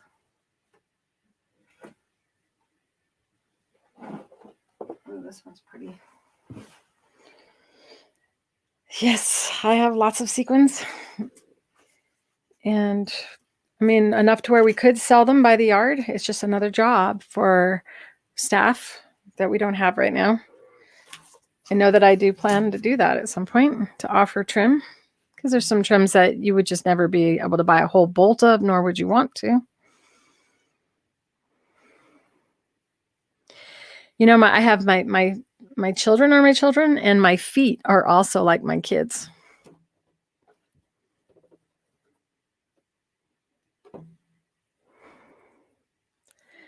Where are you? Oh, you're talking to each other.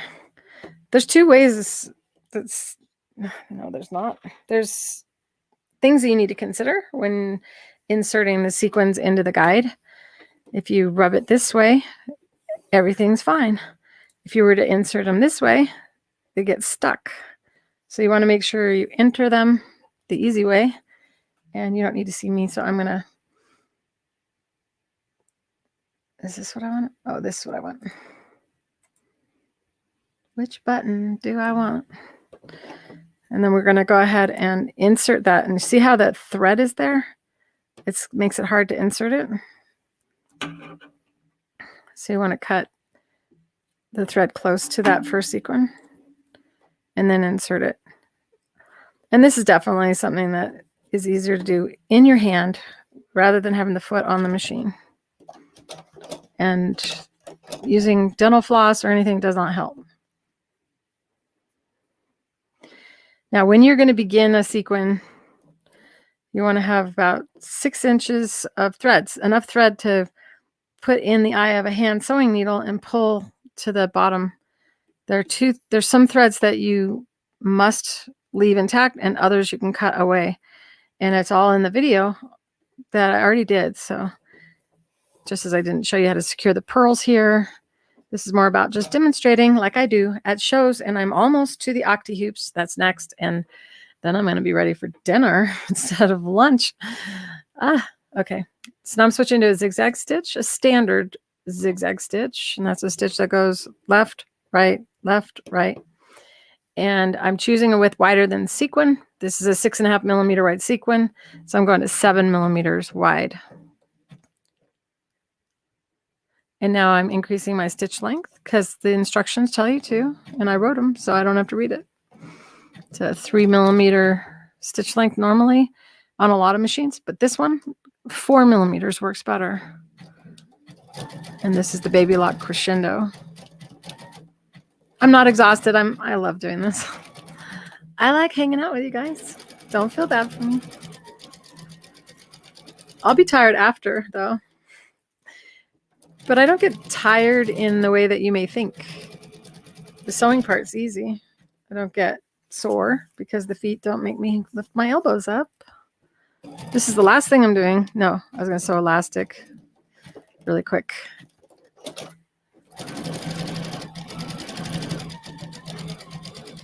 So you can see the stitching. may not like that. And if you don't, well, you're like me.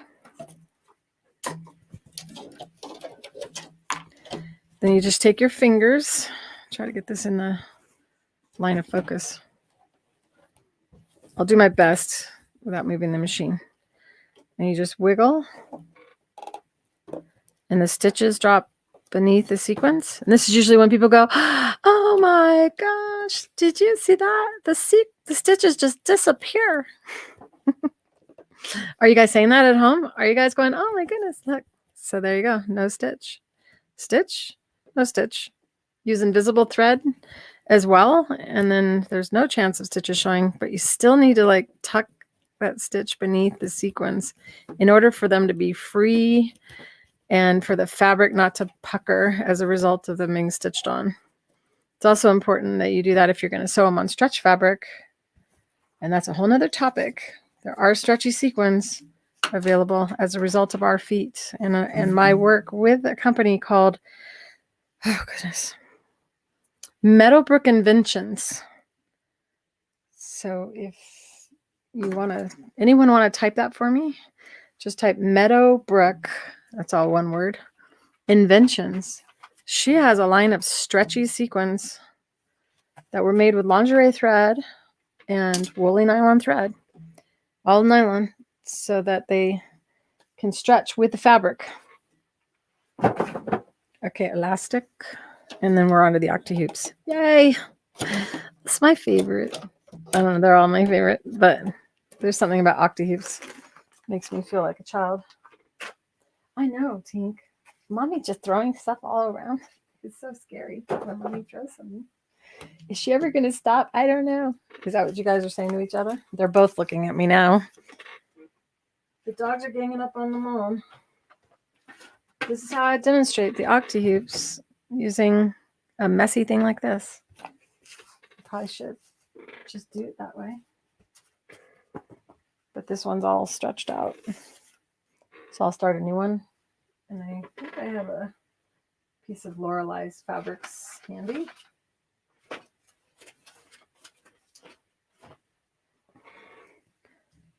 If not, I will stand up and get one. With the Sequins and Ribbon Foot, you can sew all sizes of elastic, even round elastic. You have all those different guides, remember? So you can even put round elastic through the hole and do a technique we call stretched smocking. So if you've seen dresses and they have lots of lines of elastic at the top, you can create that with this foot. I have a video on my YouTube channel called How to Sew a Summer Sarong, I think. And it teaches you how to do that. Perfect. Thank you, Lorinda. So that is the name of the company that has stretchy sequins. Should any of you want to make leotards, bathing suits, ice skating outfits, and have your fabric not need to be stretched as you sew the sequins on? Who's sorry for what? I can't catch up.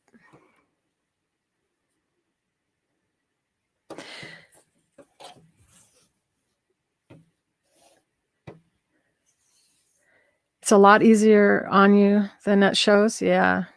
You're in your couch in comfy clothes. If you need to use the ladies' room, you can go. You know, you can just rewind me later. Your phone is dying.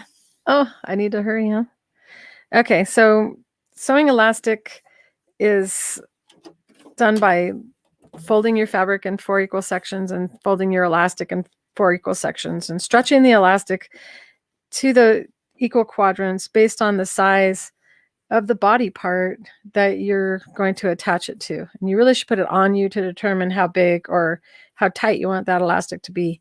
Not all elastics are the same, so they won't behave the same. And then you would mark your elastic in 4 equal sections and mark your fabric in 4 equal sections. The way I do that is I mark wasting a little bit of the elastic by marking that. Eventually I'll just chop that off. But this way the foot has something to sit on when I begin. But you can see that the foot itself holds the elastic in place, so it I can't, or I don't need to pull from behind the foot. This is the only foot that holds elastic like that. And then you would fold your elastic in half, fold it in half again. If you have a waistband, you might fold it as many as 5 times. It is an old stretch and sew technique because it's the right way to do it. However, many people can't sew through elastic. So they started teaching you to encase your elastic. It's not the right way to do it. Encasing elastic is not a good way to do it. So just know that I'm speeding up my demo right now.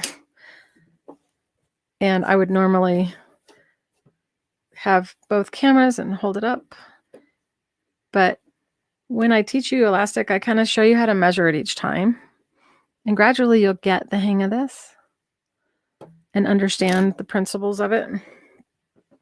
So we're, in essence, easing the fabric to fit the elastic. Hi, Lynn. You must have dropped off at some point because you're excited you're back on. Well, here we are on elastic, which we did last week on Fabrically Speaking Live, my show that airs every Thursday at 2, which means tomorrow I will be live again at 2. So be sure to join us. I'm selecting a 3-step zigzag stitch and increasing my stitch length to the longest my machine will sew. And the pressure on your foot needs to be normal. Oh, I had never reduced my pressure. That's partly why I got puckers. I did it wrong the whole day. Oh well. She is watching, Sharon. Look at you looking out for each other. So stretch. So you would have your mark on your fabric and stretch and meet the marks and then put your finger down. And the foot just takes the fabric through. So if you've ever sewn elastic before, you know that you usually have your hand behind the foot and you're pulling in both directions. And then your fabric starts to just like move around like crazy. And you might look around for someone to help you guide. So this foot makes it a 2-hand job instead of having to have that third person. And you can see that it just takes it right through. Zoom, zoom. I did not have this fabric cut very well. See how nice? And I didn't have to pay attention to keeping it along the edge. Your brain just kind of does that. And I had a little boy that was 3 years old at a show do this, and he sewed his right on the edge too. So it's just like magical. So now we're going to fold this under once, fold it under again. And I'm going to switch to a straight stitch. I may as well do that now. You can also use this for fold over elastic, you guys. If you know anyone who makes baby clothes and you want to do the FOE, also known as fold over elastic, this foot will hold it as well, allowing you to sew fold over elastic with a straight stitch and the thread will not break. Yep, yep. If you've been told you can't sew elastic with a straight stitch, well, it's simply not true. You can use a featherweight with this foot and sew your elastic with a straight stitch. So I stretch it and make sure it's folded under and under again. And this is something you would adjust your hands as you go. So get ready for about 4 inches and increase your stitch length again. The stitch length is all the way to 5, you guys. And that desire to pull from behind, you gotta ignore it. So what happens is, even though I'm using a 5mm stitch length, because the fabric gets bunched up after I sew, that 5mm stitch length, when stretched all the way out, shrinks down and looks like a 2mm stitch length. It's all about the tricks. Tricks of the trade. And I really stretch this to its full stretch. And I really shouldn't make such a big piece, because this, I would not do at a show. I would just do a 6-inch length of piece of fabric. But I started it, so may as well keep going. Who knows, I might turn this into something. I love the fabric. I don't want to waste it. So if you're into doll clothes, this foot is great for that. If you want to make wedding veils, you want to put sequins on the edge. Or you can scatter sequins along the outside of the veil. See how pretty? Ta-da! And that is how you would do a sleeve and not have it irritate the skin of the child or yourself. All right. Time for the Octi-Hoops. Anybody going yay? Yay, yay, yay. The Octi-Hoops come as a set of 3, and they nest within one another. And you do get 2 of these little handles that drop inside. And you get stabilizer that attaches to the back side of the frame. I have lots of these frames. I'm going to grab a piece of, I have my folder. I will give you something to stare at while I grab a new piece of fabric. It's in here. I'm about to teach this, by the way. The eagle that everyone gawked at the shows. And it's built on this type of fabric. This is kind of like a cheesecloth. It's a heavy fabric that looks like a canvas. If I can find it. Oh, goodness. If I don't find it, it's because it's already organized for me to teach it. But I'll be right back. Just walking across the room to get fabric. I'm so excited because this is fun. Hi, puppies. Excuse me. Pardon me. Go on. Go that way. They're blocking me. Go on. Why don't you guys go out? Go outside. No, we want you. Excuse me. Really, Tink. I'm so excited. I love showing this. Excuse me. Pardon me. She may be little, but she can get in my way.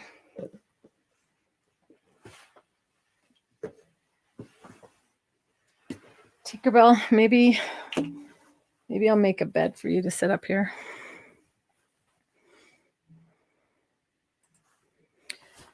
This is one of Lorelai's panels. So it's a good way to start learning how to use the Octi-Hoops. And it's also fun. If you don't have an embroidery machine and you wish you could get the Lorelai's designs where you can buy this fabric and embroider over it using the Octi-Hoops, which is kind of like getting an embroidery design. And know that I plan to start carrying Lorelai's designs fabrics. So she's a friend of mine. You should have seen her use the Octi-Hoops for the first time. She's an artist like I am. We met at the International Quilt Festival Quilt Market. And I had run out of stick and tear, which is a stabilizer that attaches to the back of the hoop for embroidery.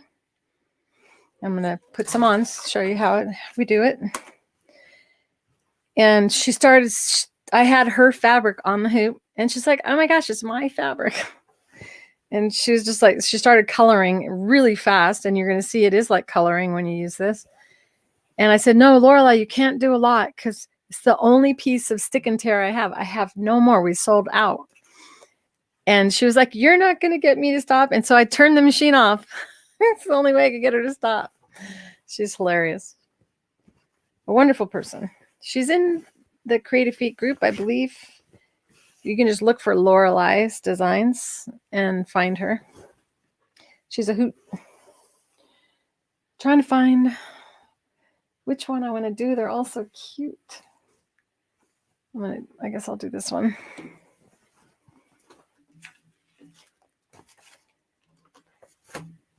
I wish I could hear you guys talk.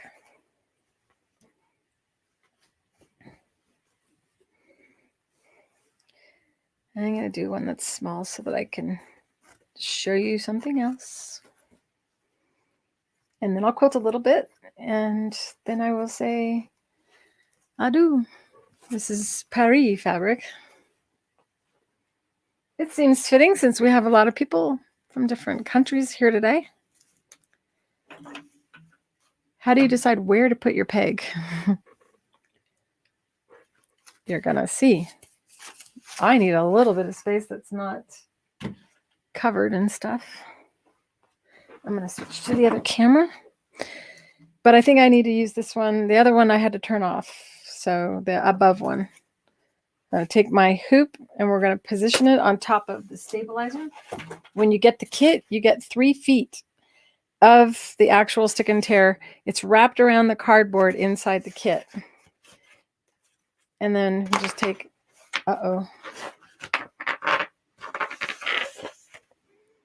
sound went off.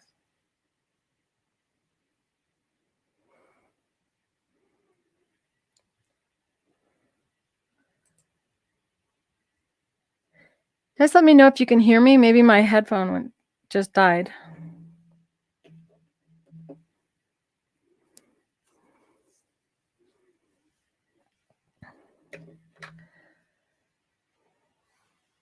I can't hear myself.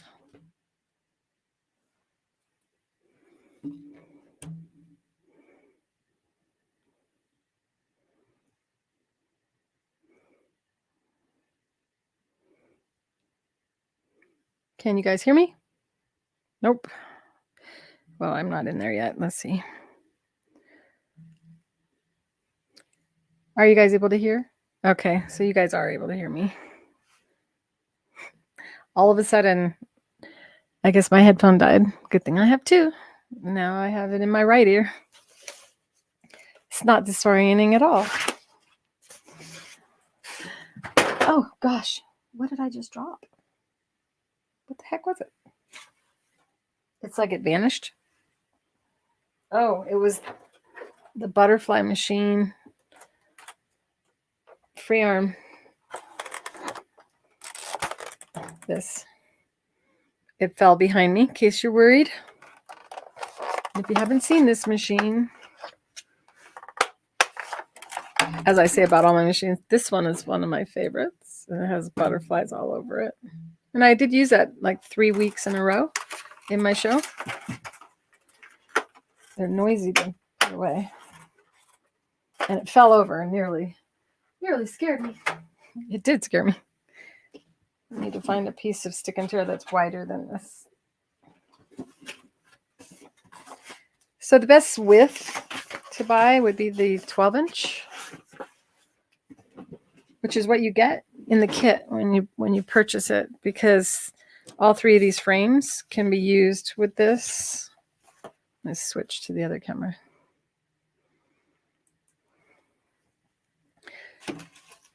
So if you look at these, this is just under 12 inches. And this is going to go on the back of the frame. Like that. And then all the other sizes can also use this size. If you're going to do a lot of embroidery and you're primarily want to use the small frame, because some people do that. They prefer to use the smaller frame. Or then you can get a smaller one, 7.5 wide would be good for this one. And then 8.5 for this one. And the handle can be put in any one of the holes, and you're going to kind of move it around as you go. Automatically. It's kind of like you brush your teeth automatically. You don't really overthink that process. So the way to get the hoop ready is to trace around the stabilizer with a pen. And if you use a Sharpie, you might make your hoop blue. So just keep that in mind if you decide to do this. At this point, I'm going to use, I don't want to make it blue. I'm going to use a iron away pen and just write around it. Sorry that I don't have my above head camera. I don't know if they're, emotional and they just don't feel like working today, or if I'm having a camera issue, or if it's because I'm on too long. Now you need to cut it. You can use a rotary cutter and cut around the hoop as well, but it's got 8 sides. one of these scissors, even though they're Ginger. These have long since been my bad scissors. So try not to feel too bad as I cut through paper with them.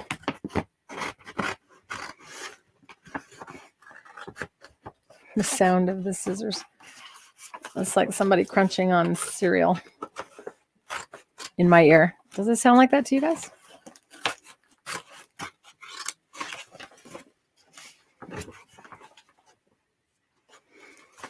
Okay, let's see. What else can I talk about? I'm sure some of you want to use this for quilting and know that you can. I highly recommend you do embroidery first so that you get loose and relaxed with using them. It's less pressure. You're not worried about ruining a piece of fabric as much as you are ruining a quilt you spent however long making. If you've been making yours as long as I've been making mine, definitely something to consider. And I don't know if I cut that right. We'll see. Normally yours won't be all folded up. Hopefully you'll treat yours better than mine. If you fold under one corner, then you can peel back. And this is the product my dad created.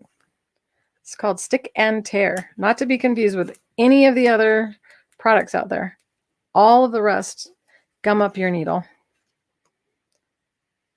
We make it in the United States with the assistance of 2 other companies using our formula, and we're the only ones with it. It's a secret, trade secret. Kind of like that commercial where the dog is the only one with the recipe for the beans. Okay, so we fold it back. I got too many hoops. That shows I would frequently be wearing the hoops and people would be staring at them for a long time and I didn't even know I had them on. And then they go, what are those things you're wearing on your arm? And I go, oh, there they are. And I'd be looking for the Octi-Hoops, kind of like looking for your glasses. That would be a day where I would running on like I am now. And then you just pull. And this you set aside. You can use it for other crafty things. And we stretch, and you have the ability to pull it off to reposition it so you can get it taut. And you should do it on a flat surface without all this other stuff. Make it as tight as you can get it. I know my friend who has use of only one hand was able to get it tight. She used something to block it so it wouldn't slip, and she was able to tighten it with one hand. So if you have limited mobility, you can do this. So I'm getting it really tight. And the benefit of using ours versus another is that once it's stuck on here, it's stuck on here. Listen to that. You can use it as a drum. And now we can take and position our fabric anywhere we want on here.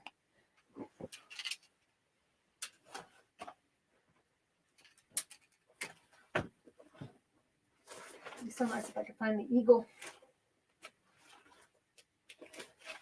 I keep finding the stickers for the eagle. Let's see here. It's probably somewhere really handy. But this is what I'm going to be teaching. It will be a paid-for class inside of the school, Create with Clare Rowley.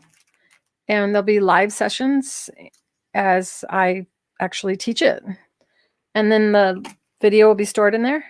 So you'll be able to ask questions as I go. And then you actually get to embroider it afterward. You can also use the Octi-Hoops for monogramming. And we just lay the towel right on the sticker. There is a video on our YouTube channel showing how to do this. It's actually a live session, so it went really long. I'll be doing a video soon on how to monogram towels, and it will be short and to the point. And so that is another thing that's coming. Every time I go live on my show, I'm going to be creating the Fabrically Speaking quick clips which is a short version of whatever I taught on that Thursday. And all of this takes time. As soon as I have the time to edit some videos, they'll start to be added to my YouTube channel.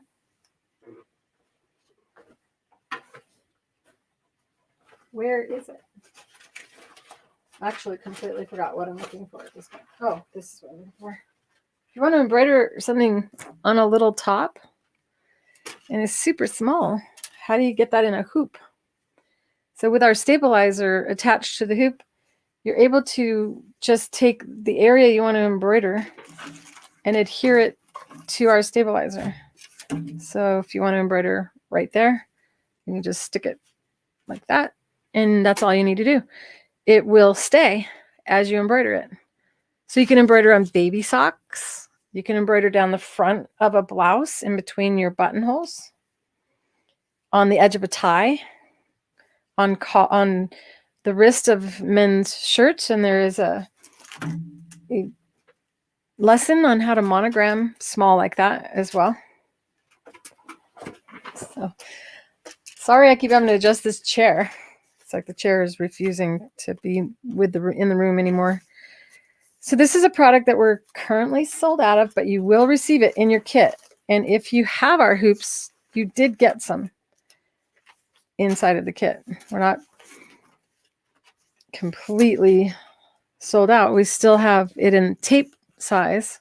A lot of times your embroidery designs are small, so you could use our tape size. I'm going to switch to the other camera so you can understand better. You can see I have butterflies. And these butterflies I printed out on paper, and then I applied our stick and rinse on top of it, and then printed again and created butterfly stickers. And I'm not going to do that with this blouse because there's lessons already on this. But say I want to put a butterfly on this top and I want it to be in a specific spot. The hardest part of doing embroidery with an embroidery machine is figuring out where your embroidery is going to stitch out.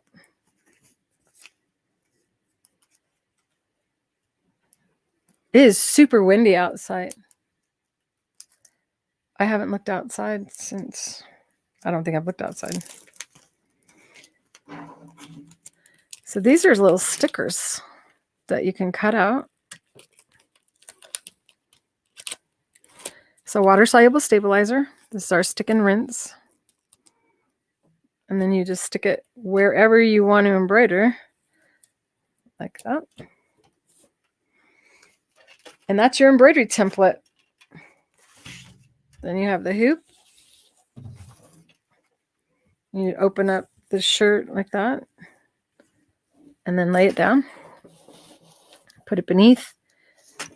Then you have the little crayons that drop in the frame, and you would color.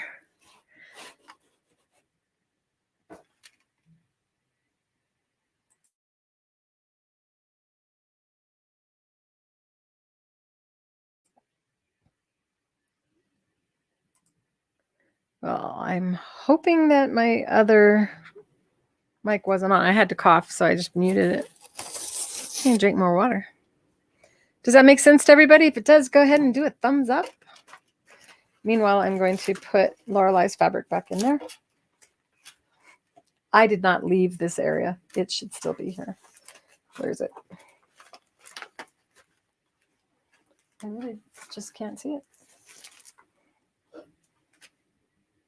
So your tables look this messy? I mean, I have an excuse because I have to like stay in my chair the whole time. But you guys should be neating or tidying up your spot. I will never judge you for that. This is another thing you can use the stick and rinse for. Quilting designs. And so you can do complex designs. Print out a sticker, stick it on your quilt. Now that I know it's frustrating that we're sold out of it on most sizes right now. But this is March 3rd, 2021. And there is COVID going on, which is slowing down the manufacture of lots of products in the world. And this is one of them. So that's Lorelei's fabric that I'm going to use. But you could actually quilt this, and you could ink it first. There's so much you guys can do. This is something I used to carry at the show, different presser options that you can find at creativefeet.com. These. All right, I'm looking through my folders to see if there's anything that I need to show you that I may forget if I don't show you. The pattern itself is the actual packaging. So you can trace the designs that are on the packaging onto your fabric. And you also can go to the Octi-Hoops page and print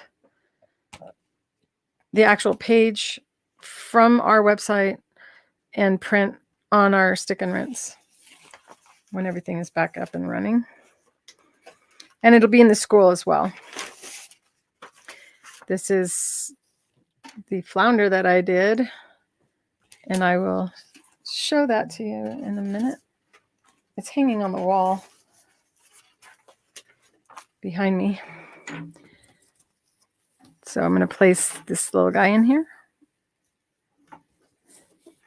It doesn't matter where.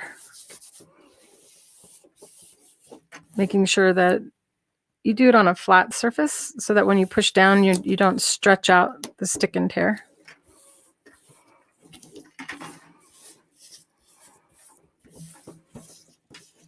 I didn't do a lot of embroidery at shows,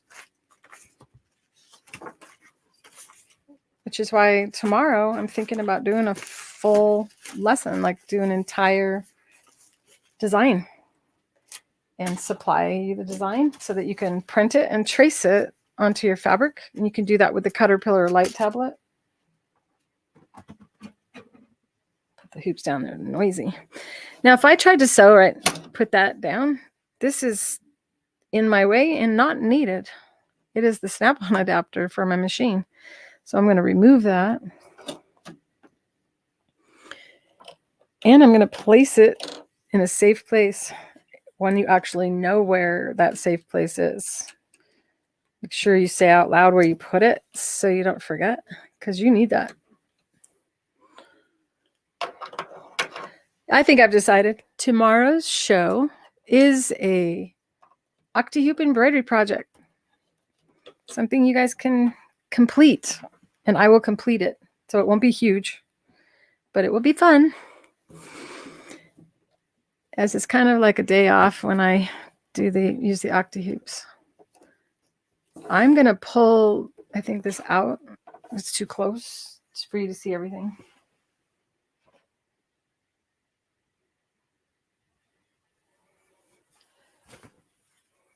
Hi, Tinkerbell. Sorry to disturb you. Elbows down, shoulders relaxed. And it's a gentle touch with your non-dominant hand. I'm right-handed. It's still not in a good spot.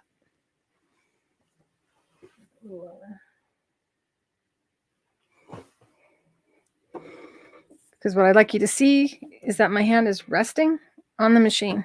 And then you put the handle in a position that allows you to stay in that comfortable position with your elbows down and shoulders relaxed.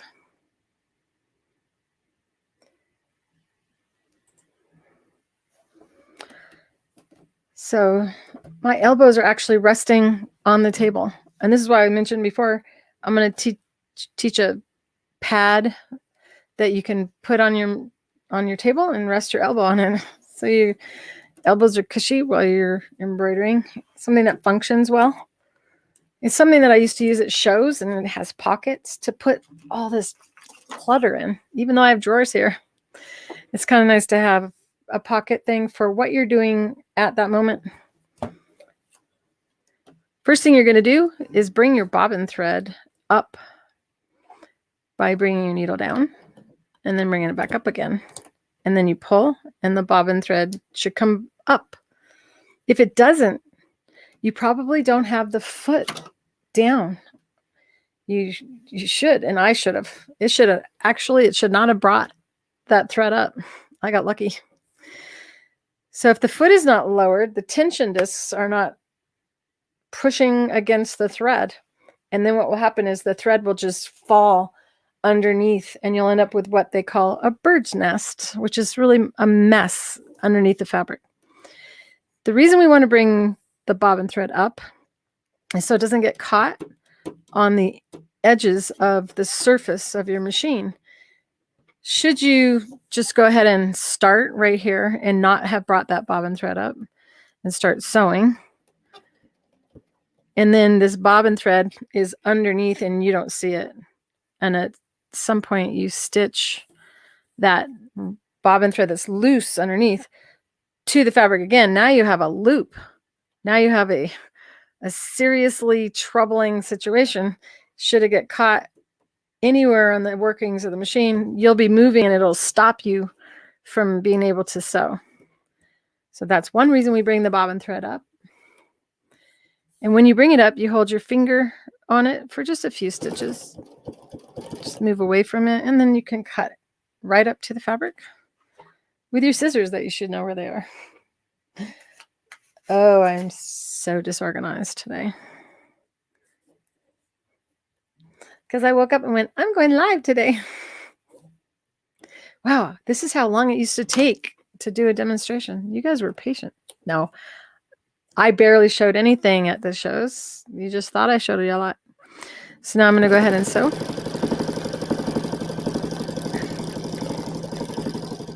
And I'm going to use this thread on the darker shades of the pink, because if I just sew the whole thing with one color, there'll be no shading like the shading you see here.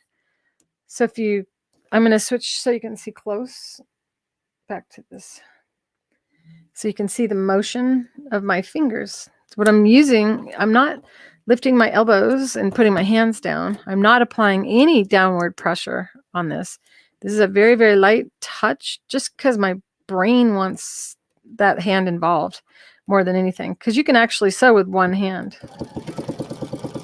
with the Octi-Hoops, as my girlfriend Terry has done.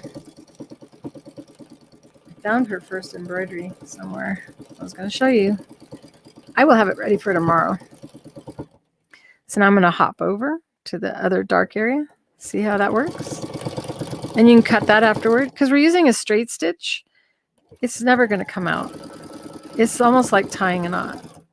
So I don't know if you can see that.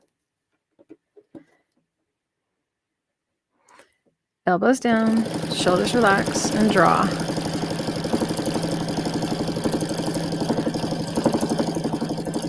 If you like to draw by outlining first and then filling in an area, then you'll probably like to embroider that way as well.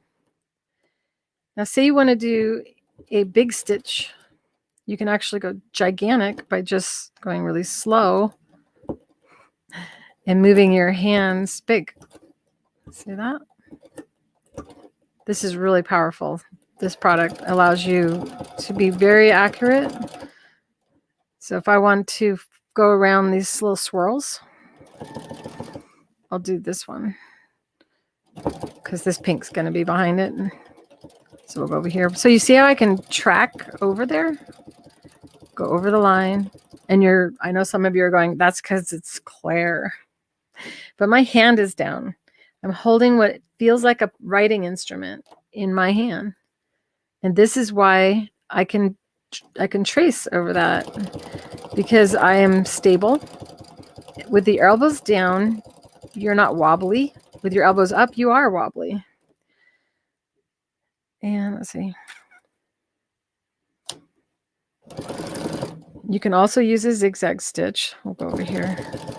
For those of you who have done embroidery before and like to use a zigzag stitch, it's faster to use it. So I switched to a zigzag. And just so you know, I did not lower my feed dogs. It's a little wide for this area. So you can also just use a zigzag and go up. See how now it's a satin stitch? I don't know how well you can see that, but I'll bring the cell phone up really close to it afterward so you guys can see a better shot of it. And you'll hear that pluck, pluck, pluck sound. That is the sound of you put too much thread there. So you can stitch with the zigzag stitch, but it's more challenging to use a zigzag stitch. It will be like an advanced lesson. So if you've ever used a zigzag stitch on embroidery and didn't do well and thought you could never do well, know that it's just because of the way that it's taught, and there's usually a foot in your way. So no foot in your way, you can see better and accommodate or adjust if you're not set up right. So I'm going to go all the way to 7, which is the widest width my machine will sew, and take my tension down to 3 because of it, to give it a little bit easier time. And then I'm drawing, and this time I'm like driving the car. I want the stitch to form, so I'm actually doing a rocking movement like that, but very slight, using my fingers just as I would if I were using it on the fabric like a crayon. You don't always go straight up and down with a crayon. You kind of curve the crayon, right? Any of you draw in a coloring book? This is like coloring in a coloring book. And it is super fun. Especially if you have kids to embroider for. You could actually use this, stitch all the way around, and then cut that fabric away and end up with just the dog and put it on a towel or a bathrobe for a child or a sweatshirt, whatever you want. And it is very powerful because you can actually print anything you find online and embroider it. Just remember, you can't sell copyrighted names. But say you want to make money on Etsy and you want to do a sports team shirt. If you buy a whiteout shirt from the league, you can embroider in the whiteout and make it an embroidered shirt and sell it for more. Are you guys still there? You guys haven't commented in like 11 minutes. That's a long time for you guys to be quiet. What am I going to do now? What do I usually show? Oh, the butterfly. So I'll show you how you can sew through the sticker. And I normally at a show would not have time to show you the whole butterfly. Just kind of do a little bit so you can see that it works.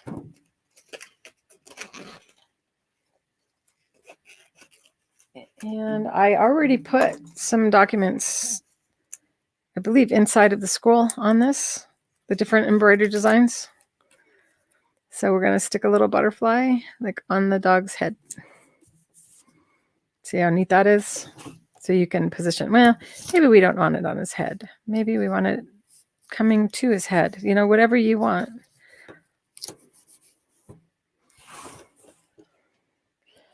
I don't like using the cutting or the scissors when doing free motion because frequently the bobbin gets cut too short and then I have to just bring it back up again.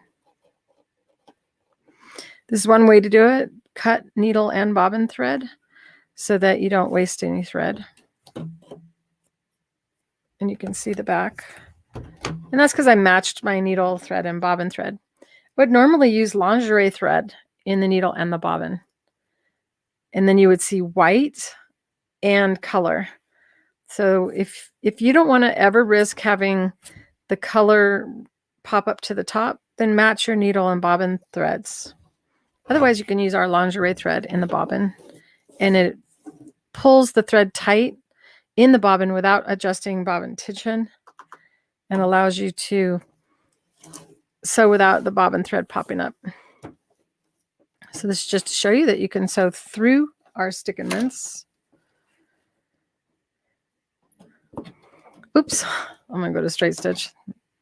Something this small, I would definitely use a straight stitch. My fingers were there to hold the thread, not to hold all the time. And I should have brought my bobbin thread up. Pretend I did. And there we go.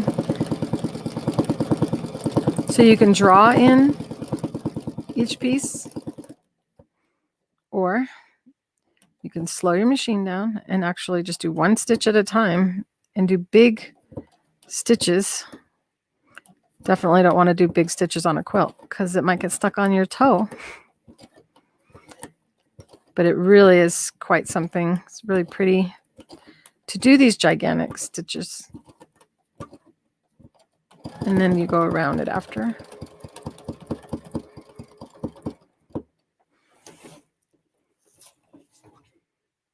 Isn't that beautiful? I think you can see it well enough in here. And now I'm going to show you something and act really crazy here for a minute because it's fun.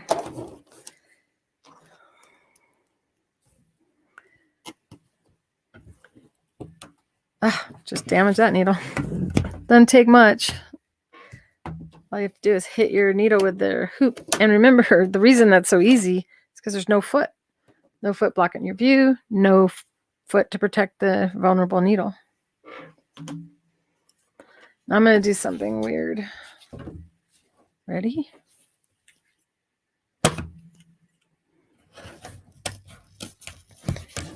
Did any of you go, what? What is she doing now?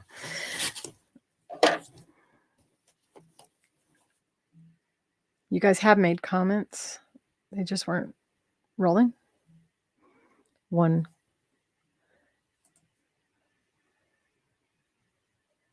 Oh, you're outside digging in the wood? How are you doing that while watching? That's funny.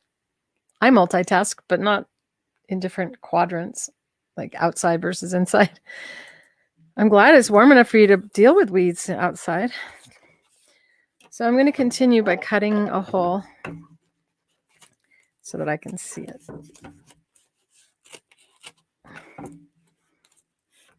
And then I'm onto the quilting. For any of you who are waiting for the quilting. So all I did was just create a little hole. And this kind of goes in along the mending. So you can mend holes. You can take a hole and make it into art. Oh, I never did lower my feed dogs. Totally forgot. You can lower them though. I'll lower them while you're watching. I don't know if you can see that the feed dogs are feeding through that hole. So if you've ever been told you can't do free motion with your feed dogs up, now you know. You absolutely can. So now I'm going to drop them. And now I'm going to sew across that hole. If you didn't know you could do these things, it can be something else to watch for the first time. Going across and across, across. I'm going to zigzag across. And this is how you can mimic tatting. So you can kind of do faux tatting by machine.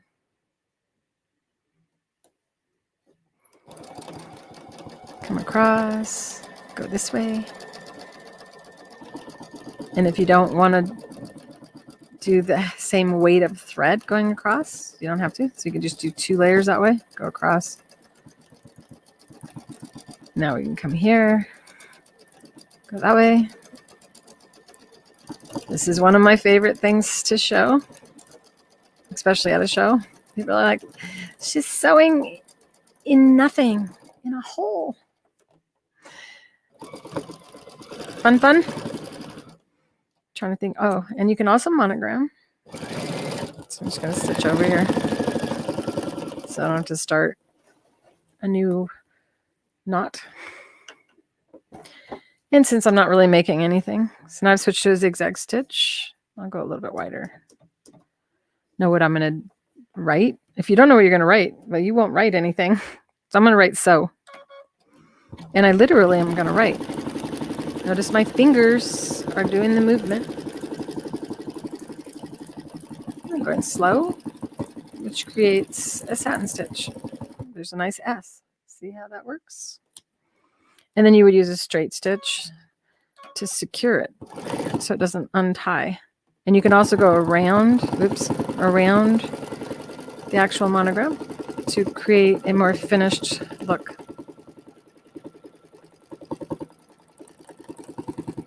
One of the students in the school just shared something she made, a quilt, and she monogrammed on the quilt.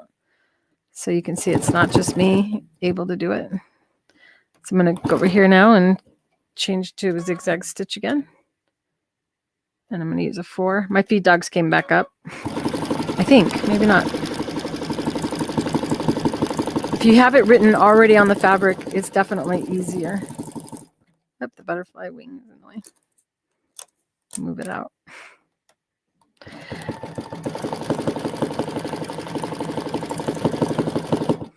Back to a straight stitch, tie knot. Oops. Come on. There we go. Now come over and a W. And then this is the last thing I'm going to do before going on to quilting. And this goes down in history as the longest live feed by Clare Rowley. Maybe not by anybody.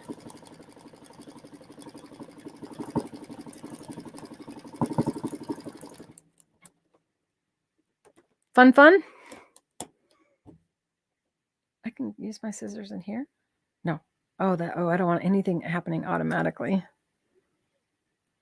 I don't know what I just did.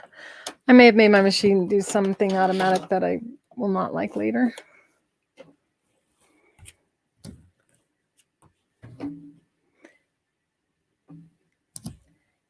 And there's the hole. It actually, you could do a guitar and you can actually like hear the strings. I can't wait to see what you guys do with this.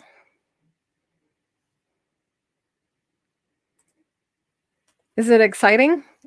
Now I'm going to show quilting because I know a lot of you are more interested in quilting than embroidery. And when we quilt, we don't want stabilizer on the back. And in that instance, we're going to use 2 frames instead of 1. And determining which frame goes on top is based on the size of your hand. So if your fingers reach out, this is perfect for me. But if I put my hand on this, I can't reach all the way around. And that means with your hand down, using the handle, which you guys have all kinds of names for. Pegs is the most common one. If your fingers, if you are actually using this hoop, for instance, and you draw and you can't get your finger moving, only your fingers, to get from here all the way to here, then you shouldn't use this size on top. And the reason for that is because your brain, when you get into the motion of quilting, you'll just lift your elbow and move it. And once you lift your elbows, you become wobbly with the planet. And that's why so many people fail at free motion quilting, because your elbows are up and you're pushing down against the surface, causing the fabric to stretch and to become stuck on the bed of your sewing machine. The hoops really glide easily on the surface of your machine. So you shouldn't need anything on the surface of your machine to use these. But you're welcome to if you like. Because, you know, I'm not really hard and fast on any rules. My biggest rule is elbows down, shoulders relaxed. Okay, so now I'm going to show you something that, oh gosh, I hope it's here.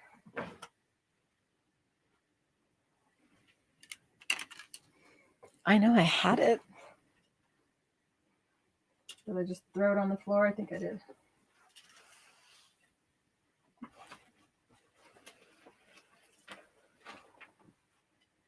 I get asked all the time, how do you handle a bigger quilt? Well, a massive quilt is different than a bigger quilt because I do a lot of squares. So this is how I handle a bigger quilt. There's these elastic straps, call them quiltlets. And we have new ones now that are green and pretty. So they're no longer white. And these are elastic straps and safety pins. You get 20 of each so that you can secure your quilt and then wear it. And you wear it on both sides. This thing's been quilted so much, I don't know if there's any room to quilt. We'll see. I'm starting to get a little shaky. I'm going to have to eat soon. It's a good thing this is the last thing I'm showing. Thanks for hanging out with me all this time, you guys. You're so patient. I know a lot of you have been wanting me to show how to do the elastic, so I will show that first. And I came up with this. Remember, my background is working with physically and visually challenged people. And then we became known for that. My father and I both, by the way. We helped a lot of people with amputations, no legs. We mounted foot controls to the table so they could push with their belly against the machine to run the foot control. Now they have the start-stop button on a lot of machines. You should not use a foot control mounted to your machine and use your head because you can cause damage to your neck. And we don't want to do that. So this safety pin has seen better days. Or this elastic. I'm going to switch to another one. This elastic may be as old as the Octi-Hoops. It looks pretty old. So I'm doing this off screen, but I think this one may be better. Got to be able to take it off. You see what's happening is the elastic stuck to the safety pin. And that's just because this has been overhandled and used a lot, thrown around. This is a sample that I've done at shows. So you take your elastic, and the new elastic is far better than this. I'll show you up close, but I don't want to use this because this is a kit we can sell. So you can see that it's much more dense. But you want to fold it before you put the pin through, and that's how to stop it from getting caught on this area of the safety pin. And you pin through. And you roll your quilt on the sides. And if you've ever used the bicycle clamps, you know that they're fixed size. And on one side of your quilt, it will get bigger. And on the other side, it gets smaller as you move or progress across the surface of the quilt. So having something that adjusts like this is better because it's got stretch. And take and pin not on the roll itself, but to the side of it and pin through. Oh, I just ruined that needle. Although I had already ruined it. And then you look to the back and there's the pin. Find it with your eyes, not your finger. If you do poke yourself and you bleed on your quilt, your saliva will neutralize your blood. So just go hide in the closet and spit and suck. Or you can use shampoo and laundry or dishwashing detergent. That helps as well. So you can see I folded it again and pinned. And now come back through. And we want our safety pin to be parallel, not going across ways as you bring it up, and then close it. And then you can just slide your wrist right under. So the woman I originally designed this for was born with, actually she had diabetes and had her left hand amputated as complications. There was no such thing as a free motion foot at the time. It was a long time ago. And I had her make loops on the fabric when she quilted, because we were all quilting. I mean, it was the beginning of free motion quilting. We used to just tie quilts by hand. We would sew the quilt, but we would not free motion the quilt. And then everyone started doing free motion like this with your hands. And you can do that, but it's really bad for you. If you haven't noticed, that if you do this for any length of time, your hands start to hurt almost immediately across the tops of your hands. And you can get deformities in your joints from pushing down and moving side to side for long periods of time. When you start feeling pain, your brain is warning you to stop. It's saying stop. In other words, you don't feel pain without your brain. So when you push down for a long period of time and move around and you start feeling pain, the joints can actually start to fuse together. This is real science. You can look it up. We're going to take and place this beneath the hoop, eliminating the need to push down. And the quilt will actually be lifted up and float over the body of the machine. The smaller frame is going to drop inside. You won't be seeing this frame. It will be gone. And then how you use these is you bring the corner of one into the corner of the other. and then they become connected and kind of locked together with nothing really locking them together except for the science of resistance. So when we pull these two together, they resist one another, but they stay stuck to one another as a result. So as long as you keep this hand together, or keep your hand holding these frames together without pushing down, it's a very light touch, same as it takes to hold this fabric. So if you're getting sore because you're squeezing too hard, that's just, you need to train your brain.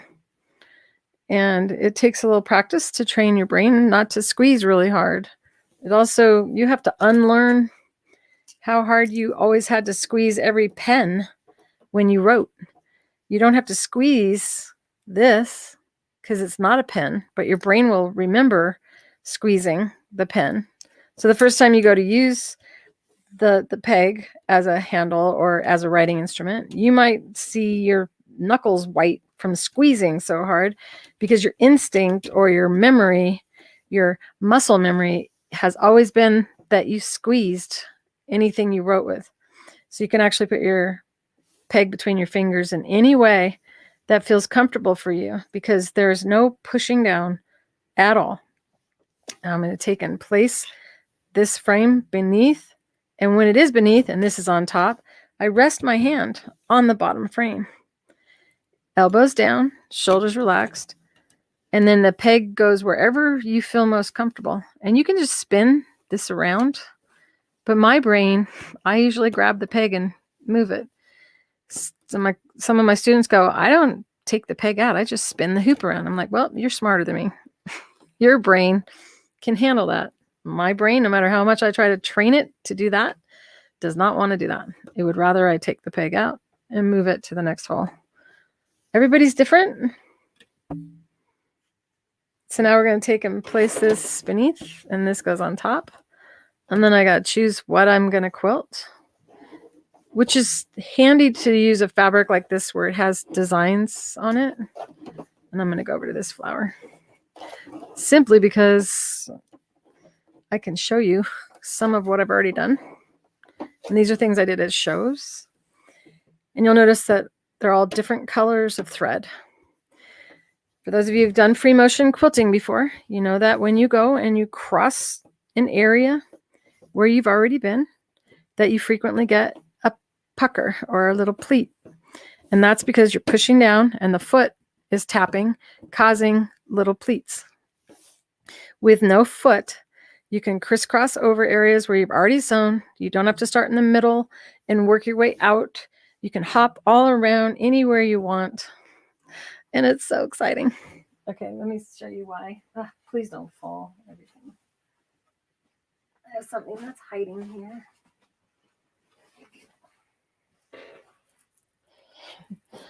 There's something I tried to find 2 weeks ago. That's so funny.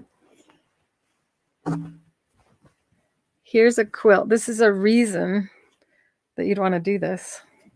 Something I'm trying to finish. Maybe one day I'll have a grandbaby to give it to. So Piglet is pink. And Eeyore is blue, in case you didn't know that or see that. And so on Pooh Bear, I was stitching around in yellow and orange on Tigger and then Piglet. And you can do that. You could go on the entire surface. You can do all the pink. Hop all around. Pink, pink, pink, and not have to keep changing your thread. Isn't that exciting? It's a bit bigger quilt than I can handle without clearing my table. So I'm using this, which I'm used to doing with a messy table. So I should be all right. So you wear it, and I'm going to show you full screen. So you put your hand through, And if you are careful as you're putting your loops, you want them to be parallel so that you're not causing the fabric to become distorted when you put your wrists through. I call them quiltlets because they're like bracelets for your quilt. And what that does is it makes it so your brain, remember, we're always trying to train our brain. Well, if we give it less to think about, and this is what you don't have to do. You don't have to grab and try to steer with elbows up. You wear the quilt and put your elbow down and you get really comfy. And this is when you should have your machine pushed further away from you so that you can rest on the table. And my hand is resting on the machine on the right hand side. But if I rest my hand on the machine, on the quilt, it won't move because I am laying on the quilt. So you have to kind of think about things like that. And I tuck in the bulk of the quilt. I got all kinds of stuff in my way. Make sure that my elbow is not laying on the quilt. You can rest on the frame beneath it though. So even though, I don't know what I was going to say, even though about, so I'm going to bring up my bobbin thread as I would normally. I can't even see the buttons because of the microphone. Bring up your bobbin thread. Remember, your foot has to be down even though there's no foot. See, I used the cutter. And now the bobbin's too short. So I may have to move the quilt to get the bobbin thread up. And if you don't bring your bobbin thread up, well, sometimes your machine just won't stitch. Ha. Come on. I did it. If anyone from Baby Lock's watching, can you make that thread a little longer? All right. Tension, one number less than normal. It's a good thing I'm almost done. It sounds so windy outside. It's storming. Definitely want to start with a square and practice, but then I say that, and there was a 92-year-old woman that I just changed to straight stitch because I was on a zigzag, and now I have to go back on my tension or lower my tension because it erased my tension setting. It's another reason I wish the tension was not digital, but a dial. Hi, Brenda. Welcome back. I feel like you left a couple times and I'm still sewing. This is my longest video ever. I probably will collapse after this. So you see how I'm not holding the quilt. My body is. And I'm focused on just the area inside the hoop. I'm sure you probably would rather see it up close. But you saw how I was resting my body. You need to see that I was actually laying down. Elbows down, shoulders relax, loosen everything up. Kind of lay down and then gradually lift your head and try to keep your body rested. It gets easier only if you keep trying.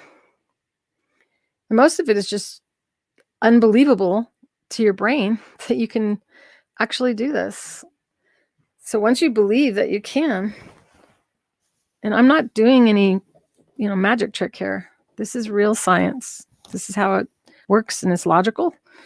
I can follow the pattern that's right there on the quilt because I can see it because there's no foot blocking my view. See how, I don't know if you can, how well you can see that. And then I can go out here. See, maybe you can see bigger. And the fabric moves a little bit with the needle, but it does that with a foot on as well. You just can't see because the foot's in your way, hiding the fact that the fabric is lifting up a little bit with the needle. And if you use the super universal needle, there's less of that occurs. You choose how long your stitch length is based on what your true desire is in your brain. And just like you drive your car, not paying attention to the speed you're driving, after a while, you'll stop thinking about your stitch length and you'll just go, well, look at that. My stitches are pretty much all the same. It's also a good idea to reduce the speed of your sewing machine. Okay, so now I'm coming up to the frame there. And I want to go around because we want to tie our knot as often. Oh, I know there's a better way of saying that, but I need food. So I'm not comfortable because my fingers have reached pretty much the limit. I have really short fingers. You could probably get further than me, but to make myself comfortable, I stop. And now is when the first time you move, it's going to feel really weird to you. You're going to be, I'm connected to my quilt.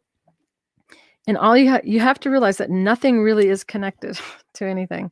It's just your brain kind of stalls and doesn't know what to do. So we have to train our brain.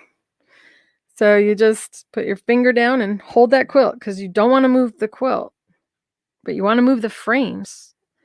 And then you just push the bottom frame, which you can't see, and then push the top frame. And you can adjust it.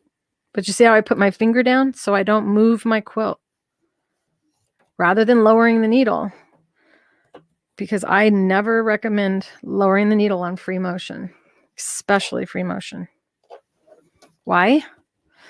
Because the fabric is easily moved, and that needle, if it's down, is being bent. It's being tortured beneath the fabric. And your fabric will get a really large hole as you're moving, and you can't not move it. Even with a free motion foot, you're letting go of the hoop and moving your body at all.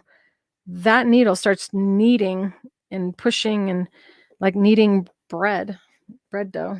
A super universal needle is a universal needle that has super on the label, and it has a uniquely shaped anatomy to it. And it is also called a super non-stick needle.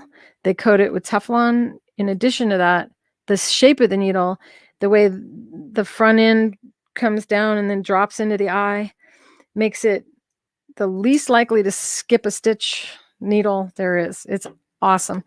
I'm sure there are many in this feed today that have the super universal needles, and they can tell you how awesome they are. It is like the best needle, and you can use it for just about anything except for leather, fabrics that are not woven. So I recommend it for free motion quilting, especially as you're learning. It won't grab the fabric as much as this. This is a universal, regular universal. So super universal slides out of the batting easier. And so it doesn't cause the fabric to hop up and down as much. But you'll stop noticing the fabric hopping. And I'm not looking at the needle, by the way. I'm looking all the way over here, planning to get there. Just like you drive your car and you look where you're going, not where you're at. If you look where you're at, you'll just sit there and you won't move, and you'll cut your thread with the needle. Is this making sense to you guys? My feed dogs are up because it keeps turning, bringing them back up every time I change stitches. It really is not that important. You might want to lower them. I mean, it's up to you. It's really no big deal. There's been way too much discussion about feed dog dropping. As you can see, it doesn't matter. But it's mostly because there's no foot, and I'm not pushing down against the quilt. Feed dogs they make no effect. They cannot cause any movement of the fabric if there is not pressure pushed down above. So see how I'm moving along? And see how slow I'm going? This is the other thing. A lot of you see people using a long arm machine, and you think you have to go fast. Well, your eyesight determines how fast you should sew. If you can't focus as you're going, you will not do a good job. So you have to be able to focus. Move as slow as feels comfortable to you. Elbows down, shoulders relaxed. Take a break. Don't be worried about being quick. And breathe. Make sure you breathe. It's very easy to get tense. So now I'm going to move again because I want to finish this flower. And then I'm going to show it to you.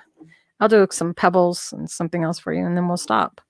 So I'm moving the bottom frame, and now move the top frame.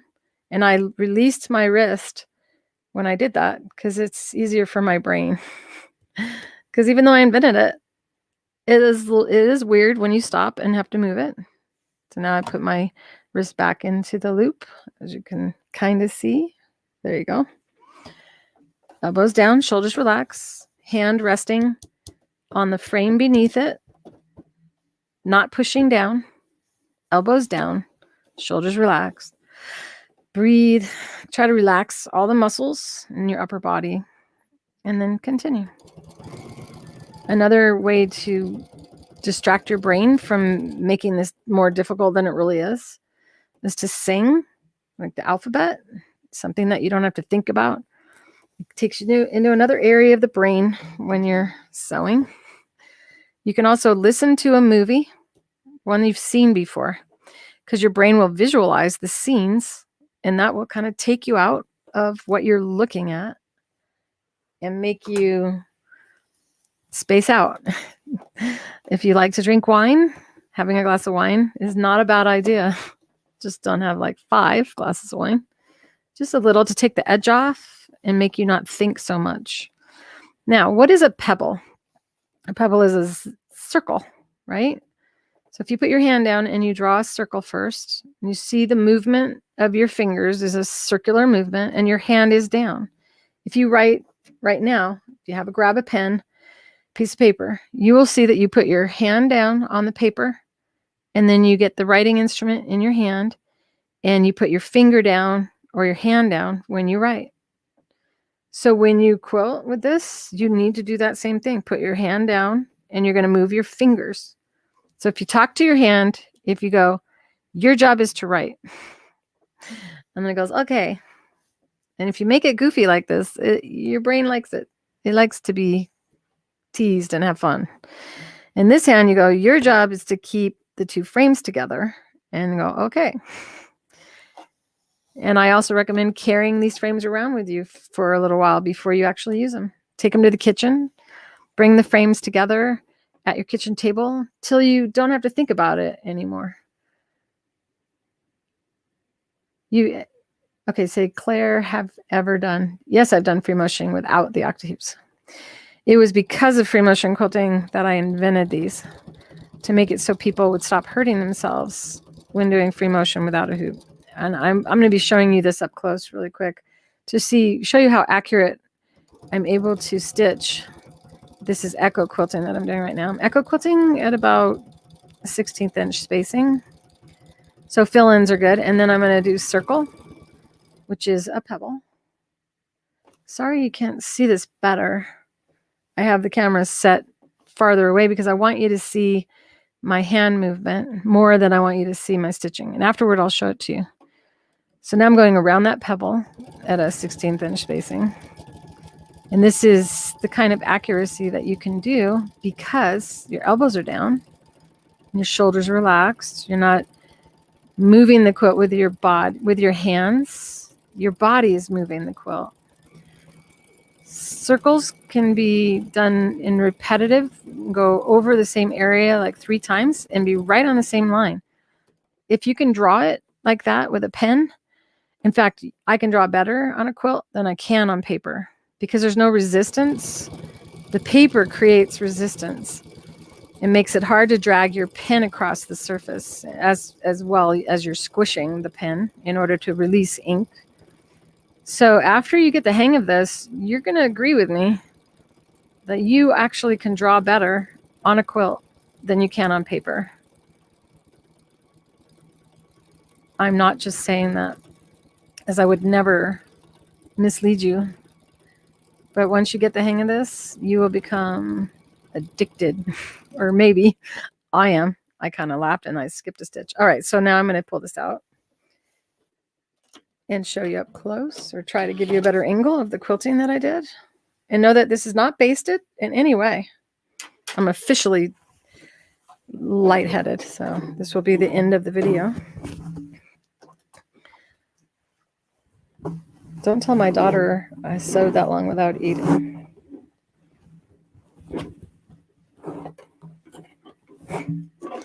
Okay, the bobbin thread's in there somewhere. This is one time I should have used the scissors. Did I use it? The scissor button? Did I run out of bobbin thread? No. Okay, well, I probably used the scissor button and don't remember. I don't know. Do you know? You can see the different designs that I did.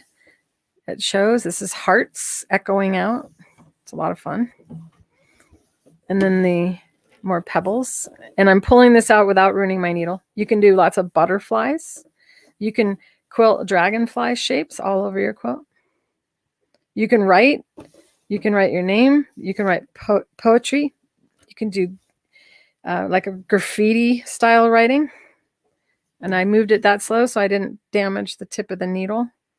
So now I'm going to find my way back to what I just sewed so you can see up close and see that there's no puckers. It's beautiful and flat. And now I'm going to flip it over so you can see the back. On a big screen TV, I bet you can see this really well. Ah, there goes that needle. Darn it. And there's the back. So not a single pucker. And this is not basted. And I'll show you. I'll prove it to you. Because sometimes we need proof. The proof is in the undoing. So I will undo this safety pin. And if you're doing anything, you can use these whenever you're handling something large.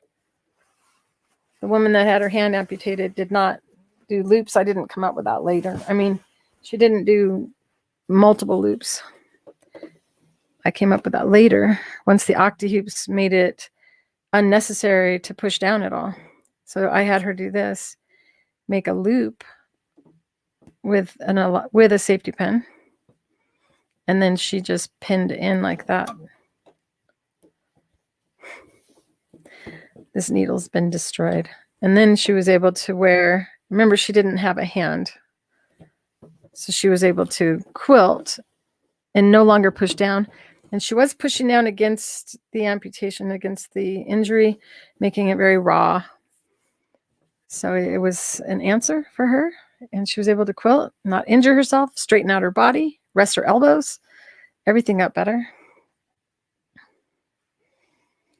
Okay, where am I going to stick this? We'll just stick it here. I'm going to undo a little bit of this and stick my hand in so you can see that these fabrics,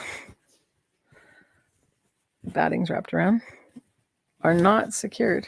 See? No basting, no safety pins. Yay! You can, though, use our basting glue, especially on a king size quilt. And even I will be basting my king size quilt with the basting glue, which is water soluble stabilizer.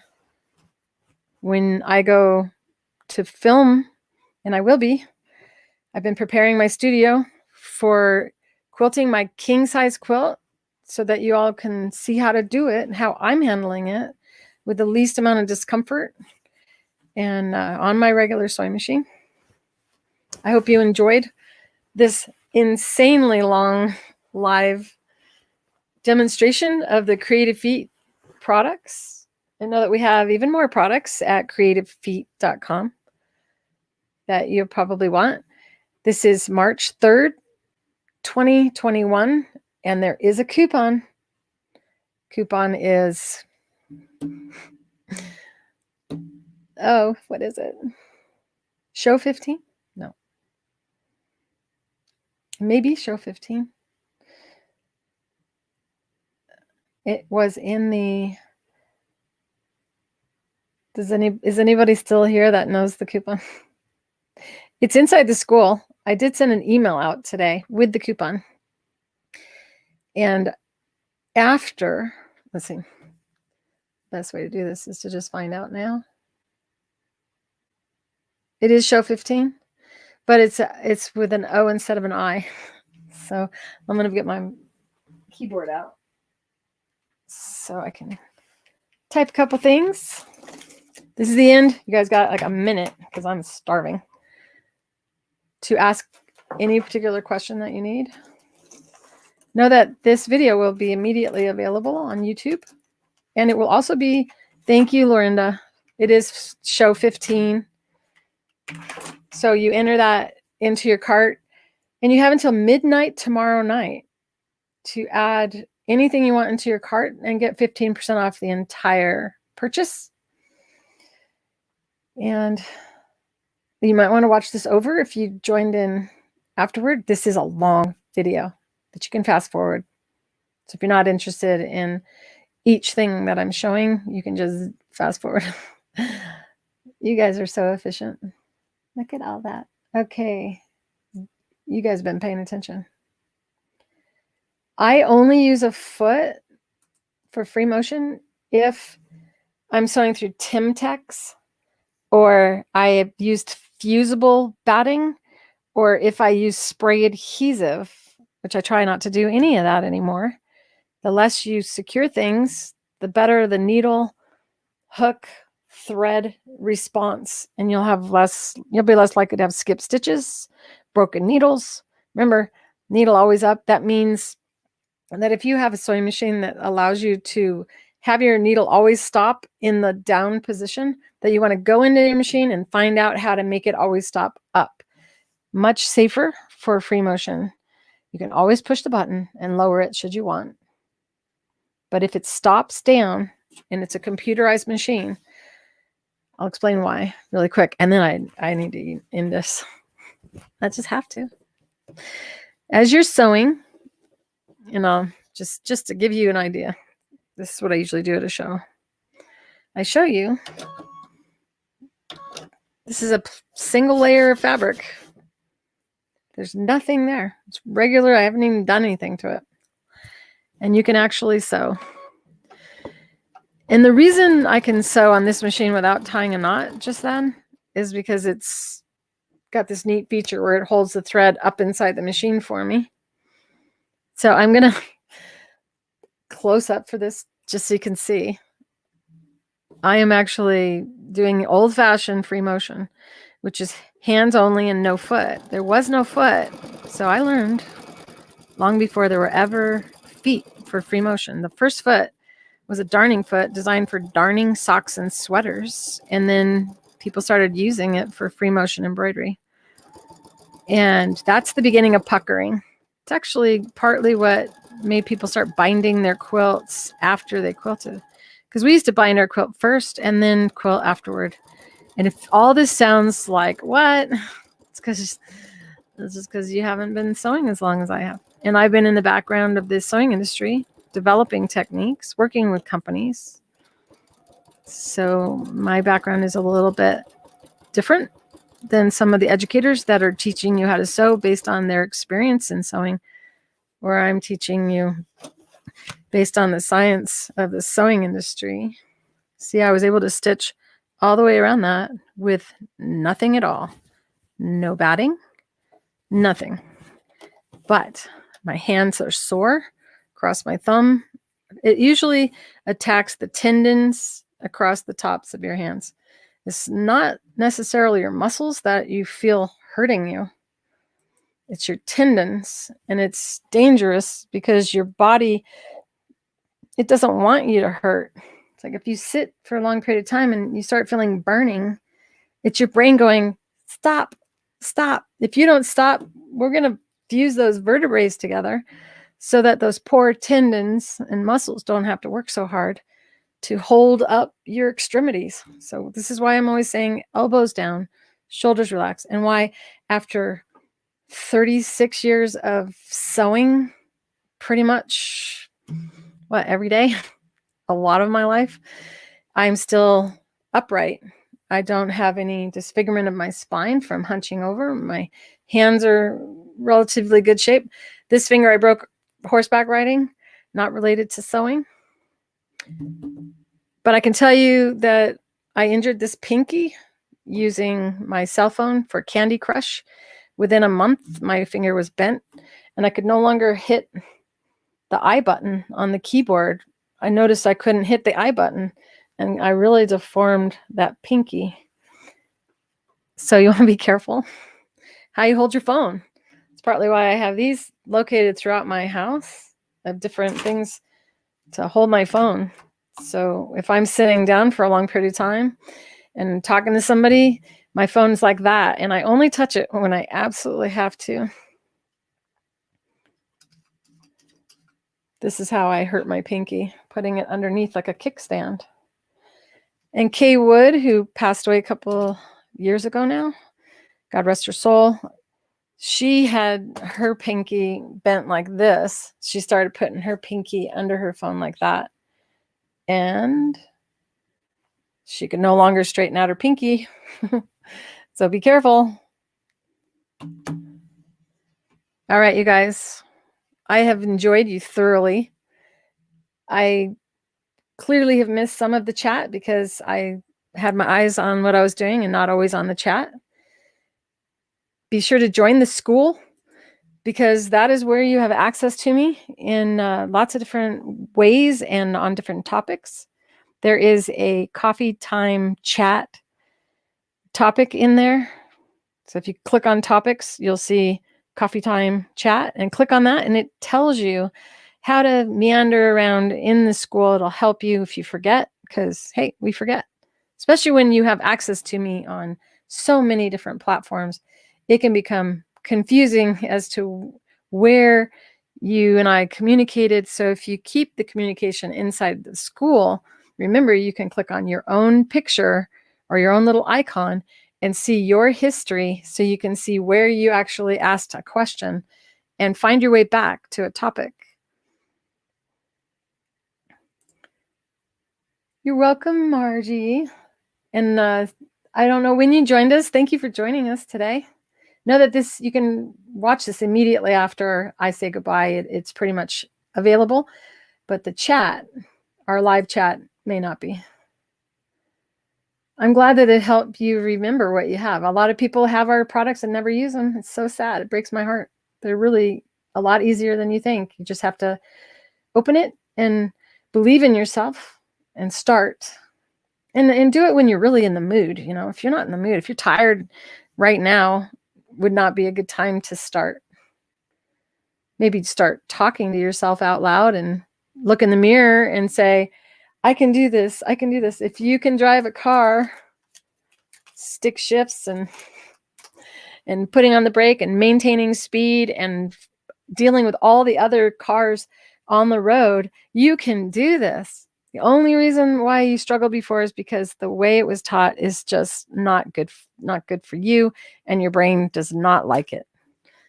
So with that, I'm going to find my way to the end of the chat, make sure no one said anything else. This was a lot of hours. I'm almost embarrassed, but I hope that you benefited from it. And those of you who have stuck with me since 10 o'clock this morning, my time, and it's now 4, 10, 11, 12, 1, 2, 3, 4, 6 hours. This is a breaker. I've never been live this long, and probably never will again. Never say never, though. I had fun, though. Don't feel sorry for me. I had a good time. Hi, Sandy. You missed, but you know, you can play the replay. It's 5 hours long, so grab some tea. Make sure you eat first. And remember, you can always pause, fast forward. And whenever you end a video on YouTube, it kind of saves where you left off. So you shouldn't have to watch it all at once. It's every single one of the Creative Feet major inventions that I've come up with separately. So I will at some point go in and create chapters inside the description on YouTube. So you'll be able to click and jump to the pearls and piping. And all of that will come as time allows. Remember, coupon 15% off till midnight tomorrow night. Enter show 15, all lowercase. That's the coupon. And if you're one of the VIPs, you have that secret coupon that adds 5% to the coupon, giving you a total of 20% off till tomorrow night. If you don't know, there's a VIP group inside of Create with Clare Rowley. There is, and I hope that you'll join and become a part of it. And I go live every third Saturday privately in a Zoom chat. And it's whatever you want Clare to sew Saturday on those events. We did quite a few things in one segment last month.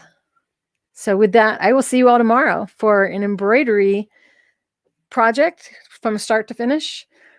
And maybe I'll do something that we can actually create maybe into a bag for the next week. We'll see. In the meantime, know that I am working on my quilt. I know a lot of you are anxious for me to finish it. And I did start my design wall, and I'm almost finished with that. And then once it's hung, you'll know immediately on that episode, because there'll be a wall behind me that's not really there. And my quilt will be hanging. Good evening, Deborah. Sharon. So your friends shared this with you? Hi, Cynthia.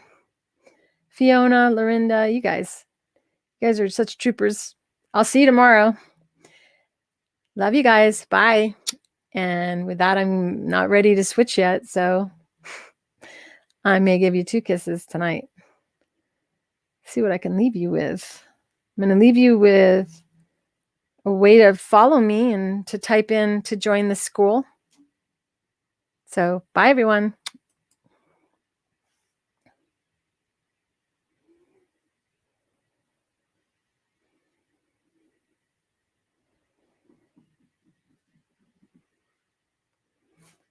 I forgot to show you guys this. That was embroidered on with my Octi-Hoops through the stick and rinse. And then you see the lady on the right? It was super, super exciting. And it took 6 years for us to stop being out of stock of the Octi-Hoops. So they're awesome. And thanks again for watching, everyone. Bye.